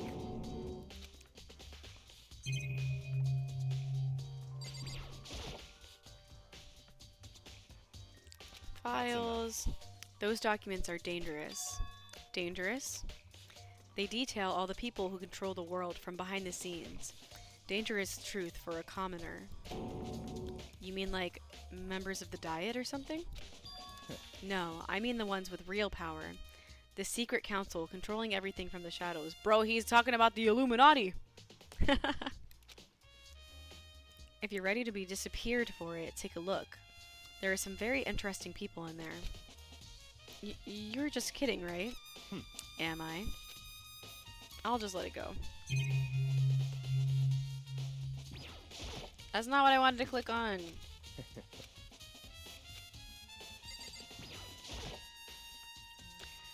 This shelf is stuck tight with files. You have a sharp eye indeed to select that file. That's right. That's the report on a presidential assassination. The original is kept at the National Library. It won't be declassified for another 30 years. Are you sure you want to look at it now? There's no telling whose crosshairs you might wind up in for peeking at it.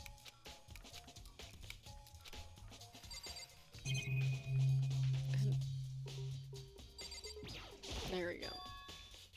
Huh? It's a desk lamp. Oh yeah, it's the same one I saw Byakuya using in the library before. What? Do you have a problem with that lamp? It was here before, then I moved it over there. It's too dark over there, so I thought I'd put it to good use.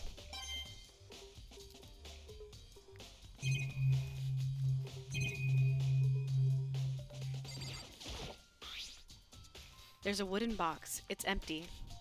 Although, judging by the smudges in the dust, it looks like there was something inside. I wonder what it was. There was an extension cord plugged in there. It proved very useful while I was in the library. So, are you finally beginning to understand the true splendor of this library? The entire reason I was interested in the library is because of this room right here. It's home to classified government documents, police records, things no ordinary person would ever see. Isn't it magnificent? This can't be for real, right? Such ignorance. That's your guys' problem. Anything that doesn't fit into your preconceived reality, you label it a lie. Well, it's not that. It's not like I totally refuse to believe it, but I mean, there's just so much. How could anyone have put all this together? I suppose it goes to show just how much Hope's Peak truly wields. Or perhaps the mastermind may have wanted to provide us with enough entertainment to keep us from getting bored. It's no use. I can't keep up with all this. It's just too unreal. What's wrong? You still can't believe it? What about you? Can you believe it so easily? Things like that are usually impossible. What? What do you mean, usually? Usual? Normal? Ordinary? Simple? Those things don't exist anywhere in the real world. If you don't understand what they actually represent, you don't understand the nature of anything. You don't pull your punches, do you? Besides, what you consider usual is based on your common sense, right? What makes you think that your own common sense applies to me at all? The documents gathered here are genuine. I have reviewed them multiple times, so there's no doubt. PC Cat sitting right next to me. He's my little shadow. He's always with me.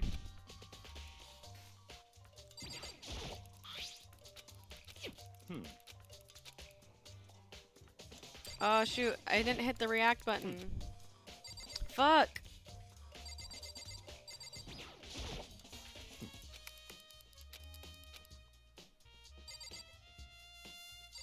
Wait, how do I get that reaction back?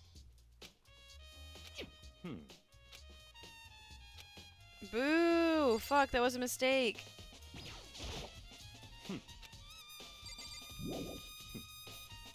Oh, okay. Wait. Oh, okay. I figured it out.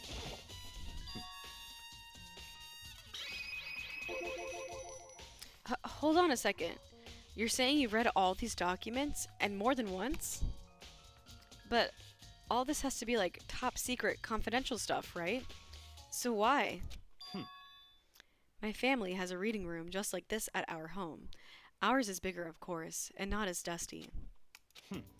Members of the Togami family have access to a variety of government-related documents.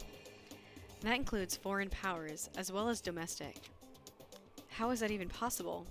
So, in other words, I already told you, there's a secret council that controls the world from the shadows. My family is a member of that council. And I have within me the bloodline that will allow me to one day bend the world to my will. To become such a ruler, I must know all levels of this world, backwards and forwards.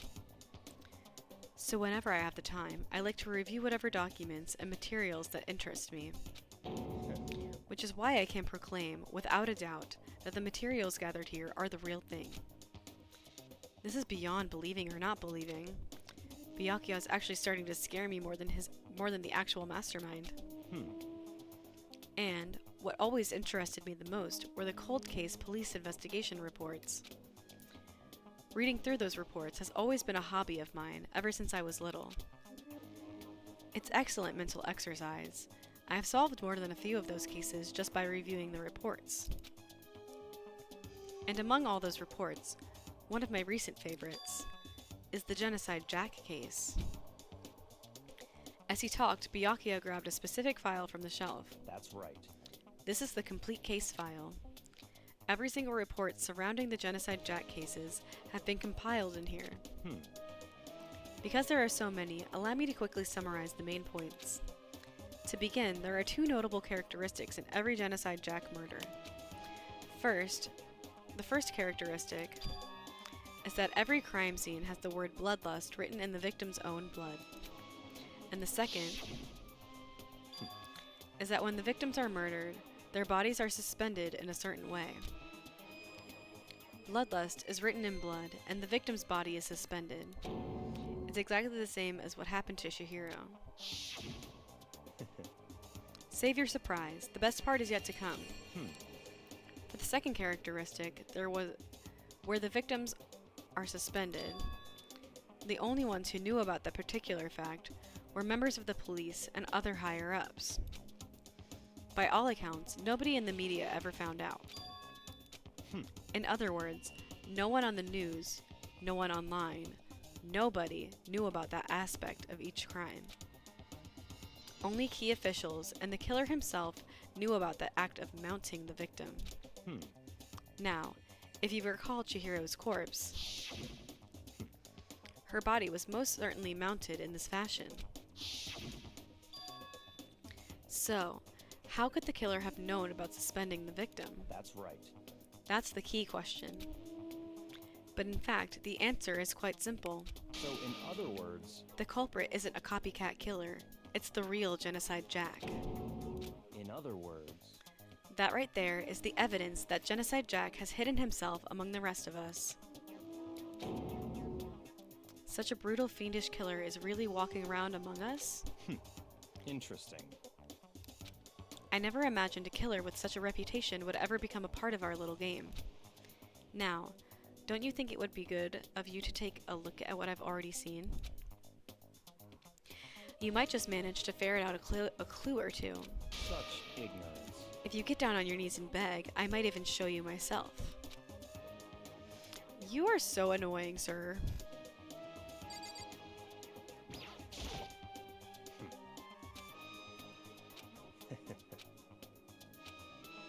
He said,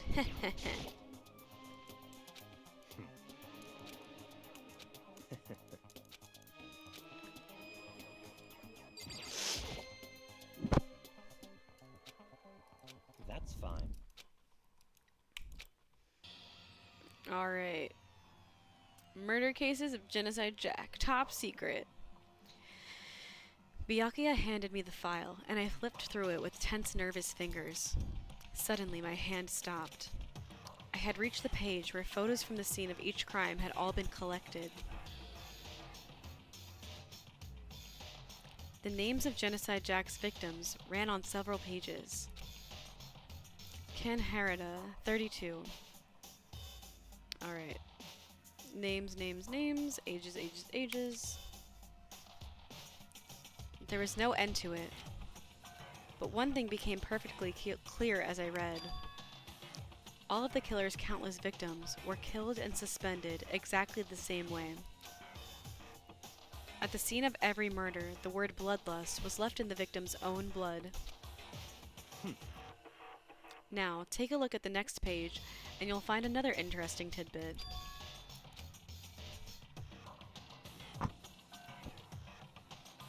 Profiling results? All of the crimes took place either on weekdays, at night, or during holidays, either day or night. The most common time for the killings to take place was on holidays in the afternoon. Based on these facts, it could be suggested that the suspect might be a student. Evidence suggests that the suspect lingered at the scene, but when they did leave, they were in a panic. Because an eyewitness has never come forward, it's unlikely there was any external reason for this. This confused behavior suggests that the suspect may be potentially suffering from a dissociative identity disorder. So, in other words, the key point here is that the culprit may well have a split personality. A split personality? Like the kind of thing you see on TV? So, I'm part of another totally unbelievable story. But this one is way more unbelievable than anything else up until now. Or maybe it really isn't. I don't know. I feel like my mind has gone numb. let's go. Alright, we should get going soon. Huh? Where are we going? Anywhere but here. We've finished our business here, haven't we? Wait, Byakuya! You just be dragging me around like a puppy, bro. As usual, Byakuya turned and left without another word. I hurried out of the library to catch up. Well, this is where we part ways. I have some things I need to take care of before the class trial. Just all of a sudden like that?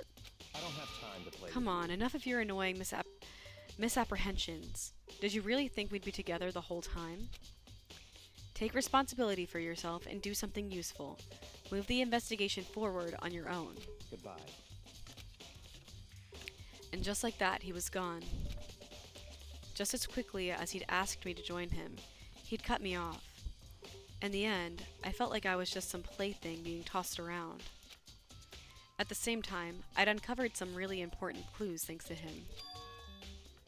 Genocide Jack, he's the one that killed Chihiro, and that murderous fiend is one of us.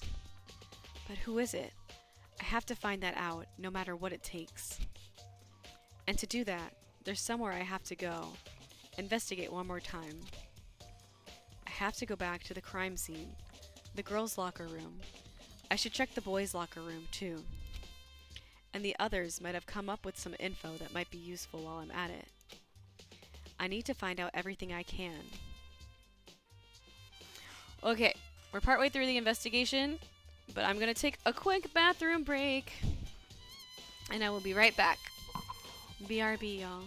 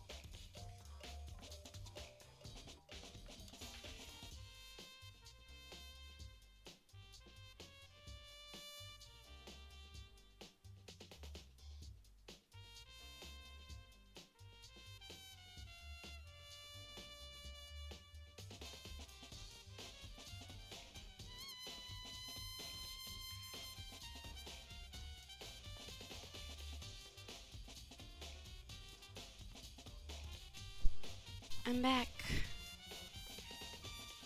Oh, hold on. Kitties are trying to get into the room. Keyboard cat wants to come in. 1 second. Let me see if he actually wants to come in or if he's just messing with my door.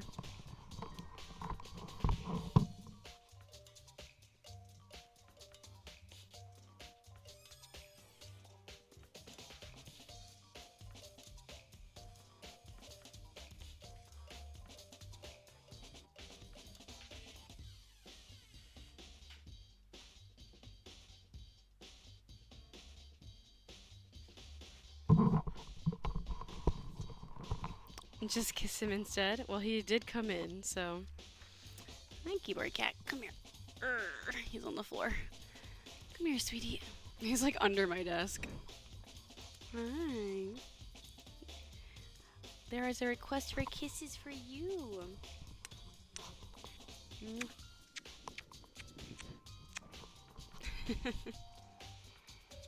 He's confused. He's like, what's going on? I'm getting kisses. You want to go on the desk?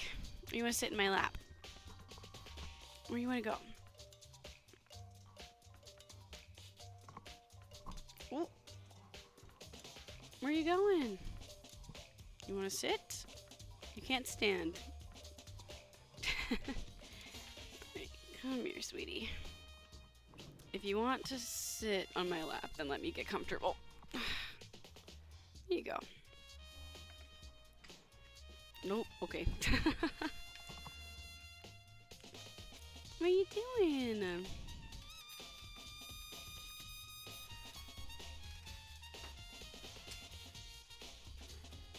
He's being obnoxious.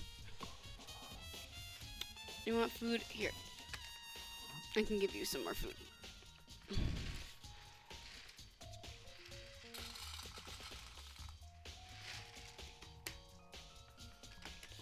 Okay.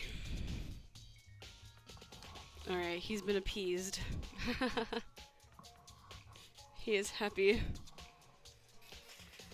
Alright, it is almost 3 a.m. So we're gonna try to make it through this investigation, but I don't think we're gonna make it through the class trial. These chapters are longer than I remember, but it has been like so long since I played. Alright, so we need to go back to the locker rooms and then talk to other people. So we'll go on foot and we'll talk to people along the way.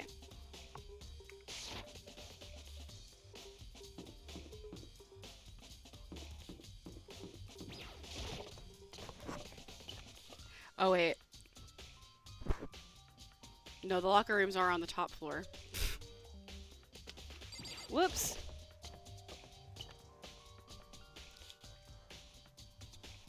I thought it would take me maybe like 5 hours to do the whole chapter, which I think it probably would have if like I was just like speeding through. But because I'm kind of like chilling and taking my time, it'll probably take longer than that. There's no people up here, so let's go into the locker room.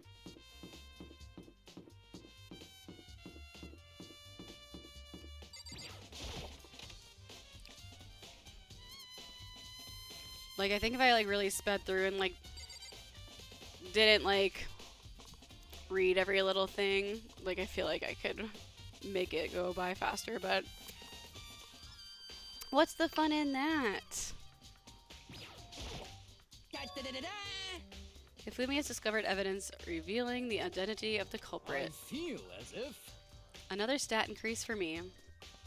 Evidence? What did you find? I can't reveal that. I guarantee that what I found will steal the killer's breath from his lungs. Are you sure about that? Miss Ludenberg said she'd witnessed something worthwhile too. Well, She refused to tell me. It's like when a girl bullies the boy she likes, right? No, that is not what it's like. Warehouse by the dorms. Okay. So, I need to talk to Celeste. She's in the warehouse by the dorms.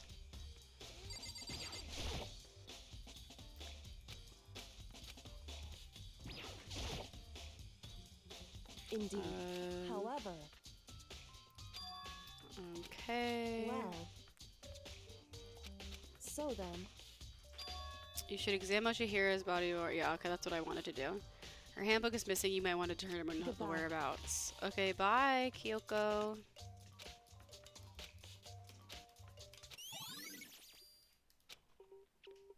Oh my god, here go keyboard cat trying to open the door after I explicitly asked him whether or not he wanted to be in or out. The fun in what? The fun in speeding through instead of like reading everything and taking my time. I'm like, there's no fun in that. It's more fun to take your time. But it makes it take longer.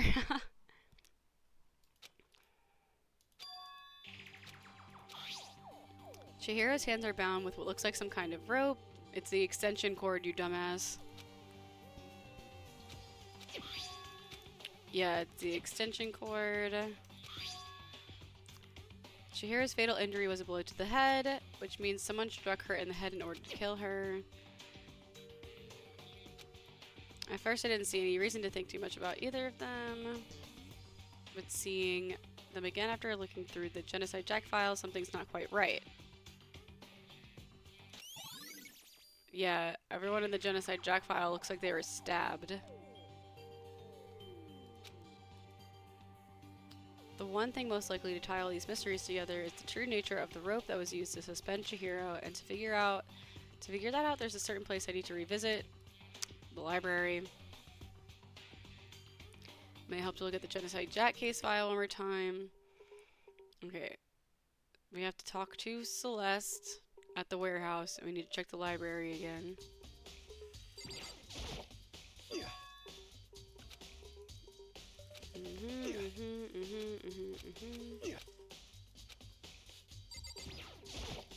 Damn.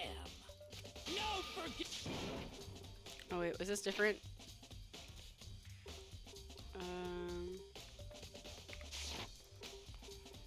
No. I don't think I need to look in here anymore. Oh wait, there's still more I need to check?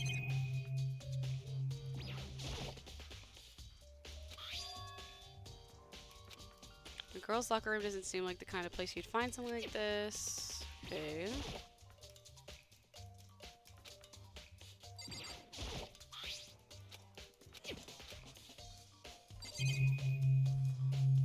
What am I missing?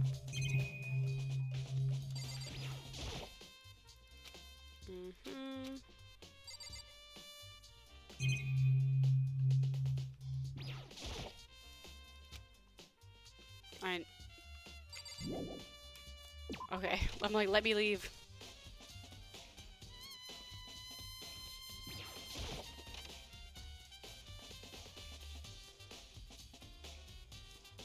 Our poster has been swapped.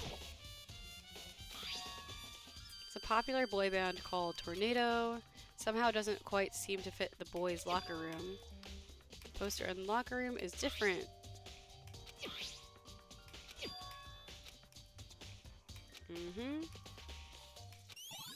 Talk to someone who knows more about the locker rooms. Okay, they're giving me more tasks. Alright. Oh, wait, really? Oh! I didn't even see that.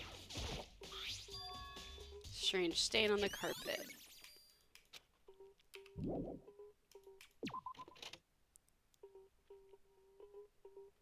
Alright, someone who would know about the locker rooms would be Aoi and Sakura, because they spend a lot of time in here. Oh hey, there's like exclamation points. I guess that means I have business in those rooms.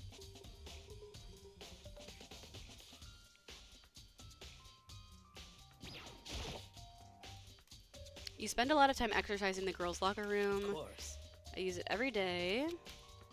Then, let me ask you, do you think the posters in the boys' and girls' locker rooms could have been switched? I'm sorry. Can't say, I didn't pay attention to the poster. However, But there is something that's bothering me about the locker room. I like to drink a protein coffee every time I finish exercising. I clicked too fast. In the warehouse, it's not the highest quality, but I don't have a lot of other options. I mix protein powder with coffee and down a glass of it after exercising. The other day, I spilled some on the carpet in the girls' locker room and left a stain. But I don't see any stain on the carpet now. I can only assume someone came along and cleaned it up, but still, it isn't unusually clean, as if there was never a stain there to begin with. It's not a disappearing stain, there was a stain in the other room.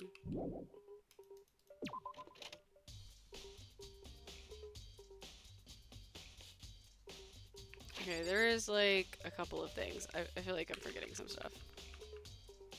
I still need to talk to Celeste.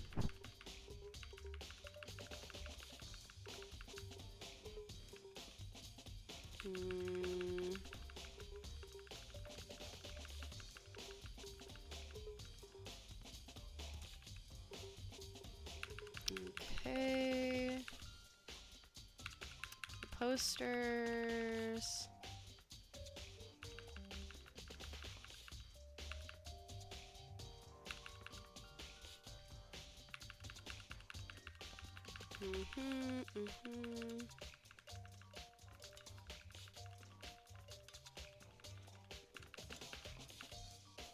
Okay, oh yeah, the library, right. Okay, so library, Celeste, I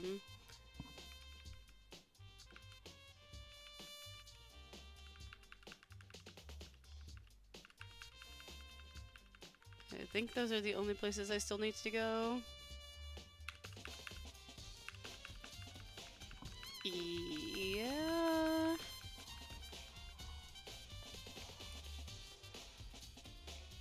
Handbook's missing, you want to determine its whereabouts.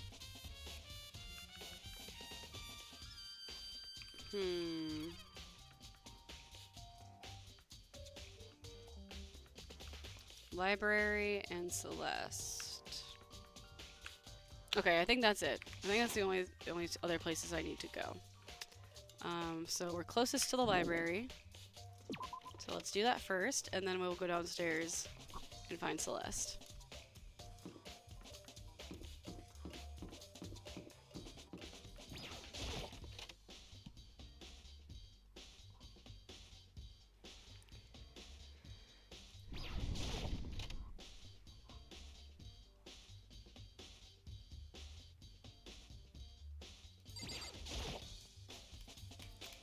Extension cord was in there.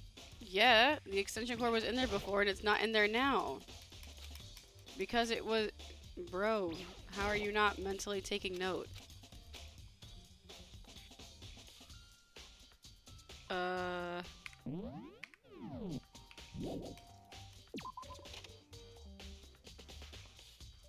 And like, it's also not here.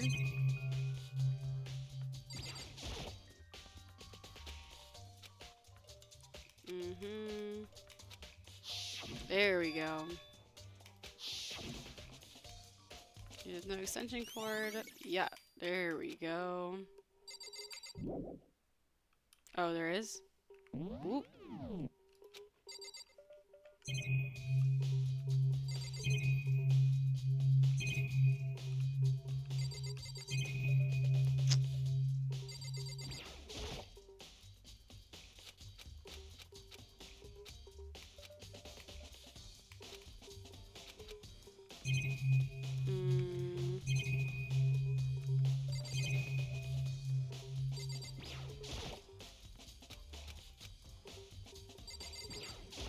What else do I need to check?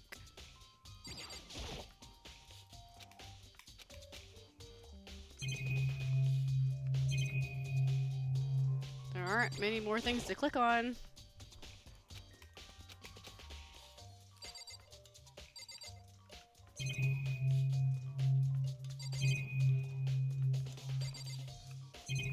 What am I missing?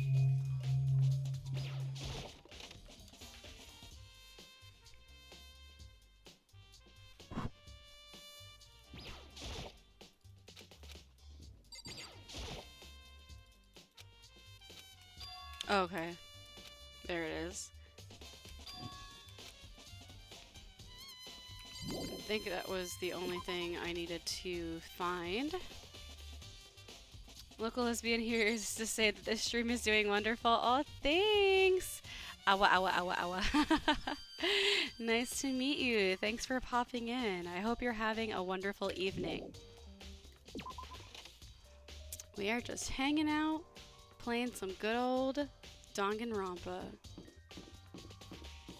I haven't played this game in a million years, but we're having a good time. Ooh. How unfortunate. Maybe we should have confessed our embarrassing secrets after all. I'm sorry, Chihiro. It's because I wasn't strong enough. Nah, it's okay. It wasn't your fault, bro. Ah! I keep running into the wall. Okay. Celeste. They said she was over here. Can I find her on the map?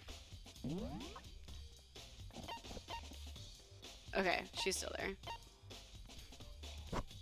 Am I supposed to go in the kitchen too? Oh, because I need to talk to Aoi about the locker room, I guess.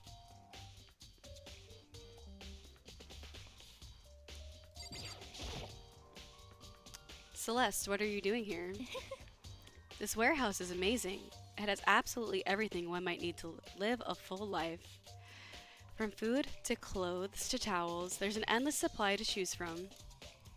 I see that, but have you found anything related to the case? Most unfortunate. I knew you were going to ask me that. I thought talking about the warehouse itself might misdirect you, but I see it was pointless.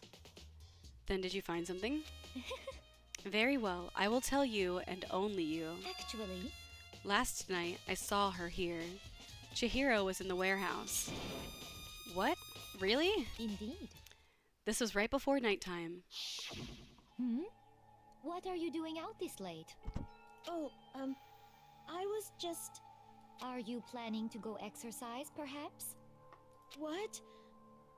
How did you know? Because I can see a blue track jacket sticking out of that duffel bag you're carrying. Oh, you're right. Thanks. Well, I'd better get going. I'm kind of in a hurry. She stuffed the jacket into her bag in a hurry. It was almost like she was trying to hide it. And just like that, she was gone. Yes, indeed.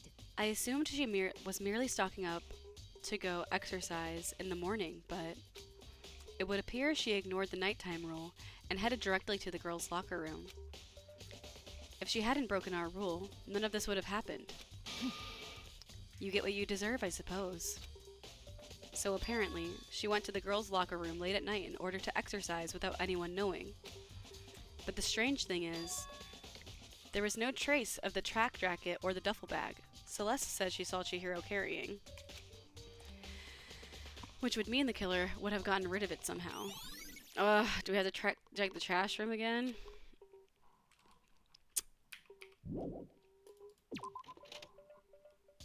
How would they have gotten rid of it? Maybe the trash room. Probably not, but it's worth a shot to take a peek.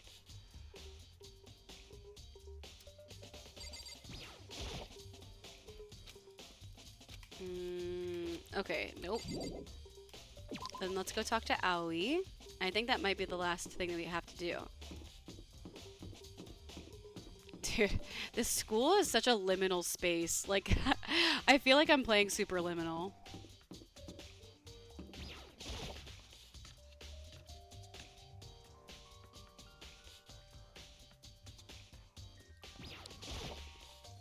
Oh, Hina, how's Toko doing? Same as before, she won't come out, and she just keeps on mumbling something about Genocide Jack. So I just left her there. You left her? My head was all swimmy, and I was getting pretty hungry. Yeah. Oh, but don't worry, I'm gonna head back as soon as I'm done eating. Toko's not exactly pleasant, but I'm still worried about her. Speaking of which, what are you eating? Huh? A donut, of course. Of course? There's two things I'm sure God created. Outer space and donuts. Really? I bet Chihiro would have liked to eat more donuts. Maybe that was her one big regret. Aw, I should have tried to spend more time with her. Come to think of it, who did she spend time with? Well, Yeah, she was a little strange. Didn't really hang out with the other girls much. It was like she was trying to keep her distance from us. Actually, Sakura said something similar. She said that even though you and her invited Chihiro to exercise with you, she always refused. yeah, totally. Yep, it's true. And it wasn't just us either. It was like she stayed away from all the girls. Was she just shy? I don't know. She talked to the boys all the time. Isn't it kind of weird to be shy around your own sex, but totally fine with the opposite? Oh wait, maybe she was used to guys spoiling her. The law says you can't judge a book by its cover, right? You think so? I never really saw her as that kind of girl. Alright, yep, that was the last one.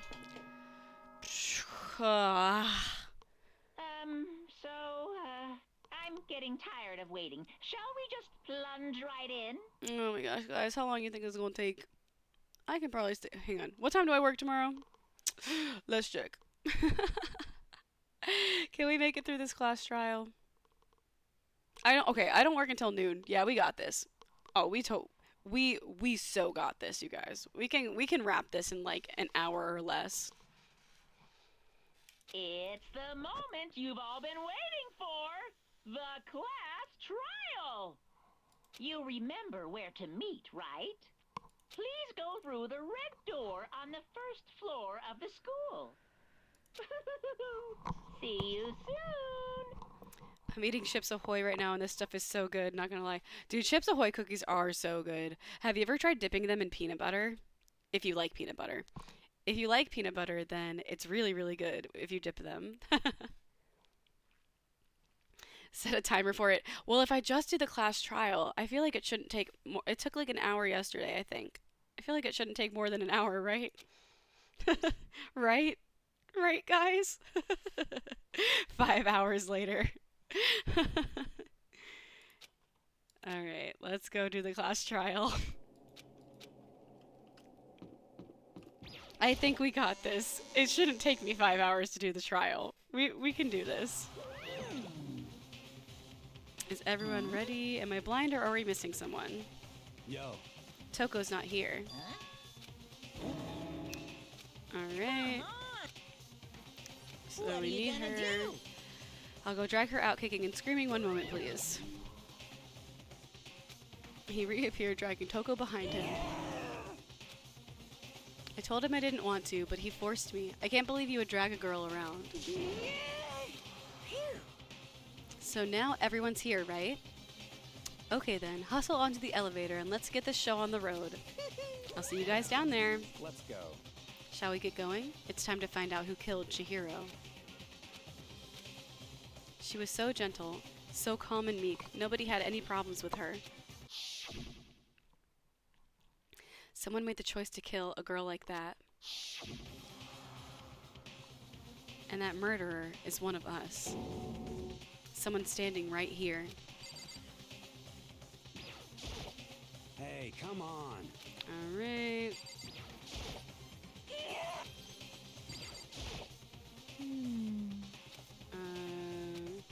Yeah, Toko's being weird. Guess I wasn't much help. It's okay. You gave me some evidence. I gave you plenty to work with. Show us how far logic can take you. How very sad. Mm-hmm. You're annoying. Count on it. Justice is always right, bro. Well then. I will uncover the villain who performed such heinous acts on a weaker individual. We doing this? Yeah, man, we doing this. Shall we go? Yeah, let's do it. I think that was everyone. Yep, that's everyone. Okay, let's go, guys. It's true. I gave a small nod in reply. With one last deep breath, I walked towards the elevator on shaky legs. With each step forward, I could feel my heart starting to race faster and faster. As soon as everyone was on, the elevator began to descend. Why does Mondo's hair look like that? One chip brand? Wait, what's chip brand? I'm not picturing it. His hair kind of looks like Cheetos. I couldn't get a handle on my emotions. I couldn't stop speculating. The steel box sank with heavy clunking sounds deeper and deeper into the ground.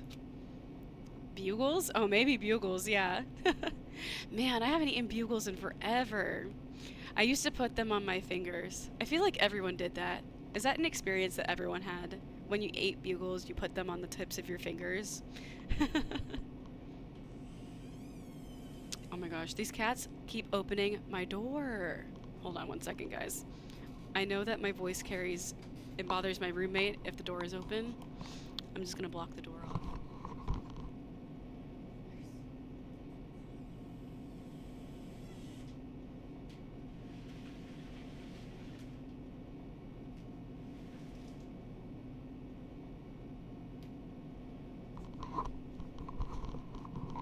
Okay.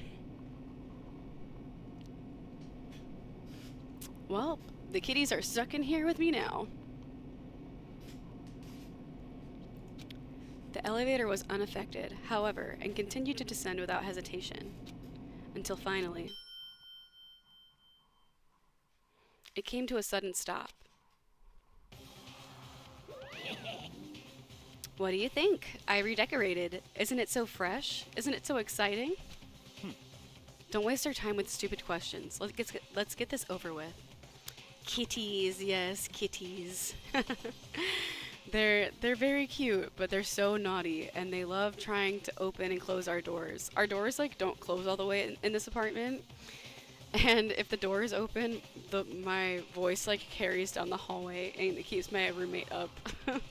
So I try to keep my door shut, but the cats are really annoying about it. Very nice. Good, good. You're rip-raring to go. Gotta say, I don't hate it. Not at all. Well, Okay then, let's get the show on the road. thrills, chills, kills! Alrighty. Alright, Monokuma. And so, the curtain opened once again. A deadly judgment, a deadly deception, a deadly betrayal, a deadly riddle, a deadly defense, a deadly faith, a deadly class trial. Yes, yes.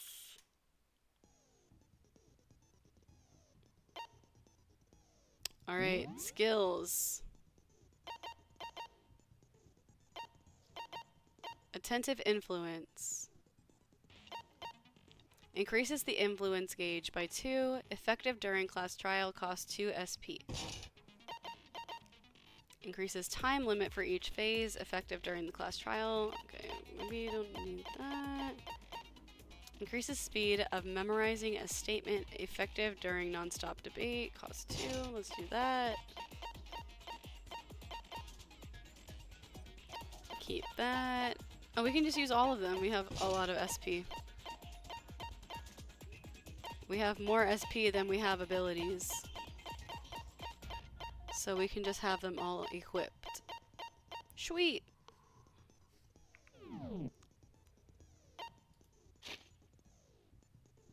Alright, let's go over the facts. Chihiro, time of death was around 2 a.m. Girls' locker room. Blow to the head with a blunt object. She was killed instantly. Chihiro wanted to get closer. She didn't work out with them. She may have been beating someone in the locker room the night she was murdered. Dumbbell had blood on it. Chihiro had told anyone willing to listen that she wanted to get stronger. Some assumed that due to her inferiority complex about being weak, that she admired strength more than anything else. To unlock a locker room, you need to swipe your e-handbook over the card reader. You need a male student handbook. Oh yeah, I knew that. Additionally, lending someone. Okay, yeah. There's handbooks in the hallway. There's a broken handbook, quote unquote broken.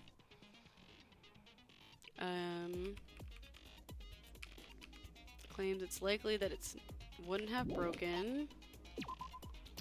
The genocide Jack case file. Bloodlust and profiling indicates the killer is likely a student with a split personality, which is just very obviously trying to indicate that it's Toko, but it's too obvious, so it's definitely not Toko. I'm gonna poke your cat. Please poke them. Maybe they'll behave if you poke them. Chihiro seems to have consciously kept her distance from the other girls. It's been noticed that she gets along well with the boys. There's a stain on the boys' carpet. The locker room posters were swapped. Chihiro's handbook is missing. The quote-unquote broken handbook probably isn't even Chihiro's then. Or, I mean, it probably isn't Leon's. It's probably Chihiro's. And the reason that they made it so that it can't turn on.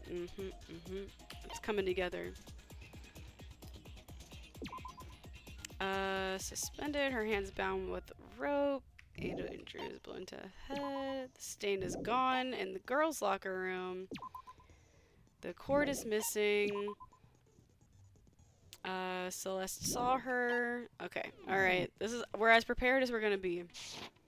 So, let's finish preparations and get started. Let's begin with a basic explanation of the class trial. So, your votes will determine the results. If you can figure out who done it, then I'll punish everyone besides the blackened. Okay, let's talk about the murder weapon. First, we have to make clear what was used to deliver the fatal blow.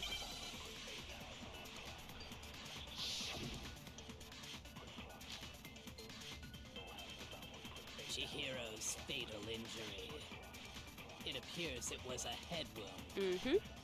According to the Monokuma file, the killer used a blunt instrument. But what kind of blunt instrument could it have been? Oh. Womp. No. I said the wrong thing. My bad. Chihiro's fatal injury. It appears it was a head wound. According to the Monokuma file, the killer used a blunt instrument. But what kind of blunt instrument could it have been? It was a dumbbell. I bet it was an iron pipe. Oh, there we go. No, that's wrong. No, that's wrong. Can we agree that the object that dealt the fatal blow was the dumbbell found at the scene of the crime? It was covered in blood.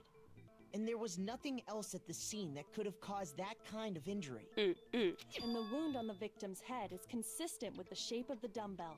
As far as I'm concerned, there's no mistake and no room for doubt on this one. Yep. You looked at her head wound? Yeah, man. Yay! That's so creepy! Bro, we gotta do what we gotta do. No, that's wrong! If you don't mind, I will proceed from here. Let's move on to discussion of the culprit. Although, I believe the criminal behind this heinous act is already... Bro, you're trying to frame her. What? Chihiro's killer is the fiendish serial killer, Genocide Jack. Genocide Jack, the fiendish serial killer. Did he really kill Chihiro? Okay. For this debate, lines of white noise will appear to disrupt your reactions. Your truth bullet will disappear if they hit these lines, so think of them as obstacles in your debate. There's a way to keep this white noise from getting in your way. Press the right mouse button to attach the silencer, which you can use to shoot down the white noise. However, if you shoot an actual remark with your silencer instead of the white noise, the time limit will decrease, so take careful aim when you have your silencer out. If your action difficulty is set to gentle, white noise won't appear at all, in which case you forget about the silencer and just focus on the situation in front of you. Alright, I think I have it on like medium, so it will probably show up. Okay, I'm ready. Let's go. The culprit is Genocide Jack. I'm sure of it. Case closed, as far as I'm concerned. But that's impossible. Why? What makes it impossible? Well, I mean, come on. There's just no proof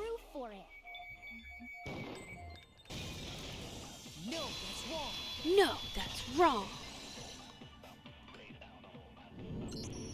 I might know one reason he could be involved. What? I found this file while I was looking around the archive in the library. I guess it's some kind of confidential file the police put together about the Genocide Jack case. What? That's kind of weird as shit, isn't it? What was something like that doing in the library? The why of it is probably more trouble than it's worth. So let's forget about that for now. More importantly, it outlines all the specifics of every Genocide Jack case in exceeding detail. According to the file, there appear to be two defining characteristics in every Genocide Jack case. The first is that a bloody message is found written at the scene of every murder. Oh, that's right. Boob lust. No. It's actually bloodlust. But more important is the other characteristic, and it's something that has never been made public. Never made public? What the hell is it? Why don't you tell them, Makoto?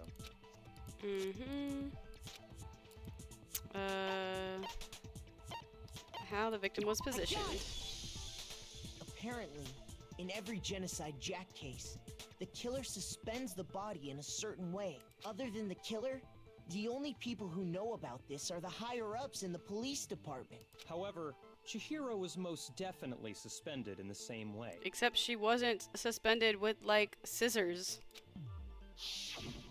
So, how did the culprit know about this when only high-level police officials You know were who I aware think of it is? I think it's fucking Byakuya, bro. There's only one logical answer I can think of. It's because the culprit in this case is the real Genocide Jack. He's just trying to frame her. Way. You're saying Genocide Jack is one of us? Yes, in fact, it's Toko. What? Genocide Jack's true identity is Toko Fukawa. What? Hey, okay, wait, hold on a sec. Toko has like blodophobia or whatever, remember? What kind of serial killer is afraid of blood? Is Toko Genocide Jack? The answer is yes and no. Another riddle. Man. It's a riddle for sure, but I feel like I understand it. What it means for Genocide Jack to be Toko, but also not be Toko. The answer is that she's not just one person, but multiple people. Multiple personality. Split personality.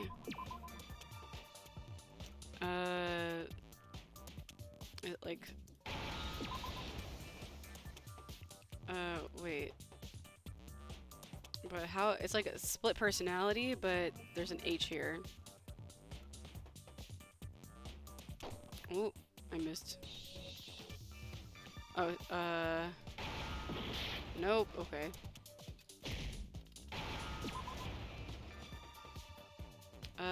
Schizophrenia. Okay.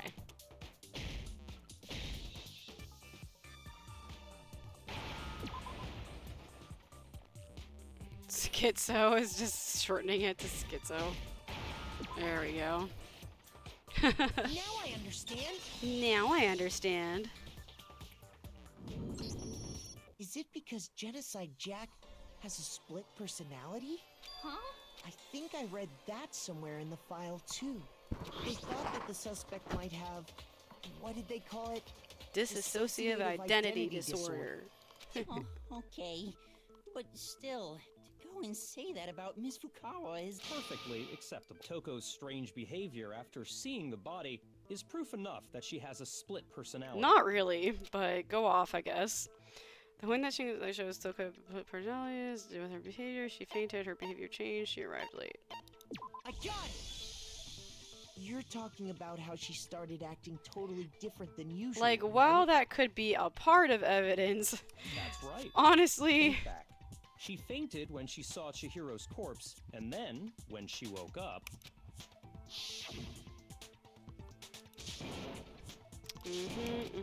Still, this wouldn't be enough, like, this wouldn't be enough of a reason to actually diagnose someone. Acting funny, that's for sure. That melancholy tone of hers completely disappeared. Don't go assigning adjectives to my tone without permission. Not to mention, once she regained consciousness and saw Chihiro's body again, she was utterly calm. In other words, within her is one personality that can't handle blood, and one that obviously can. So when Toko trapped herself in her room, it's because she was scared of Genocide Jack?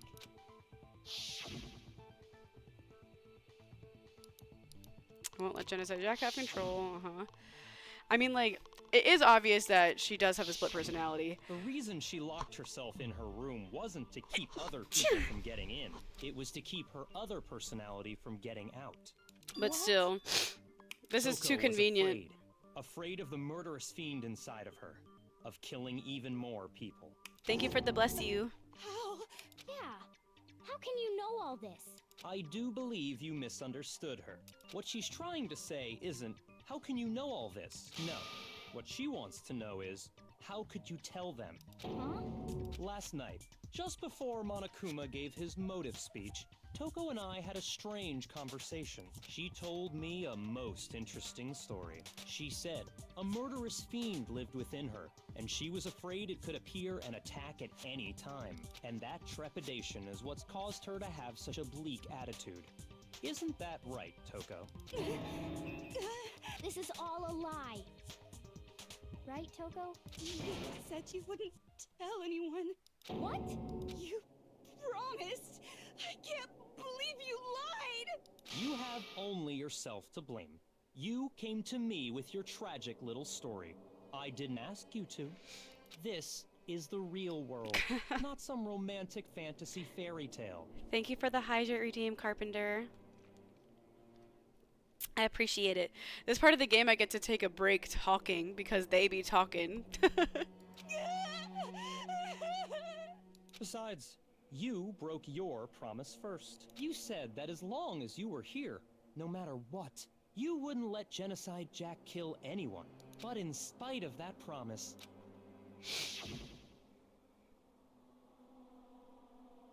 You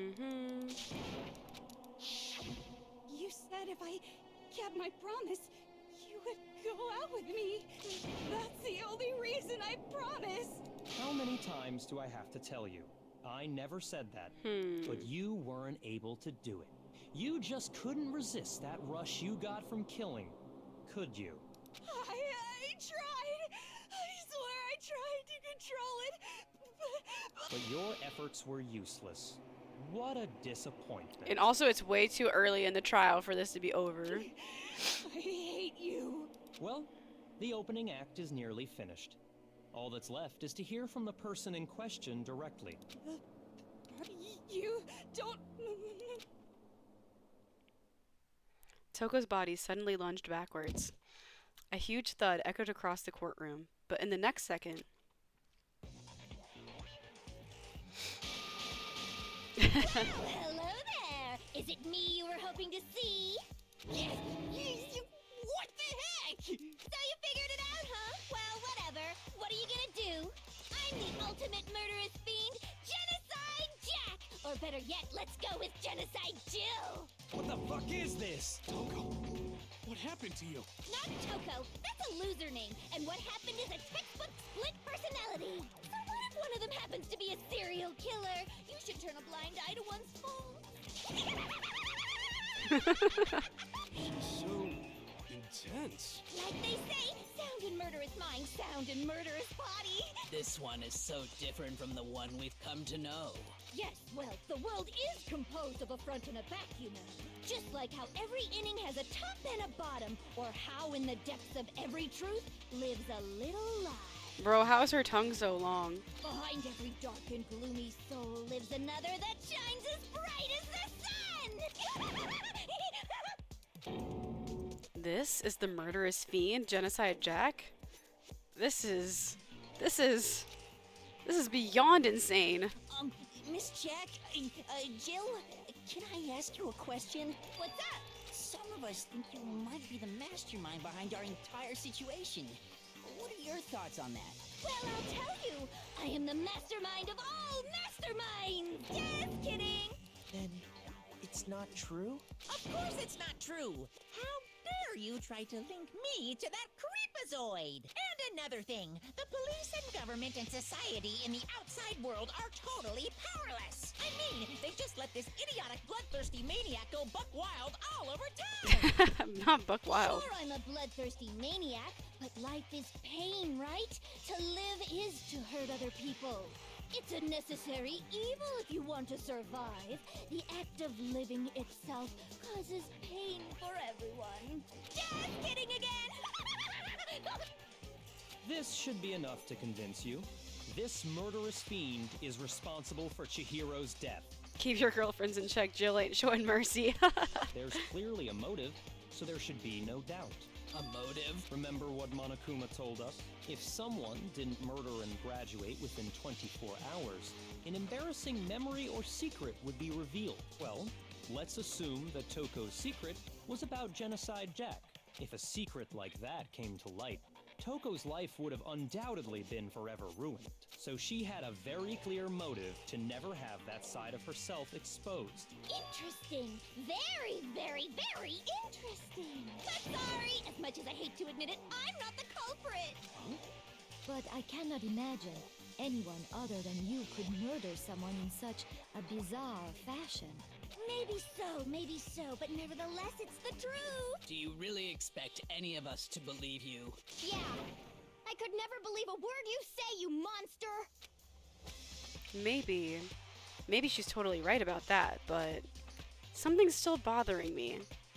What she said. I need to get some more details about all of this.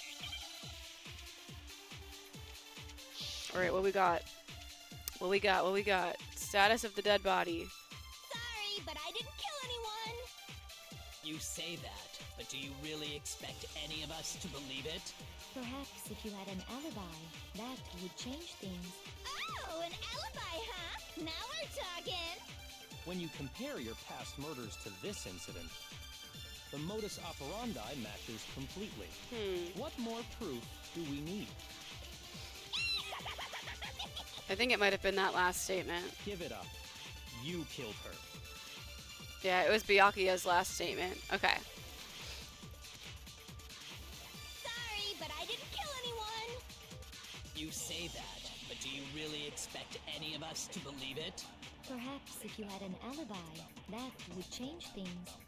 Oh, an alibi, huh? Now we're talking. When you compare your past murders to this incident, the modus operandi matches completely. No, that's wrong.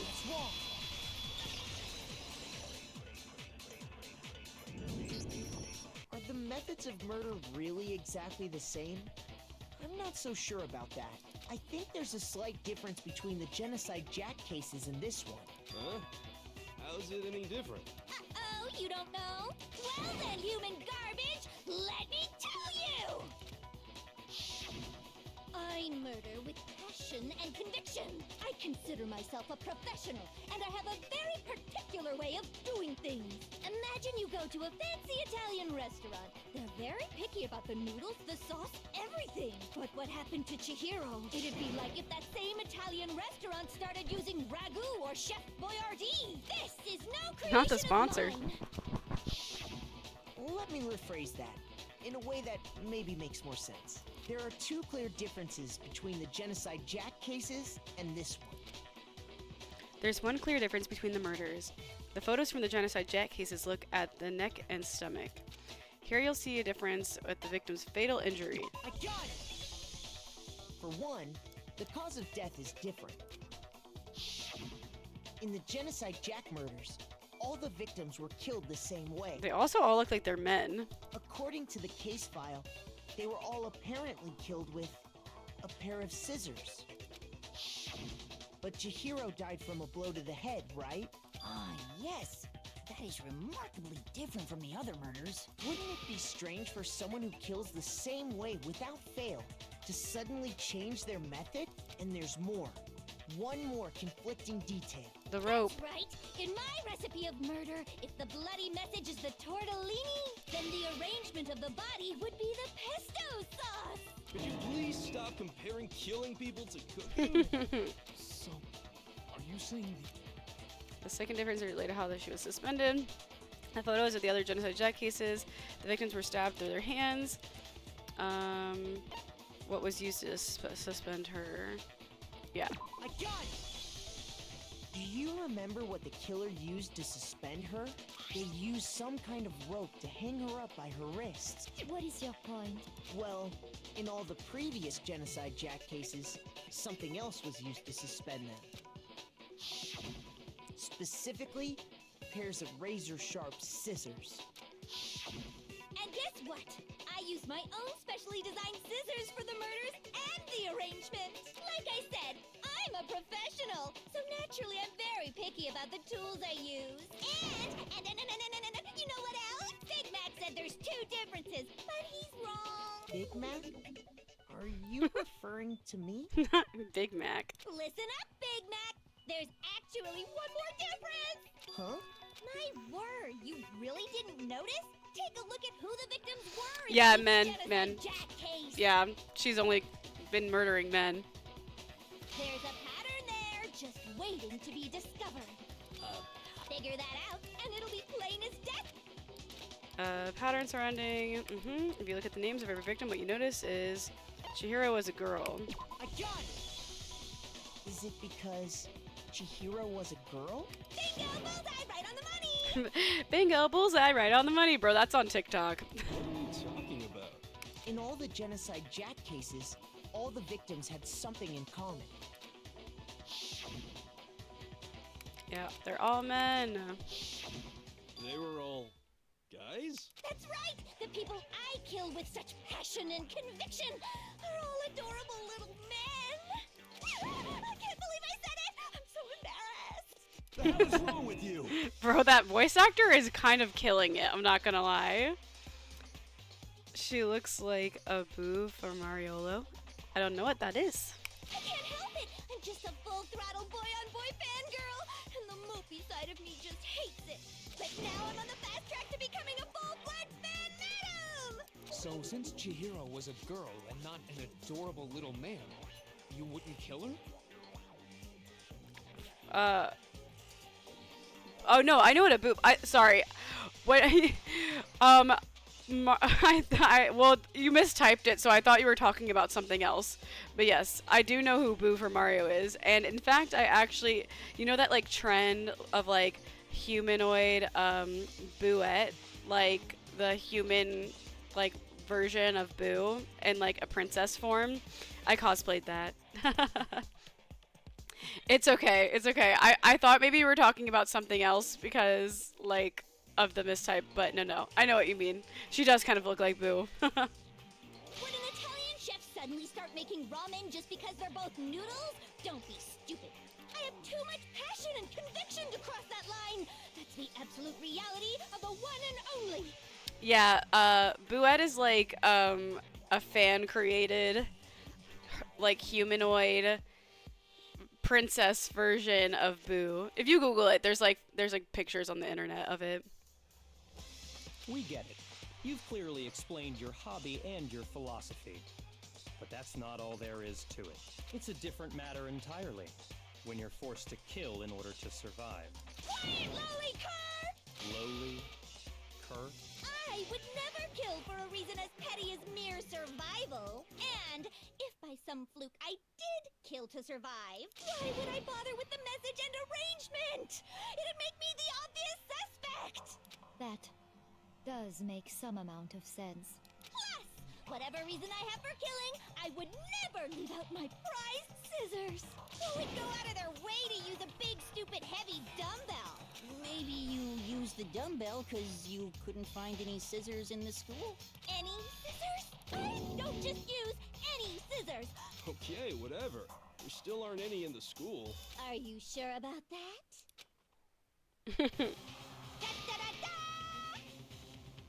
Oh my god, she's so crazy. She's fully equipped. I'm kind of obsessed with her, I'm not gonna lie. That's right! So I can kill anywhere, anytime! Why would I resort to dumbbells or rope when I have my trusty scissors by my side? Go ahead, tell me I'm wrong! You can't, can you? Gutter dogs, all of you! Gutter dogs, all of you. God, she's insane. Not to mention, I have no clue how to tie a good knot. So rope's totally out of the question anyway! I have no idea what's going on anymore. Could such a heinous villain really be innocent? But the body really was suspended, right? And nobody but the police knew about that. And Byakuya. Yeah. That's why we figured it had to be the real deal and not some copycat killer. There is one person who could have copied the Genocide Jack cases, and that's Byakuya. Dun dun dun. Here's my answer. Byakuya, it's possible you could have found out, isn't it? Mm-hmm. You'd have no problem gaining access to classified government documents or internal police records. Mm-hmm. Plus, you'd already looked through the Genocide Jack file before this all happened, hadn't you? Yup. He said no comment. Mr. Togami did it? Is anyone surprised? Then the reason he pushed the theory of Genocide Jack being the killer so hard was because he wanted to pin the crime on her. So, he rearranged the scene to disguise it and make it look like I put my stamp on it. The adorable glasses man was behind it all. Oh, I'm on fire! Well, Byakuya, what's your response? I see. So now the suspicion falls on me. Then I must ask, when would you say I began acting suspicious? Surely you must have an answer. Bro, from the fucking beginning, you're sus as hell. Looking back and thinking about it now, the way you were acting right before we discovered the body was a little strange. But you know what? This MF is fucking crazy. I bet he literally... Like, I bet someone else killed her and he literally tampered with the crime scene and made it look like this just to make the trial more interesting. Like, it's still too early in the case, man. We ain't got the answer yet. He's fucking crazy. I feel like that's some shit he would do because he thinks of this as a game. You wanted to go to the girls' locker room right away, right? But since you're a guy... I should have naturally thought of the boys' locker room first. Is that what you want to say? The victim was Chihiro, a girl. Hence why I said we should check the girls' locker room. Nothing strange about that, I'd say. This case sucks. It's the worst out of all of them, you think? On the contrary, there's something very strange. Okay then, what's so strange about it? Go ahead, share with the rest of the class. Okay. Oh my god. We're going to add something called Truth Flashback. If you aim at a weak spot and hold down the left mouse button, then you'll memorize that weak spot. This memorized phrase can only be shot once as a single truth bullet. If you shoot or change the truth bullet, it will disappear from your truth cylinder. However, you can use this flashback feature as many times as you want. If you don't seem to have the answer to a lie or contradiction in your loaded truth bullets, it might be wise to memorize a different weak spot and use that to make your case. When's the best time to flashback? Well, you'll just have to use your keen wits, won't you? In this case, though, I will say that if you don't use a flashback, you won't be refuting anything. Well then, good luck and have fun.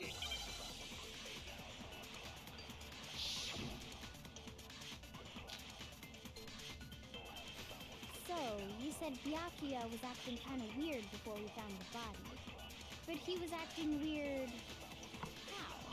If you're presented with the opportunity to check out the girls' locker room, You absolutely take it! That's a natural reaction for any guy!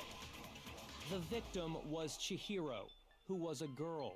So of course I would suggest we check the girls' locker room first. There was no time for pointless distractions. What's so strange about that? I wish you'd taken me with you. There's only two. Hearing Byakuya's comment about Chihiro being a girl, I realized there's a clear contradiction there. Because it doesn't make sense how he could have known before we even found it. Oh, right. I need to make that contradiction clear. Oh, okay, I got it. So, you said Byakuya was acting kind of weird before we found the body. But he was acting weird... how?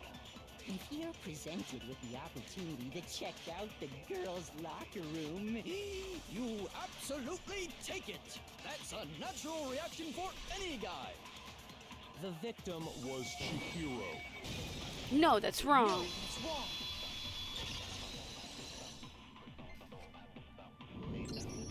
I'll I'll tell you what's so strange about that. Because up until we actually discovered the body, we couldn't have known who the victim was. So your claim that you went to the girls' locker room first because Chihiro was the victim doesn't hold up. I see.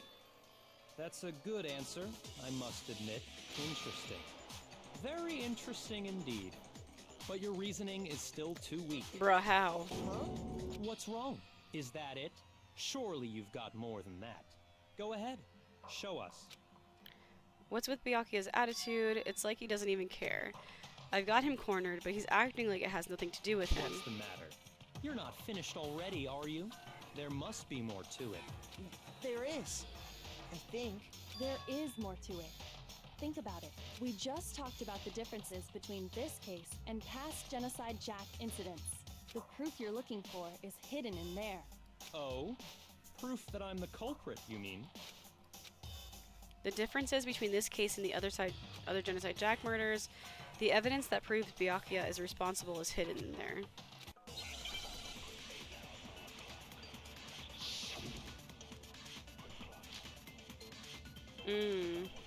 Okay. What? The difference between the cases? You want me to explain it again? When I want to kill, I use my very own special scissors. And I use those same scissors to arrange the body.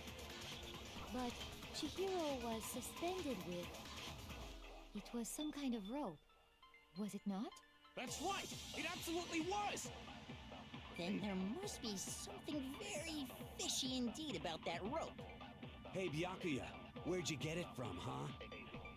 I'd never seen that rope before in my life. I missed! Obviously, somebody else must have had it hidden I away missed! somewhere.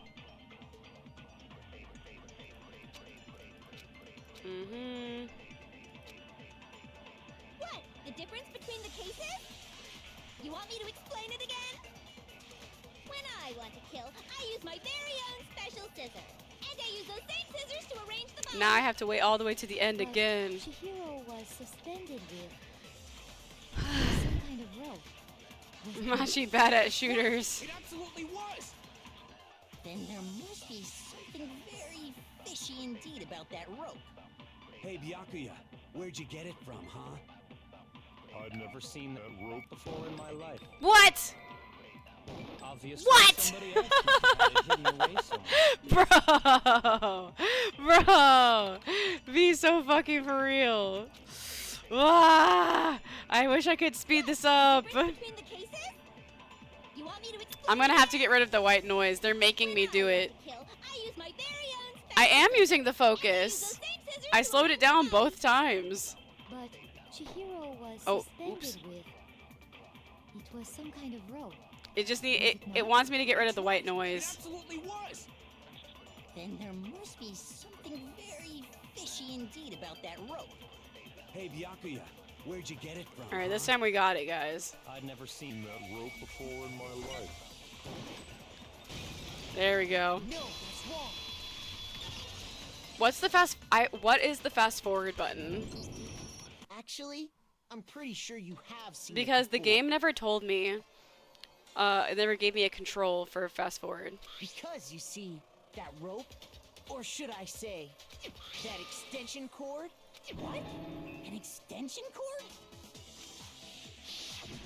Byakuya, you've used the extension cord in the library more than once, haven't you? And the same extension cord that was in the library all this time went missing after the murder. And there's no way someone who uses that extension cord as much as you do wouldn't discover that fact. And Byakuya must be the one who took the extension cord. Control, I can't shift, or imagine right any mouse other button. possibility. Well, right mouse button is the silencer. But I'll try control and shift. I'll see if either of those work. That's really what you think? Then your conclusion is something like this? I killed Chihiro in the girls' locker room, then hung her up and wrote that bloody message. I intentionally made it look like Genocide Jack was behind it. Is that about right? He's doing it again. He's totally calm, totally unconcerned. If he's not even involved... Wait, not even involved? What's wrong? I asked you if you think that's what happened. Hell yes, that's what happened. I So haven't that's it, right? I haven't skipped any Byakuya's the tutorials. It just didn't tell me. I don't disagree with not disagreeing. He kept calling this a game, right? So he'd be totally willing to do something like this to win. Sorry, but could we hold on just a second? Well, okay, so you can skip a tutorial if you don't want it, but like I haven't skipped any of them because I don't remember how to do any of the class trials, so I've been watching all of the tutorials. I think we need to talk about this a little more. Huh? Do we really need to? We've already decided who did it. I know, but still, there's something that's still bothering me. Is that right? And what, pray tell, is still bothering you? I killed her in the girls' locker room. Specifically, I dressed it up to make it look... What about all that... Wait, what was that just now? Something's not right. Chihiro's body was definitely found in the girls' locker room. But does that mean... Can I really just accept what Byakuya has said is the truth? I don't think so. There's definitely something off about what he said. I got it! You say you killed Chihiro in the girls' locker room, right? But are you sure about that? Isn't it possible that the murder took place somewhere else? How disappointing. Hold left control to fast forward. Gotcha. What kind of question is that? Even in the world of disappointments, this is a true letdown. She was found dead in the girls' locker room. There is absolutely no question about that. How could the scene of the crime have been anywhere else? Well, I think it's entirely possible that she was killed somewhere else, then carried there later, along with the rest of the murder scene. Rest of the murder scene? That was awfully specific. Please tell me you have a reason for saying all of that. I believe I do. The poster and the coffee stain. Did I just take you off guard? When the story suddenly moved to the crime scene, Byakuya, who'd been so confident up until now, maybe Byakuya could never even realize that the actual scene of the crime could have been somewhere else. Hey, don't just move on without permission. What do you mean she was killed somewhere else? Come on, Makoto. If there's any chance the murder took place somewhere else, let's see the proof. Evidence that shows the murder took place somewhere else. There was something that switched between the boys' and girls' locker rooms. The posters. I got it! The proof that she was killed somewhere else is the poster that's hanging in each locker room. Your proof is some posters? The poster in the girls' locker room was a picture of a big boobed supermodel. But don't you think that's kind of strange? Why would the girls' locker room have a poster like that? I bet those massive jugs of hers were totally fake! Meanwhile, the boys' locker room had a poster of the super popular boy band Tornado. Again, that doesn't really seem to belong in a boys' locker room. So you're saying that maybe the posters were switched? And there's one other thing I noticed about the locker rooms. The coffee You know stain. what I'm talking about, right, Sakura? You're referring to my protein coffee, aren't you? Protein coffee? While I was in the girls' locker room earlier, I spilled some protein coffee on the carpet.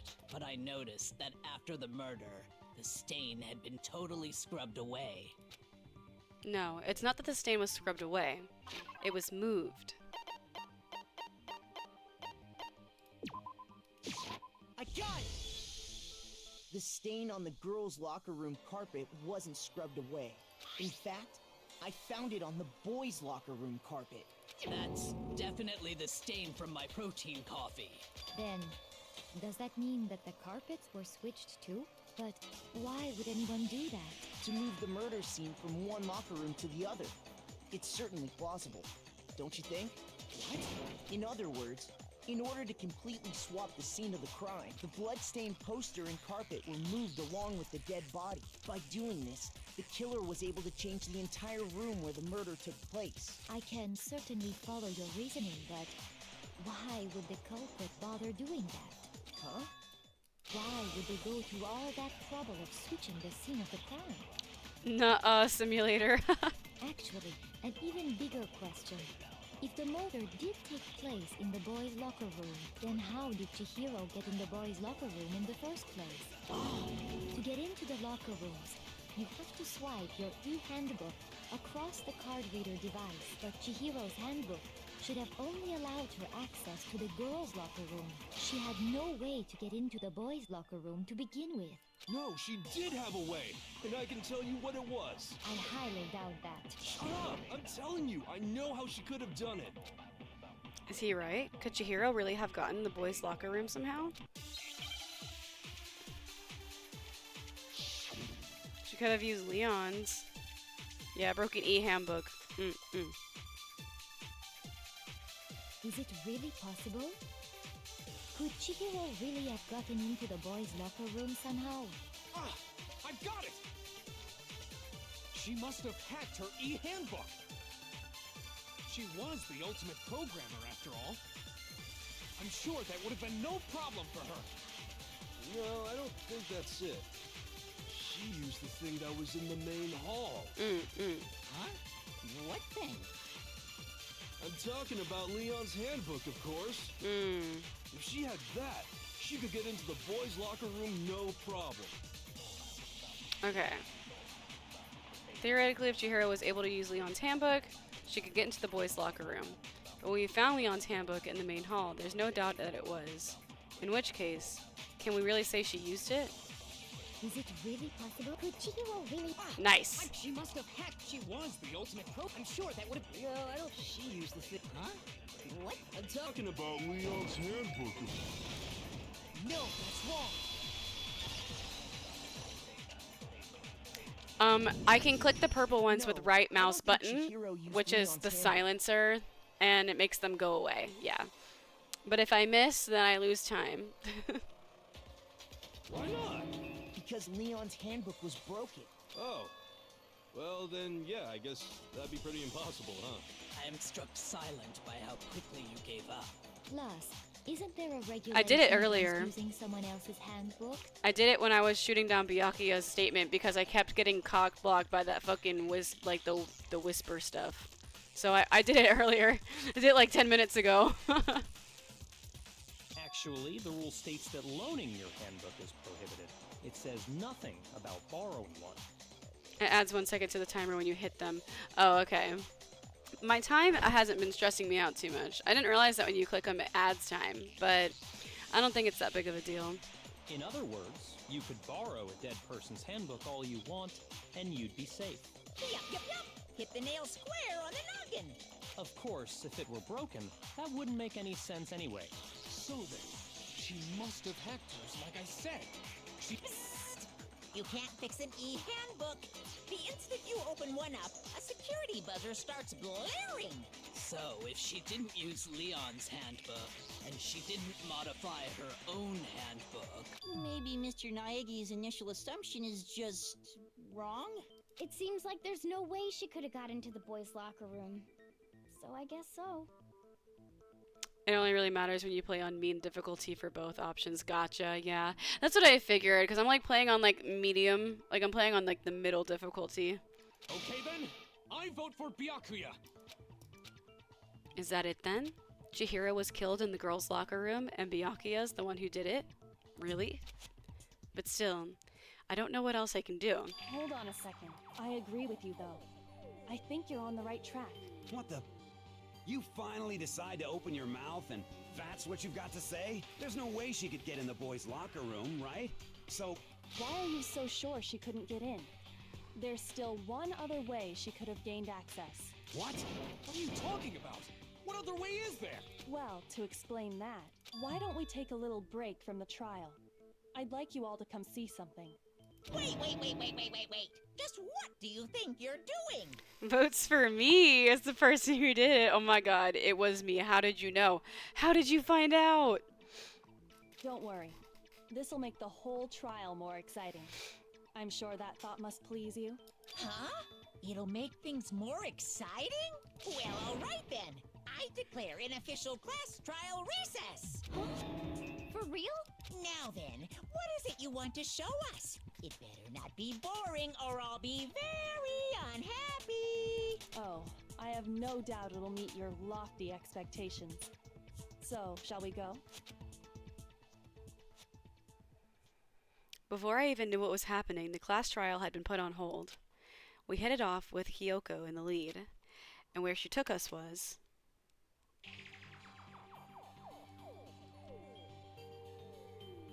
The girls' locker room? We've already searched this place top to bottom! What are you trying to pull, Missy? I'd like you to examine the victim's body one more time. You want to check it again? Be sure to examine the entire body very carefully. Take your time. Examine her carefully. Oh my god. No, wait, no, wait, no, wait, no, wait, no, what? It's a dead body here. Probably Look, best he's if so I don't run gross, my hands all Hifumi. over a girl's dead body. It's not that I'm creeped out or anything, it's just... Very well. But you're a girl. You shouldn't have to touch a dead body. No, it's okay. I think Chihiro would rather have a girl examine her. So just leave this to me. Sakura. What is this? Some kind of secret girl-on-girl action? Is that what you two are about? That's not it at all. Stop screwing around. Okay, here I go. We already talked about the poster swap during the trial. But yeah, but yeah, that's true. But yeah, we already brought that up. I'm sorry, Chihiro. Please excuse the intrusion. Putting her hands together in a brief prayer, Sakura then began quietly examining her body. Be sure to check her entire body, and I believe we will solve this particular mystery. Her entire body? I know you say that, but... What? This is...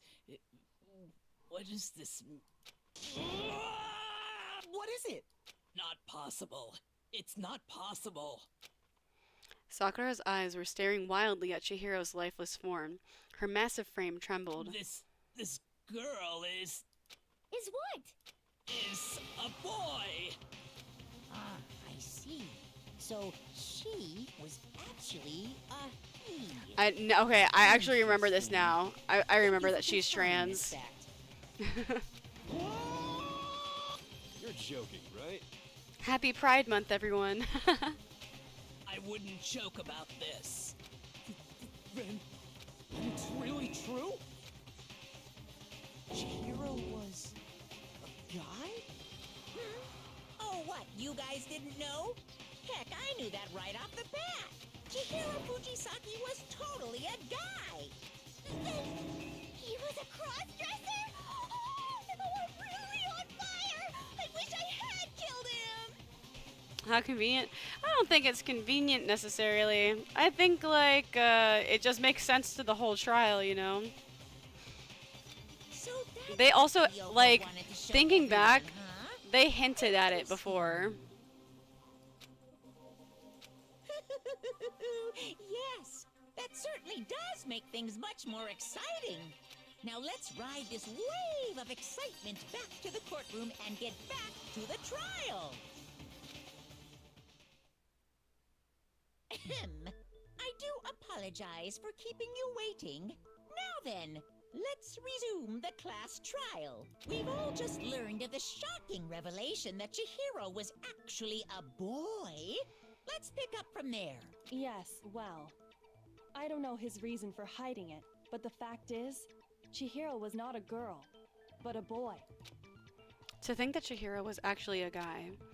The thought had never crossed my mind. And because the victim was male, he would have had no problem gaining access to the boys' locker room. Assuming his handbook did, in fact, list his gender as male, then yes, that would be true. Of course his handbook said he was a boy. He dressed like a girl, but he was a boy through and through. So then, there should be no issue with Makoto's initial assertion.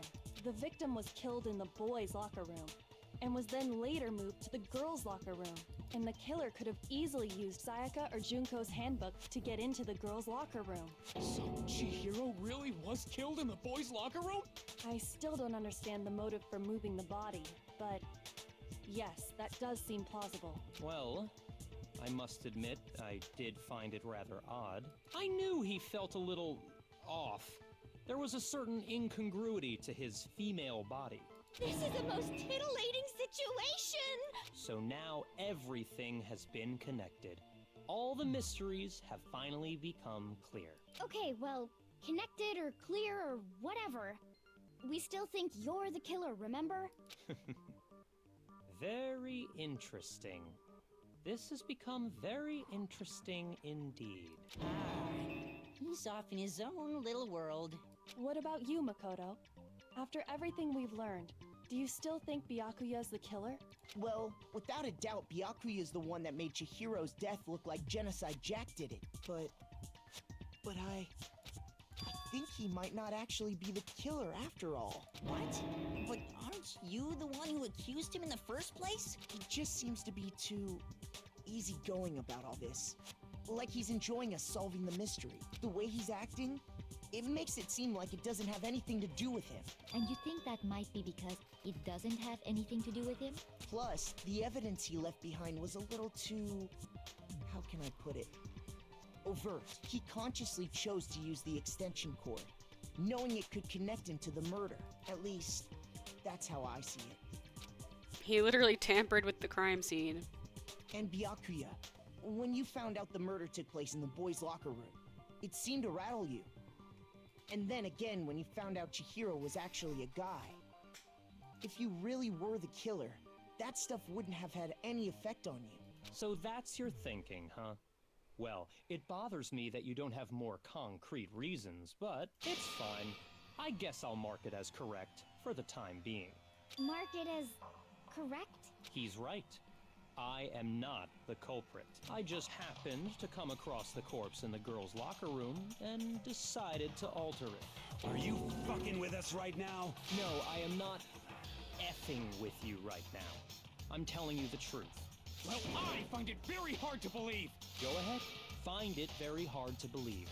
You're free to be executed along with the rest of us. If you're really telling the truth, then why? Why do you do that to his body? My reasons hardly matter right now. Uncovering the culprit is much more important, wouldn't you say? Now then, if it wasn't me, who was it? I know, he's a bastard. Well, I don't think I can say for sure without talking about it a little more. We're seriously gonna keep going? We're all good, aren't we? I thought it was clear Byakuya did it. No, I'm with Makoto. If there's any doubt whatsoever, we need to explore every possibility. Because if we're wrong, we all die here. That's true. Very well then. I'm with you too. Damn straight. Count me in. Do you not have a mind of your own? Of course I do. What am I, an ant or something? Anyway, let's discuss this all as a group one more time. We still have time to make our decision. That's very true. Our lives are all on the line. Excellent. Then shall we resume our game of hide and seek? But if Byakuya didn't do it, then who's the real killer? Who murdered Chihiro? There's one thing we can be sure that we know about the killer. The killer was able to gain access to the real murder scene, which means... Oh wait. Shoot! The other one. I overshot it. I got it! Mixed Machi up. It really did mix me up for a second. Since the crime scene was the boys' locker room, you would need a boys' handbook to get in. Since Leon's handbook is apparently broken, the killer would have had to use their own. In other words, it had to have been a guy. But that's still not enough. I need to find some more clues.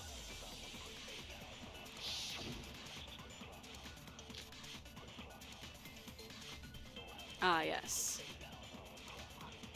Isn't there a single clue that might lead us to who did it? Well, clues are one thing, but did nobody get a look at the killer? I'm sure if someone saw the killer, they would have said something by now. Perhaps someone saw the victim at some point. Even that might be enough for now. Yeah. All we need right now is any kind of new info. It's over. It's Probably the all new over. info one. You want to know who saw the victim? The killer. And only the killer. No, that's wrong.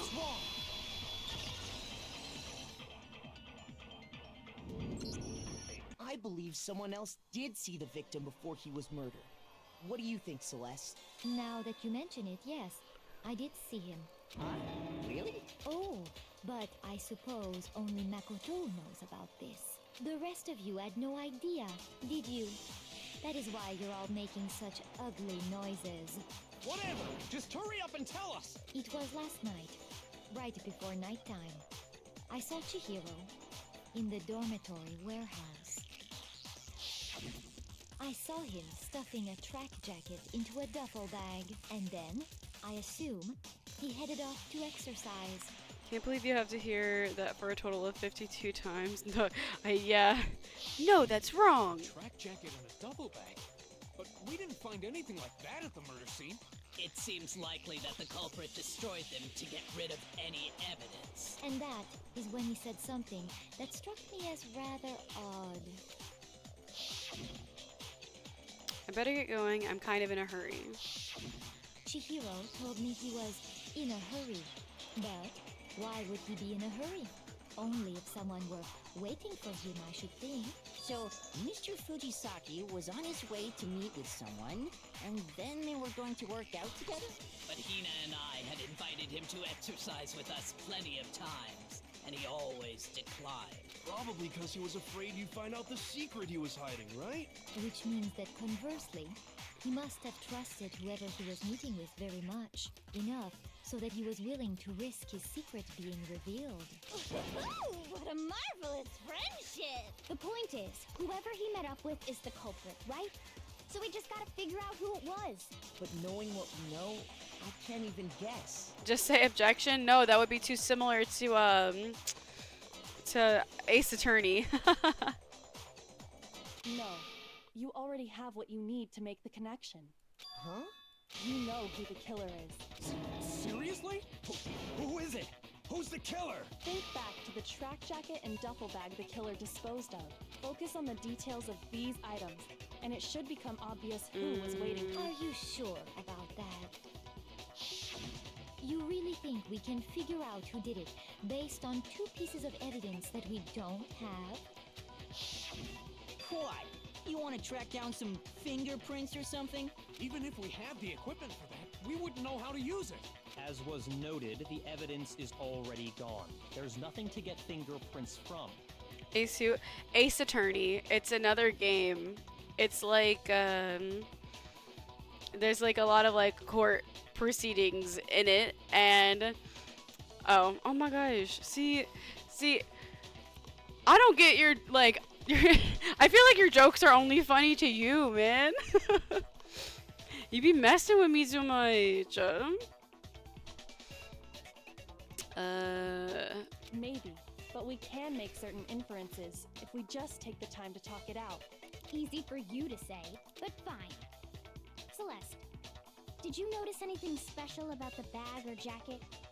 The bag was just a normal duffel bag from the warehouse. All the bags in there are the same, so I can't imagine what would make that one special. Yeah, I know. Well, if I remember right, there was a decent variety of tracksuits to choose from. Do you think there might be some connection between the culprit and Chihiro's jacket? Perhaps. Let's explore that and talk a bit more about the jacket he took. Does Chihiro's track jacket really hold some clue about the killer? Somehow, it's really hard to believe. Bro, I don't know what she's getting at, actually.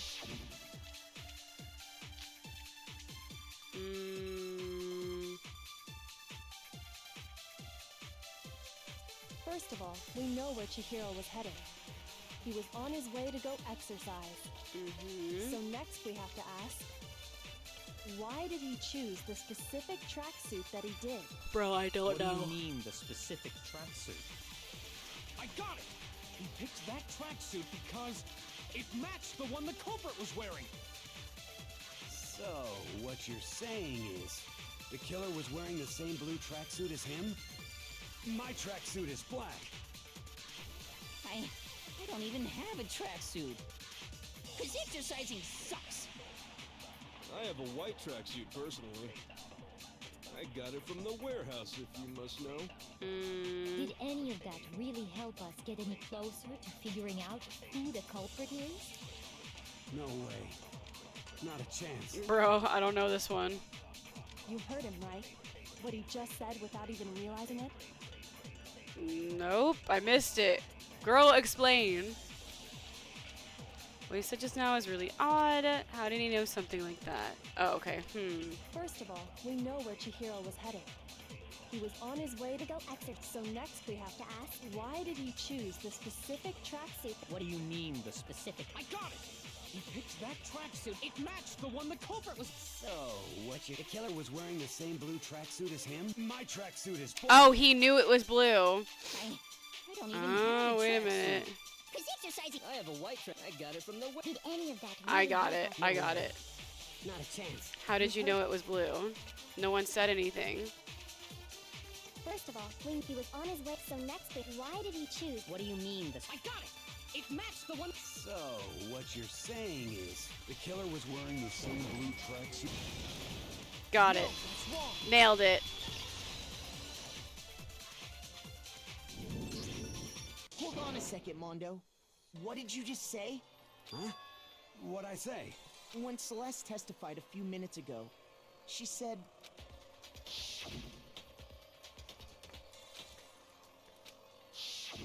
She never said anything about the jacket's color. So why did you say Chihiro's blue tracksuit? What are you... You just... Hey, Celeste. What color was Chihiro's tracksuit? As a matter of... Yep. And before we began the trial, did you tell anyone that? The only one I told about any of this was you. Then, Mondo, how did you know what color Chihiro's tracksuit was? Uh-oh. Because I just... I'm sure he saw the clothes at some point in the investigation. No, that can't be it. The bag and clothes were surely disposed of by the time we began our investigation. Then the only reason he could have known what color the tracksuit was is if he saw Cherry with it before he died. That's the only possibility. Cherry? So, how about it? Did you see the tracksuit or didn't you? Just by chance. I just happened to see it last night. He walked past me, and he was carrying the tracksuit in his hands. No, that can't be it either. According to Celeste's testimony... Yeah, he pushed it back into the bag. When Celeste noticed it, Chihiro made a point of making sure the jacket was completely in the bag. If you just ran into him briefly, you couldn't possibly have seen what color the tracksuit was. It would appear you've dug your own grave. Perhaps. But you handed him the shovel, didn't you? That's why you said what you did. Focus on the tracksuit and it'll be obvious who he met with? Ah, now I understand. It was all one big bluff, wasn't it? Your true intention was to draw... Your boy killed your Pookie. No! Mondo, why? That's why you said you knew who did it. To put them on He's edge. literally my favorite of the male cast, too. That sucks, man. That's right. However, Mondo was my target all along. I had my suspicions about him from the very beginning. But why? What made you so suspicious? That's a good question. The way he talked, the way he was acting, because I hate him?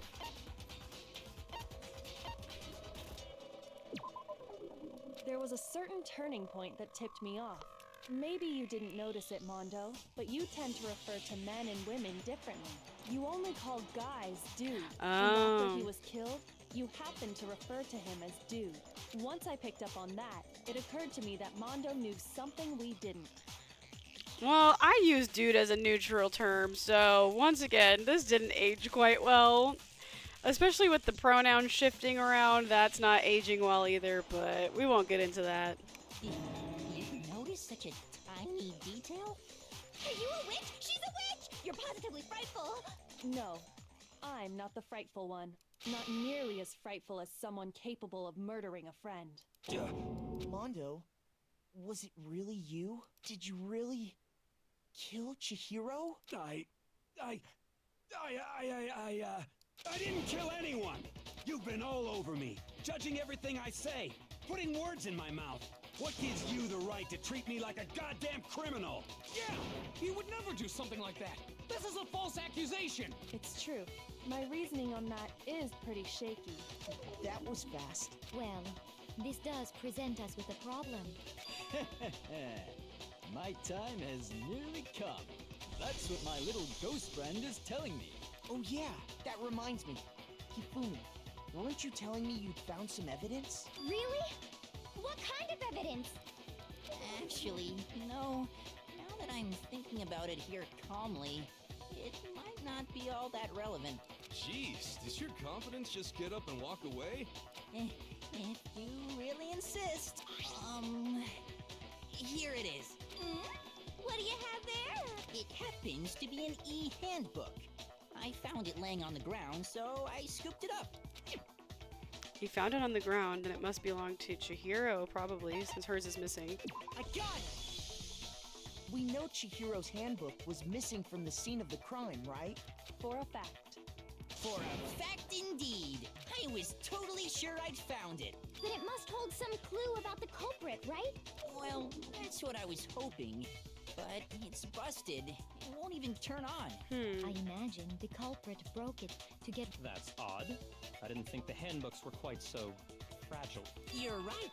They're not. They're totally waterproof and shock resistant. It would take an awful lot to break one. And yet, this one does appear to be broken, as is Leon's, sitting useless in the main hall. For all your confidence, that is a remarkably high failure rate. Do you think there might be some kind of mystery in there somewhere? How precisely did the handbooks get broken? There's only one possible explanation. I think it's weak point. I got it! You already told us before that the handbook has one weak point, didn't you? Yeah! You remember that? Sure, maybe I let that slip. But I never told anyone what the weak point actually was. But if the handbook is supposed to never break, and two of them broke in quick succession, Then we can only assume that someone's figured out its weakness. You know what the weakness is, right, Monokuma? So, what is it? You're asking me? I think it's a necessary piece of information if you want this to be a fair trial. But if I tell you, and someone else decides to copy it, that would be very not good. Just tell us already. Why would we want to break our own handbooks? Oh well, I have a weakness for pushy demands. But you're sure you won't follow their example? Then allow me to make a special announcement.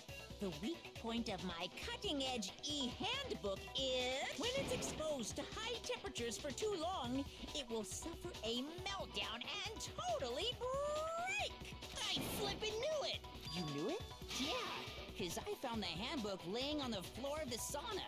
The temperature in the sauna can reach over 200 degrees. Strange how you don't get burnt, huh? It's because as your sweat evaporates, it creates a cooling layer of air around your skin.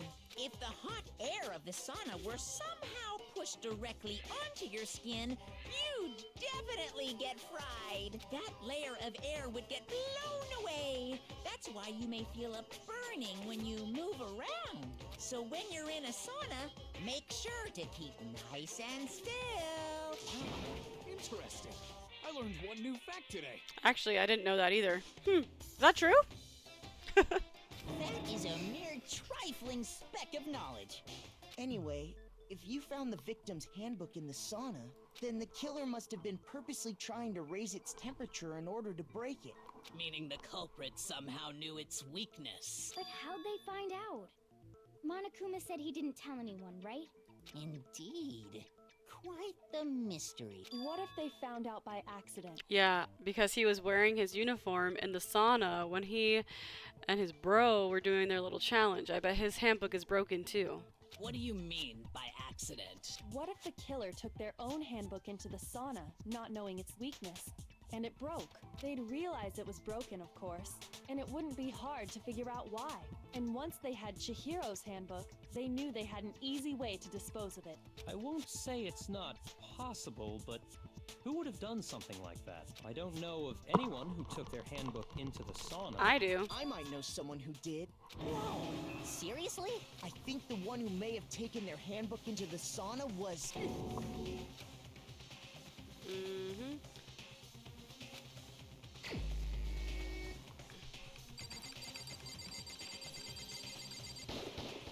Here's my answer. Mondo, your handbook got broken in the sauna, didn't it? Heated stones doused in cold water to breathe steam. I know some of them are like that, but some of them really do get super hot. Like without, I think like you don't have to add the steam. Like you don't have to add the like water to it, because it's like a thing. I've been in a couple of saunas before, and some of them are a little different than others. What? Why? Why do you keep accusing him? Yeah, it depends on the structure type. Mondo and Taka had an endurance contest in the sauna not too long ago, remember? And for the contest, Mondo just so happened to keep his school uniform on. But little did he realize, he'd also left his handbook in one of his uniform pockets. And when it was all over, Mondo discovered that taking your handbook into the sauna could easily destroy it. No, wait, hold on. You've got it all wrong. He would never kill. I don't accept this. Show me the proof. The actual solid proof. I mean, I don't want to believe it either, but I found something that proves it beyond a shadow of a doubt. Oh, fuck, what did I find? I don't remember. Broken e-handbook, Chihiro's e-handbook, card reader. Let's test Makoto's assertion. If what he says is correct, then Mondo, you broke your own handbook. In other words, if Mondo's handbook is actually broken, then that proves that what Makoto said is right. Well, my goddamn handbook works just fine. Oh, I missed. See? Look! Makoto was wrong after all. Mondo wouldn't hurt a fly. I'm like, but is his handbook fine? I'm sure Mondo's handbook broke during their Sauna's showdown. If he's just using Leon's, probably. If I can just prove that, then I will show the handbook Mondo. Let's test Makoto's assertion. If what he says is you broke your own handbook. In other words, if then that proves... Well, my goddamn handbook works just fine. No, that's wrong.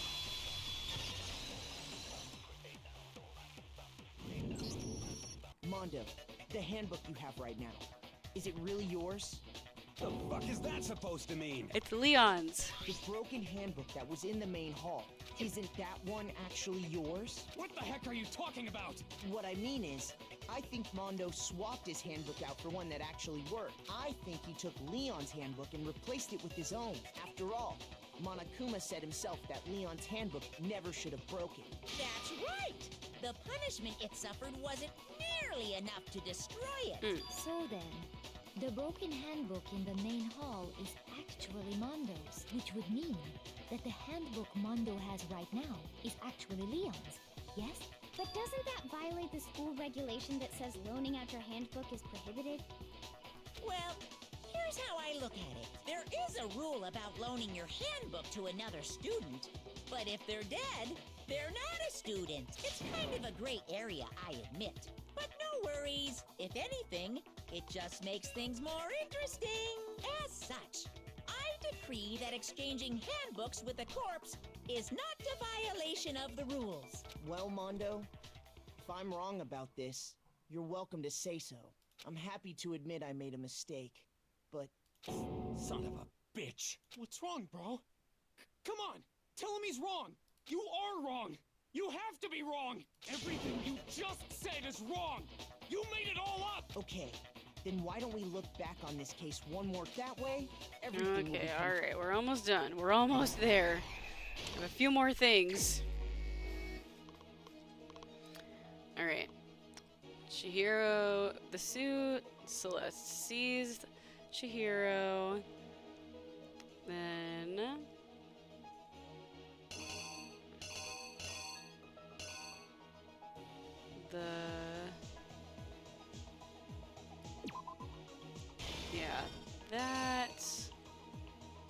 And then Chihiro runs off, goes to the locker rooms, and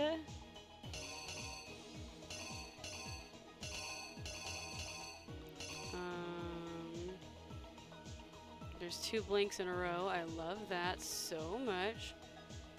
Goes to the boys' locker room. Walks in to the boys' locker room. And then meets Mondo.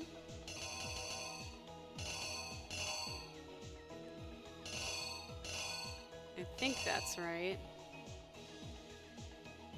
Or maybe it's this one.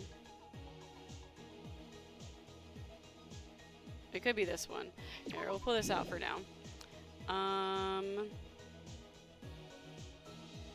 they meet up, and then Chihiro is just here, fucking vibing. Picks up the weapon, walks up to Chihiro, bashes her skull, and then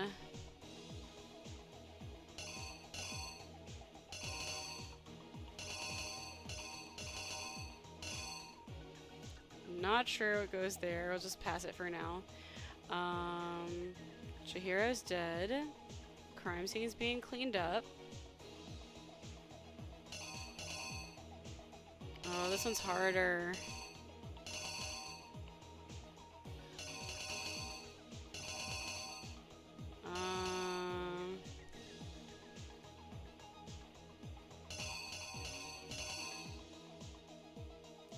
Takes down the poster.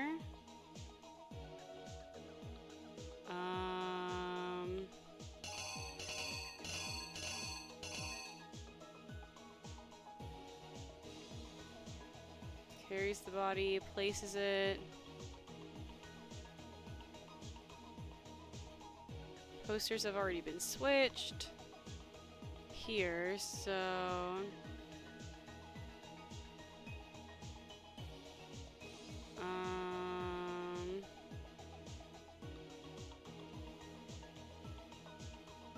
Byakuya finds the body.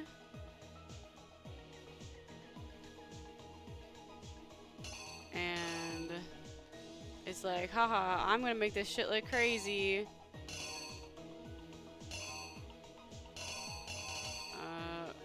Writes the name. Ties her up.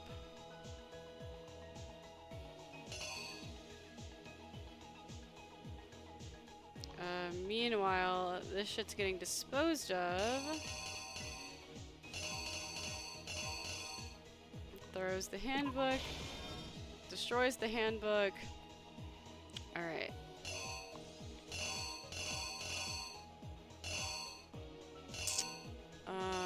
Man.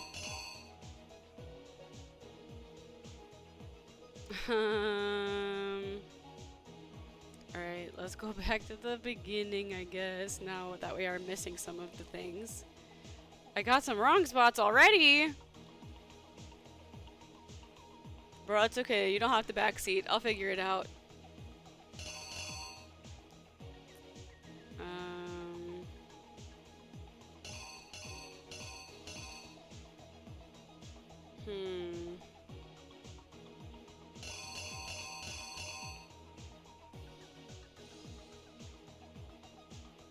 I guess this could potentially go here.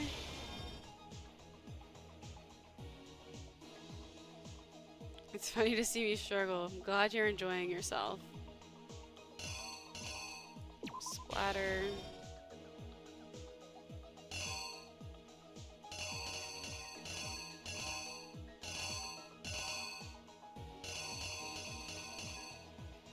Oh, there's this one. Wait, I just noticed the shadow on this. Oh wait, but this is outside of the sauna, so this probably goes at the end.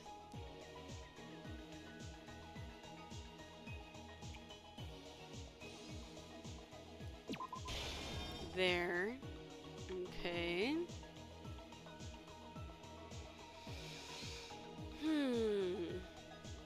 missing a couple now. Alright, got everything from the beginning. I'll probably have to swap a couple things around, but it's fine. We'll figure that out when we get there.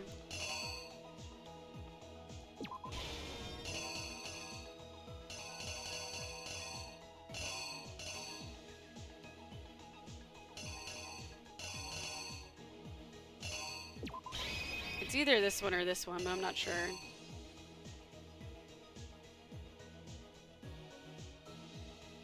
Alright, let's just hit reenact and then we'll see what we got wrong. First, let's take a look back to before. Last night, Celeste saw Chihiro in the warehouse. At the time, she was apparently stuffing something into a duffel bag. That something was a blue tracksuit.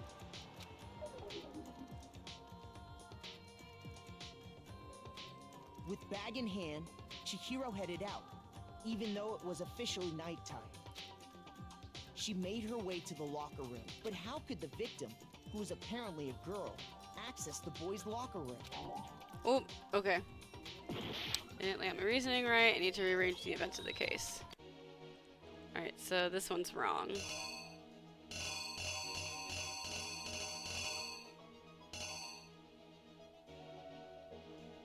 Is it this one then?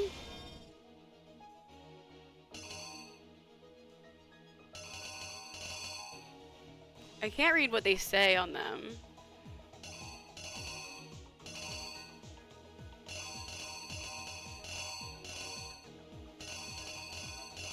Let's try this. The killer is you! With bag in hand, she made her way to the but how could the victim? There we go. Bro! Bruh. We're almost there. It's not that one. It's probably this one, right?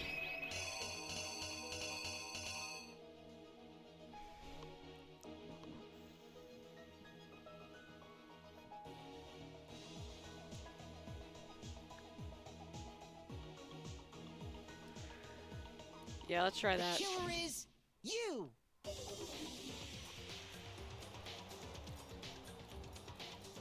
With bag, but how? There we go. Simple, because she, which is why he was able to use his own handbook to gain entry. Once inside, he met with someone there, and the person he met was the one who killed him.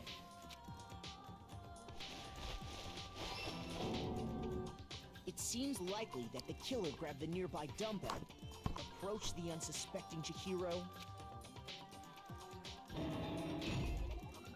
and attacked him. And that's where the bloodstains on the poster and carpeting in the boys' locker room came from.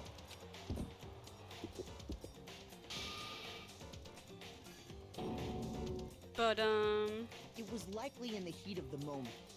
The body was arranged, but the murder itself felt unplanned. Which is why the killer hurried to try and hide the act. First, pulling up the bloodstained carpet, then removing the bloody poster. whoop.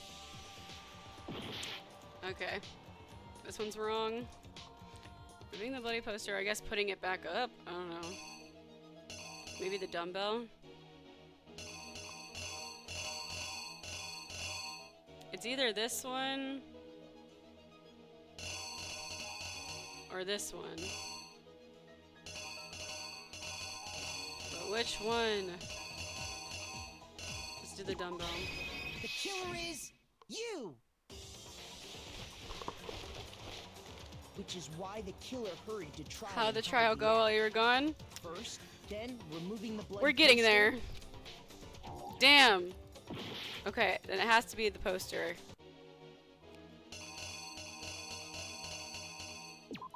Here's exactly what happened.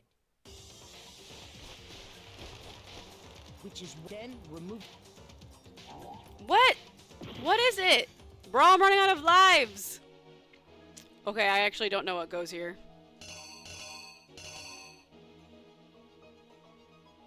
The handbook? I don't fucking know, bro. Is it the girls? I did the poster and the dumbbell. They're both wrong.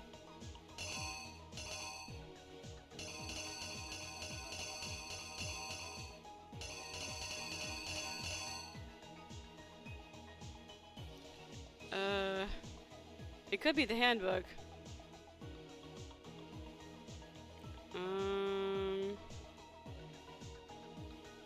Bruh.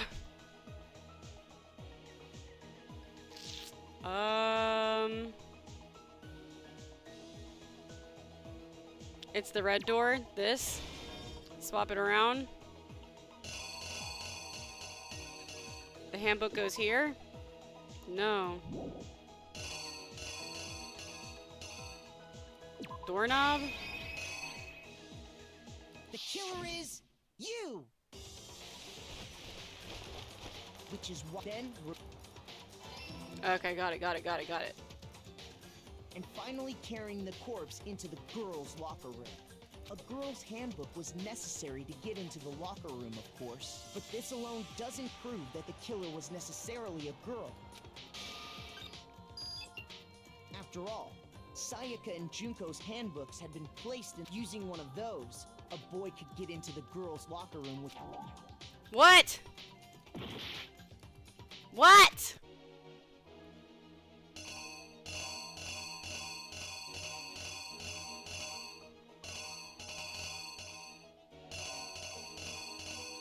Bro, I have one life left. We gotta get this right.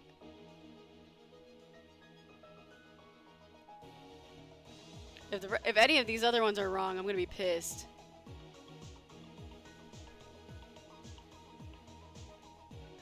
Oh my god, what is it? Oh my god, I'm stressed. I don't want to do this over again. Fuck. What are we thinking, guys? Dumbbell? Poster? Those are my only choices.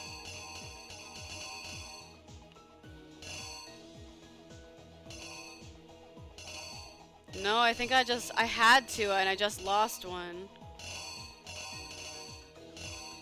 Fuck.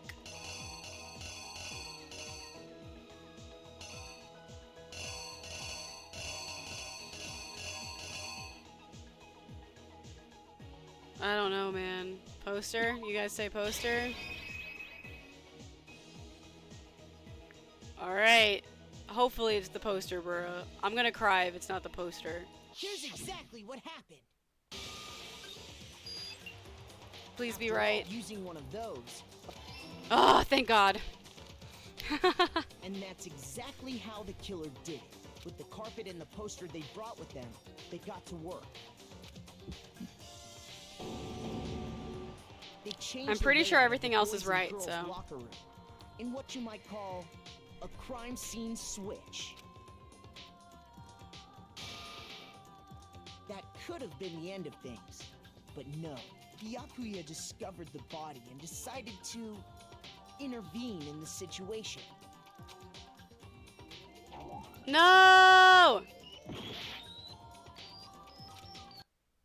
Fuck. I hate my life, bro. I'm depressed. I have to do this over again.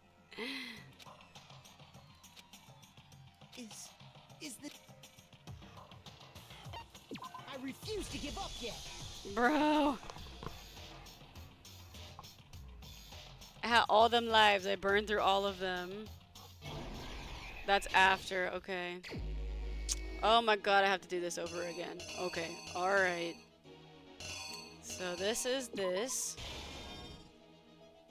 And then...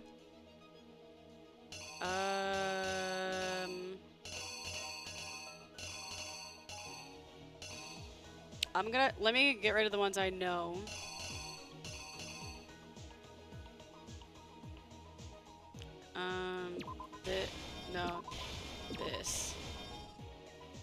right? No, no, no, no. Wait.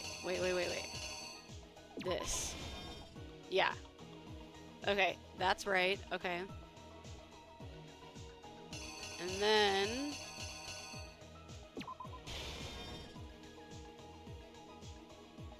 And then...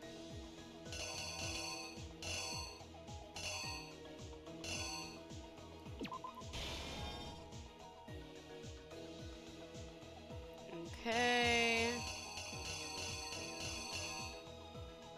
Took down the poster.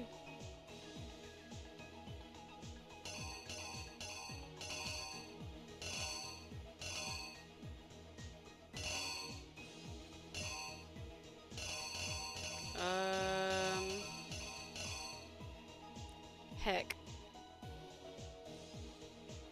Put up the poster? No, I feel like that's wrong. Okay, we'll skip this for a second. I forgot what that one is. This is this.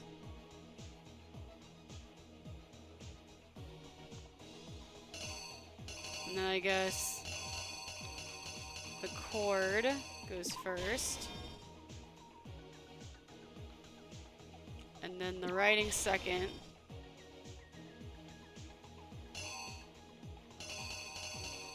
And then this. And then this. Okay. What am I missing over here? I forgot what it is. I think it is. Is it the poster? Yeah, I think it is the poster. Wait, where is it? Where is the... Oh, there it is. Okay. It's like the poster twice. Okay, I think this is right. Here's exactly what happened. First, let's take a look back to I think this is right. Hi, Quackity. Hi, welcome in. We are playing Danganronpa Trigger Happy Havoc, and we are doing the last class trial. It's not the poster twice? Fuck. It's too late. It's too late. It's okay. I have all my lives now. Last night, Celeste at the top. It's the red door. Wait, I put the red door somewhere else. Hold on. It's too late. How could the Oh, wait.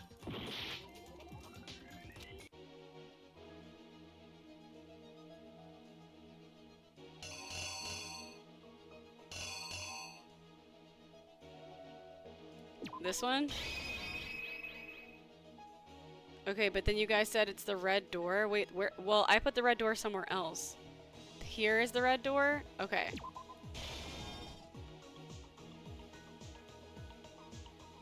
Pulled down the poster, went to the girls' room. And then it's the poster? Here. Okay. Alright. Okay, no, I think we got it. I think... Okay, guys. No, I think this is it. I think this is it. I think this is it. I think we got this. She made her way to the... How could the... Okay, okay, okay. Simple, which is why he... I think we got it. Some of these I know are right. It seems... Guys, we got this. We got this for sure. And that's where the blood stain... I just had the red door swapped with the poster. It was...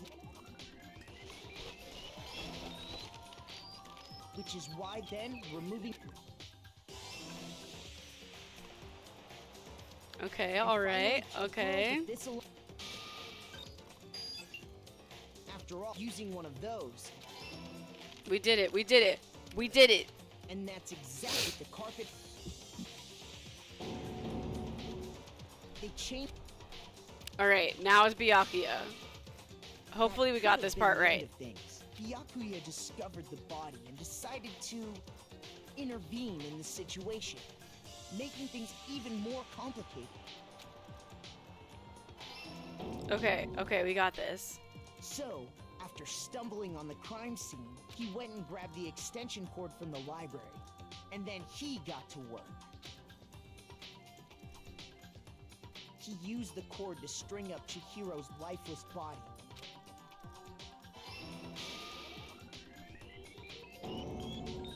Then, using the victim's own blood, he left a grisly message there at the scene of the crime. He wanted to create the illusion that Genocide Jack was responsible for the slaughter. And around the same time that Byakuya was putting together this facade, the killer, having already disposed of Chihiro's bag and other belongings, arrived at the sauna. There, they planned to destroy the last piece of evidence, Chihiro's handbook. We did it. We did it. We did it. Let's fucking go. Somehow, the killer knew that the handbook couldn't stand up to the heat of the sauna. And the reason they knew that was because the sauna had already wrecked their own handbook. And that's how it all played out.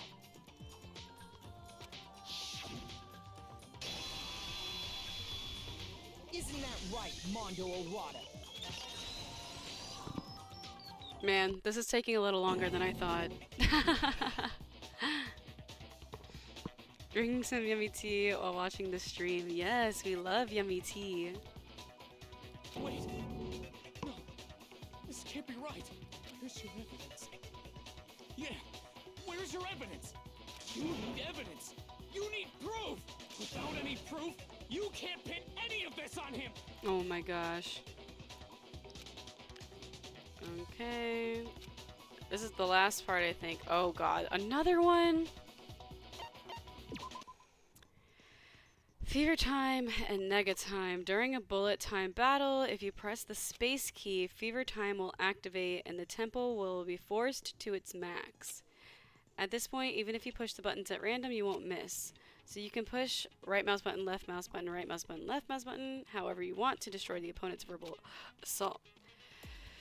This only lasts until your focus gauge runs out. To make the best possible use of your time, of course, it wouldn't be fair if only you got access to special time, so we've prepared something called nega time that your opponent can use.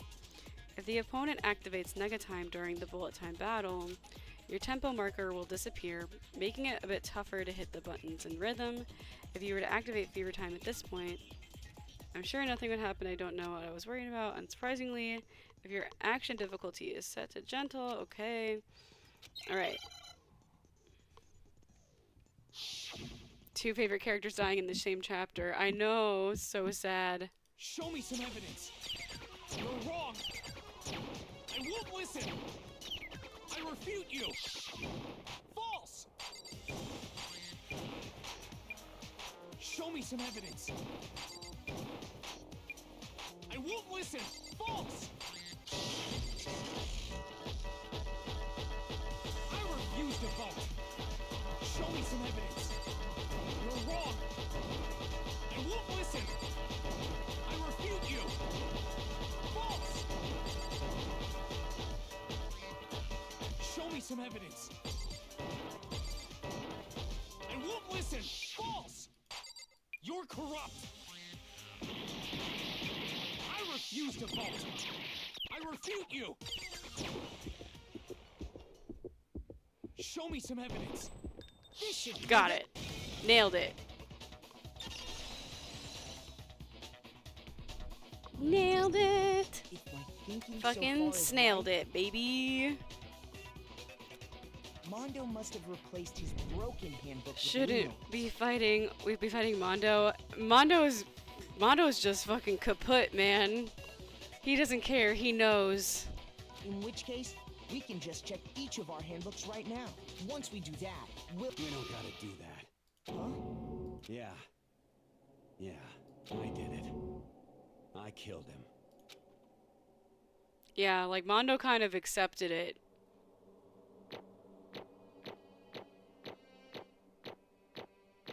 I died once. Alright, not too shabby. I got all damn coins. Bro, Snailed it, Machi. I got no choice, man. After hearing all that, I gotta just give up. Go ahead, Monokuma. Get it over with. Yeah, the bromance did run that deep. Ask for the goddamn verdict. Roger that. Wait! Hold on! No waiting, no holding on. Time for the moment we've all been waiting for. Grab your lever and give it a yank! Who will you elect as the Blackened this time around? Will you make the right choice or the dreadfully wrong one? What's it gonna be? What's it gonna be? We're almost done. And then I can go to bed. Dun, dun, dun, dun.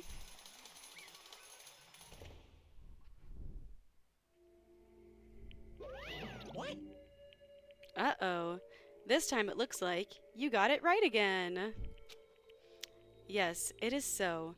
The Blackened that killed Chihiro Fujisaki was Mondo Owada.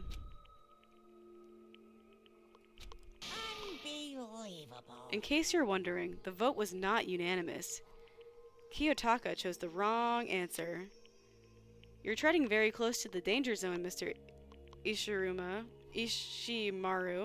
You need to be more careful. I refuse to believe it. There's no way. No way he would kill someone. Sorry. What is this? Why are you apologizing? Why? Why? Why? Why did you do it? Now then. Well, it looks like Mondo's taken a vow of silence, so allow me to explain on his behalf. Actually... The story of the murder this time is the sad story of two men. Oh, but for anyone who doesn't really want to hear it, you can hit the control key to fast forward the text. There was once a young boy. His name was Chihiro Fujisaki. He had an extreme inferiority complex regarding his own lack of strength. You're so weak, even though you were a boy. He'd heard things like that as long as he could remember, and he couldn't overcome his weakness. On the contrary, he tried to hide it and buried himself further and further into that weakness. Time for depressed Kiyotaka. Yeah. Yeah, I'm like, okay, literally, that was the first time they ever told me about fast forwarding. Like, they just decided that I didn't need to know until the end of chapter 2, I guess. To take on the fragile form of a petite young girl, he had chosen that was his way out. Now nobody will be able to say anything about even though you're a boy. But no matter how tightly he wrapped himself up in that shell, the inferiority complex had already taken root deep inside of him and was not so easily weeded out. As it turned out, the shell was completely empty. The complex didn't disappear. Instead, it only grew stronger and stronger. They should have told you. You probably skipped it. Yeah. No, it's okay. Like, sometimes the tutorial mode is weird. Like, honestly, it should have told me before now. Wait.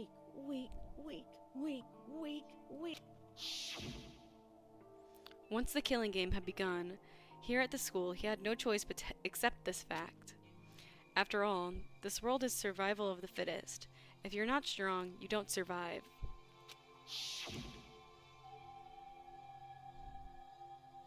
I know, the game was really like, oh, by the way.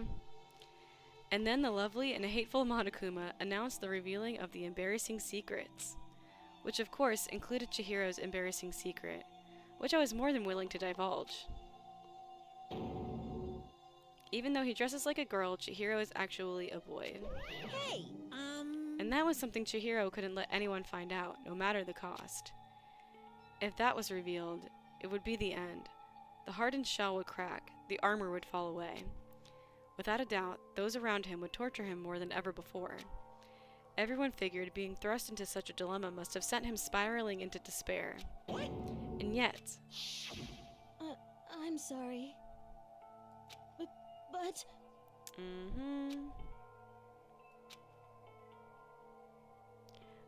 Annoyingly, he used the threat of discovery to motivate himself to become stronger. That's right. I want to change. Strong enough so that when someone says, even though you're a boy, I'll be okay. With that thought at the front of his mind, he resolved to take immediate action. And so, that day, he made the commitment to begin exercising. He was prepared to retrain his mind and body. But sadly, that would be the first and only chance he would get at it. Hey, I know, little Chihiro baby. When he decided to start exercising, he thought it would be good to ask for someone's help. But he wanted to tell that person his secret first, and then ask them to help from there. And the person he went to... Yeah, that's right. It was me. It sure was. The biker gang fella had been painfully clear about how important his manly promises were. So Chihiro probably figured that even if he confided in Mondo, his honor would make him keep the secret. Plus, Mr. Macho Mondo was the very symbol of a strong man that Chihiro had always aspired to be. Maybe talking to Mondo about it will help give me some courage. So he went and asked Mondo to help him become strong. That was his aspiration, and he thought that only with Mondo's support would he ever be able to become close to that. Correct. So then, that must be why Mondo did what he did, to keep the promise he'd made to Chihiro. Huh? Did what he did? You mean, that's why Mondo carried Chihiro from the boys' locker room to the girls' locker room? Indeed. Yes, that's exactly what I mean. Thank you for the unshrimp, Ayumi. I'm sitting up. Wasn't that to cover up what he'd done? Certainly. That could have been part of it, but I don't think it was the main reason. The real purpose was to keep the promise between men he'd made to Chihiro. But how does moving the body keep his secret? Because if everyone knew he'd be killed in the boys' locker room, then everyone would have been arguing about how she got into the boys' locker room, right? Once that started up, at least a few of us would have immediately begun to suspect his identity. So, he tried to protect Chihiro's secret by putting him in the girls' locker room and stealing his handbook. See? Then, Mondo did all that to keep the promise he'd made to Chihiro, who he'd also killed. Why would he do that? The more I hear you talk, the more I don't understand. I mean, you guys trusted each other, right? I know, dude, they coping. Not buttering time. Water's out of order. Sometimes Twitch just acts up. Twitch had deleting messages to the senders. Oh yeah, if you want to like delete your own message. Yeah, I don't think you can do that. So why? Why did you? Because no matter what, I didn't want anyone to know. I knew it. So that's what triggered it after all. The possibility of having your embarrassing memories and secrets exposed. What is this? That's impossible. Nothing could have been that bad. Something he didn't want anyone to know, even if it meant killing someone? You're wrong! It's impossible. Don't make me repeat myself. How many times must I repeat myself? To judge others by your own standard is the height of folly. Even if you can't comprehend it, he obviously can.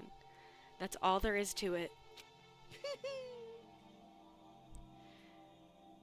If you could delete your own messages but not somebody else's, I feel like that's fine. Because, you know, if you like type something wrong or make a mistake, I feel like you should be able to delete it. The mods delete messages that they find to be like inappropriate or like against like streaming the current stream's rules. What if there's no mods in a stream? All of my mods are definitely asleep right now. Well, while we're on the subject, why don't I tell you? That embarrassing memory, that secret he didn't want anyone to know. Hey, You know what Mondo did? He killed his own brother. Mondo, the ultimate biker gang leader, makes all the hoodlums and riffraff across the country tremble. But the only reason he had the chance to join a gang in the first place was because of a certain someone. Mondo's older brother's name was Daya Owada. Mondo had nothing but respect for him. It was because of Daya that Mondo ever got on a motorcycle. Mondo's brother was his only family growing up. He was the only one Mondo could trust or respect. He wanted to measure up to his big brother, so he imitated him in everything he did. Mondo was the epitome of the starry-eyed kid brother. Meanwhile, the charismatic older brother had put together a local motorcycle gang. And before anyone knew it, it had grown into the biggest biker gang in the country. Daya, the older brother, number 1 in the gang, and his number 2, his younger brother, Mondo. In the beginning, everything was peaches and gravy. But when Mondo started to think about how he would have to take over the gang from his brother someday, his brother's greatness, his reputation, began to gnaw on Mondo's very soul. The kid's gonna take over for Daya, huh? Daya created this gang with his bare hands. Mondo's just along for the ride. Can someone like that really be our leader? All that'll do is make the gang look bad. Almost every day, Mondo heard the gossip and whispers of the other members of the gang, which is why I gotta get stronger. Stronger than Daya. Once. Just one time. No matter what, I gotta win. Don't fuck with me. I don't care what it takes. I gotta come out on top.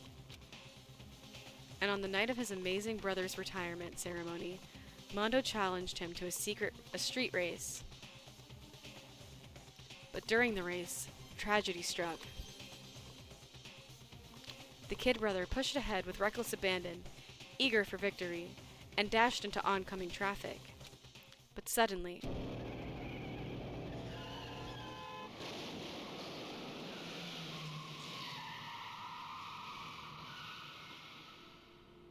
damn, bro. That's not his fault. I know he blames himself for it, but it's not his fault. Damn, bro. He killed someone over this? Over not having this come out? Jeez. Laying on his kid brother's arms, the older brother delivered his final words. My bad, kid. I fucked up. Sorry. Of course, he knew it was his brother's fault, but Daya never blamed him for what happened. Hey, kid, the rest is up to you. No matter what, you gotta keep the gang together. 'Cause it's the team you and me put together. It's a promise between men.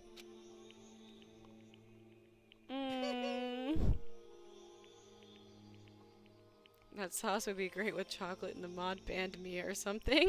What? Some wine would go great with that bourbon sauce. Why are you trying to intoxicate streamer?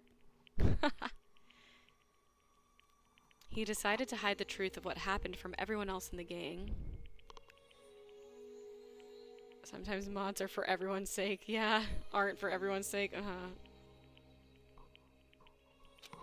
In order to keep the gang together and keep the promise to his brother, he could never admit to anyone that it was his own weakness that had caused the accident. And as a result, the team was made even stronger under the banner of the kid who'd bested his big brother. Daya was going to lose to his kid brother, so he got stupid and got himself killed. That became the explanation for what happened.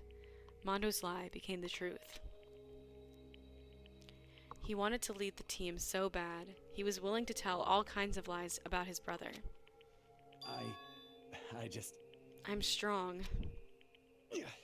Strong, strong, strong, strong. And yet, as soon as our killing game began, he realized, no matter how tough he pretended to be, he was just another weakling that could die in an instant. And then, the lovely, hateful Monokuma announced the revealing of the embarrassing secrets.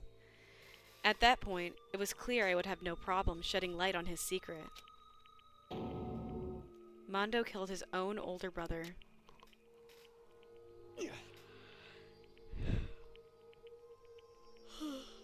No matter what, I couldn't let the other gang members find out. If that happened, everything would have been ruined. Everything me and my brother had worked to create would have been destroyed. His death, all the guilt I've been carrying around, it would have been for nothing. So that's why. Mondo. After I saw what Monokuma had on me, my head filled up with a kind of fuzzy uneasiness and just started swirling around. I'd never felt anything like it before. I didn't know what to do about it. I wasn't sure what to think or say, but after a while, that fuzzy uneasiness turned itself into a rock-hard lump of anxiety way down in my stomach. And it was right about then that Chihiro asked me to start working out with him. And right there, he told me a secret. Seriously? Jesus. I'm sorry. Yeah, I'm sorry I lied to you. But why? Why now? Why are you telling me this all of a sudden? Huh? 'Cause I mean, you've kept that secret all this time, right? If anyone found out, you would... But... You're right, but... I want to change. I wrapped myself in lies. I'm weak. I want to destroy that version of me forever. His words were like a knife in my gut. I felt like he was exposing the lie I'd been living myself. I have to change. I don't want to be weak anymore. You're so strong, it can't hurt you, right? Whatever secret Monokuma might tell us. You piece of... So what? You're saying I should just say it? What? You're saying if I What? really am, I should just be able to tell everyone my secret? Huh? I was jealous. I was jealous of Chihiro's strength. He had the strength to face his own weakness, to try and overcome it. It was the kind of strength I've never had. So I was jealous of him. And that jealousy broke me. What? Are you making fun of me? I'm strong? Are you fucking with me right now? No! I'm not making fun of you. You really are strong, Mondo.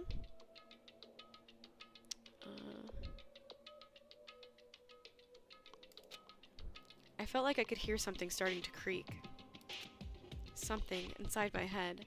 Thank you for the unshrimp redeem. I'm sitting up very straight. No shrimp. What did he want me to do? What was I supposed to do? Was I supposed to just sit back and let my secret get revealed and ruin everything? What's wrong? Damn you! Why did you have to tell me all that? Are you trying to rub my failure in my face? I just wanted to... No, I really just admire you. I admire your strength. Yeah, that's right. That's right, I am strong. Strong, I'm strong. Strong, strong, strong, strong. Stronger than you. You son of a bitch! And stronger than Daya. I don't remember anything after that. When I woke up again, he was lying at my feet, covered in blood. I had the dumbbell in my hand, and I was just staring at him, down on the ground. I killed him. I killed Chihiro. Even after all this time, I'm still just as weak as I've always been. And thanks to that, I did something I can never take back. Mondo. He was normally so aggressive, so angry. He hid that weak side away from everyone. That was his secret. A weakness like that lived in a heart like his, and it turned him cold-blooded. God damn it. Look at him, you see? You're all just like him. For a secret from the past, for a memory. For that, he killed another living being in cold blood. He couldn't cut free of his regret from the outside world. He doesn't know what true strength is. Do you see hope anywhere in there? 'Cause I sure don't. You bastard. Just shut up, you son of a bitch. Go ahead. Say that again, I dare you. Yep. Okay, I'll say it as many times as I want. Is what I want to say. But unfortunately, I can't do that right now. Because it's time for punishing. Because the time for punishing is fast approaching. It can't be. You mean execution? Well now. That's what I promised you, right? The Blacken that disturbs the peace will be punished. Ridiculous. Now then, I prepared a very special punishment. Mondo Owada, the ultimate biker gang leader. Let's give it everything we've got. It's punishment time! Sorry, man. I couldn't keep the promise we made. From one man to another. Man, all the homies dropping like flies. Meanwhile, the most annoying characters are still in the game.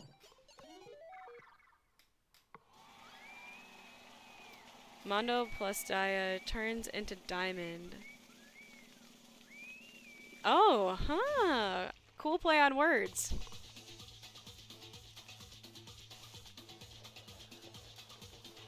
I like that. That's interesting. Alright, here we go.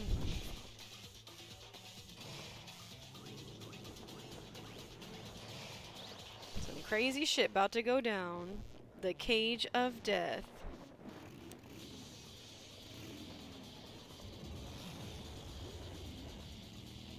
Just like the music, yeah.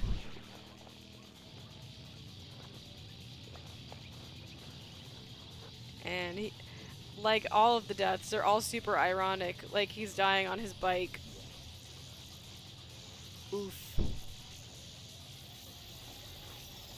See, like this shit is like fucking metal as hell too. Like this shit is like fucking savage. But for some reason, it's just less intense to me than Leon's.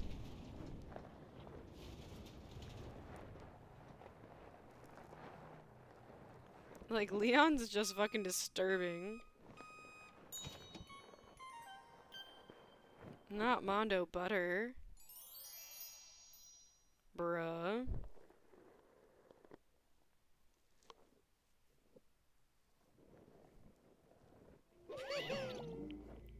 Laugh at death and your soul will forever be at peace. It can't be. My brother. Another murder. And another execution. I want to feel again. Everyone's lives are taken so lightly here. I feel like I might be going mad. Maybe I'll just let it happen.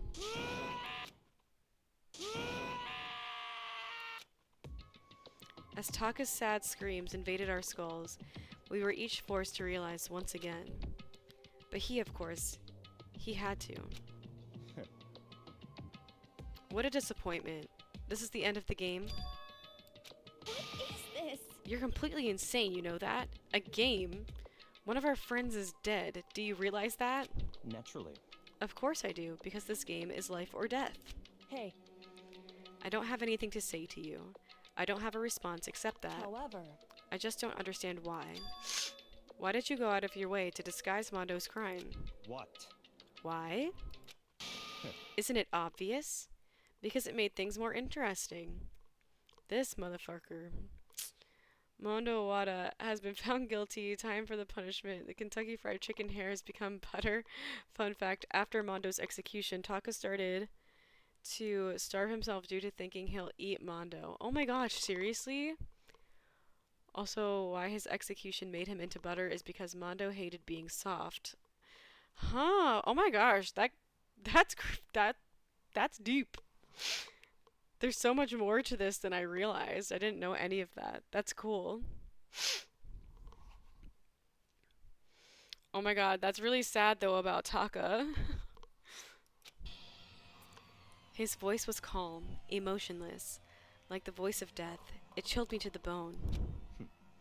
Last night, when the murder took place, I was in the library as usual. Honestly, So, you ignored the nighttime rule too.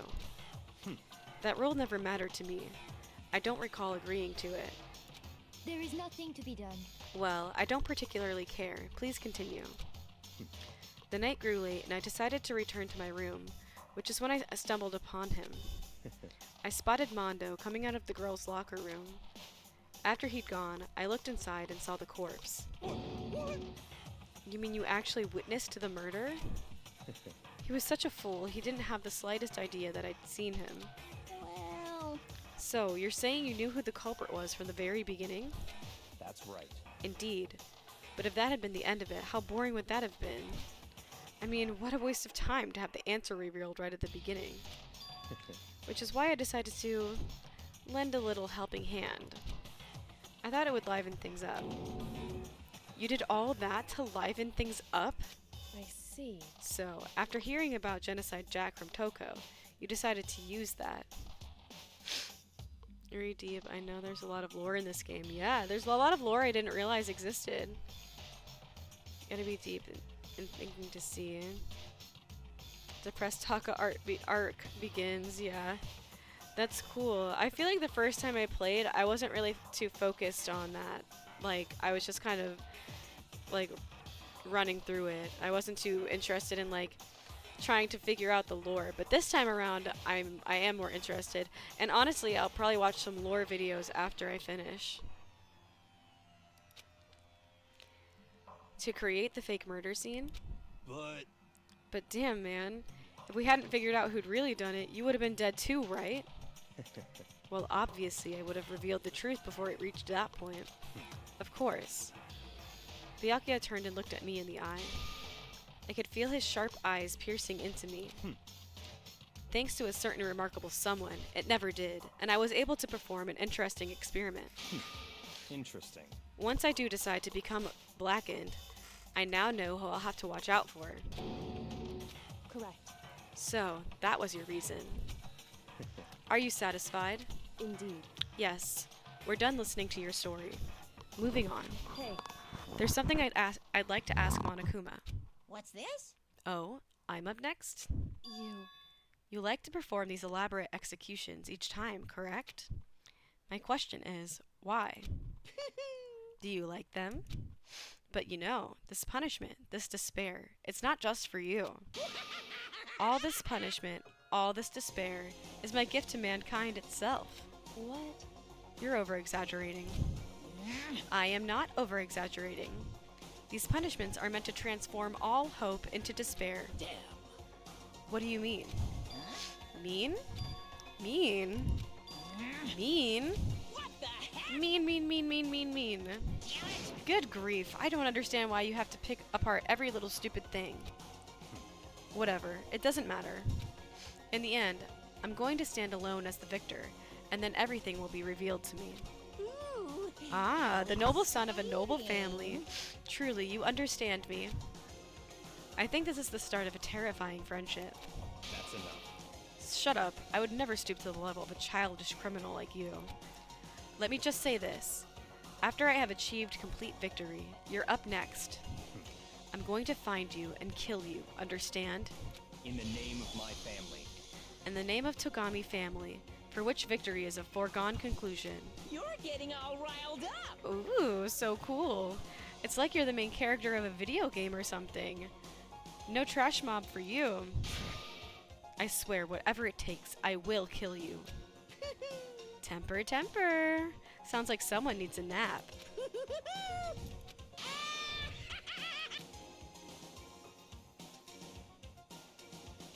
Theories go brrrr. True. Monokuma's laughter pealed across the courtroom, and the curtain closed on the case of Chihiro and Mondo. But I knew that wasn't the end. The killing game would still continue, because their mastermind wouldn't let it end. For those of us who were still alive, our worst fear and despair kept on multiplying. It was the kind of despair that felt like a blind puppy in hell had more future than us. The bromance has fallen off. R.I.P. bromance. We only had it for a short period of time. All of our courage, our efforts, our friendship, it felt like it had amounted to nothing. It was the worst kind of despair.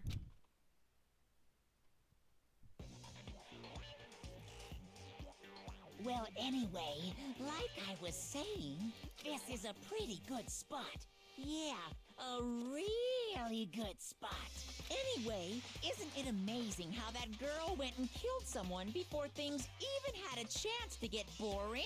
Once things really get moving, it'll be like a roller coaster. There won't be any stopping it. Fear and despair charge forward at a speed nothing can hope to match. But I must admit, I'm disappointed. I went to all the pain and effort of making you part of the group, and you couldn't play your part. You do remember you were supposed to make the first move, right? Well, no biggie. Nothing we can do about it now. So just do your best to make things more exciting from now on, okay? After all, that's what everyone wants to see. There's one thing I'd like to ask you. As long as you don't want to know my measurements, fire away. Who is it? The 16th high school student, I mean. Ooh. My, you really took me by surprise there.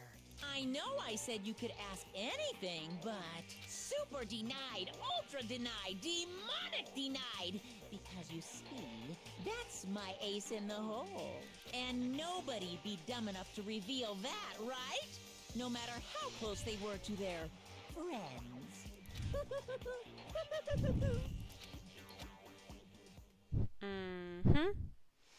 Alright, so someone is in cahoots with Monokuma, and there's a 16th student hiding somewhere in the school somehow. And now there's only 10 of us left. And we finished the chapter. That's a wrap, everybody. We did it. Receive crazy diamond present. Yes. Please save.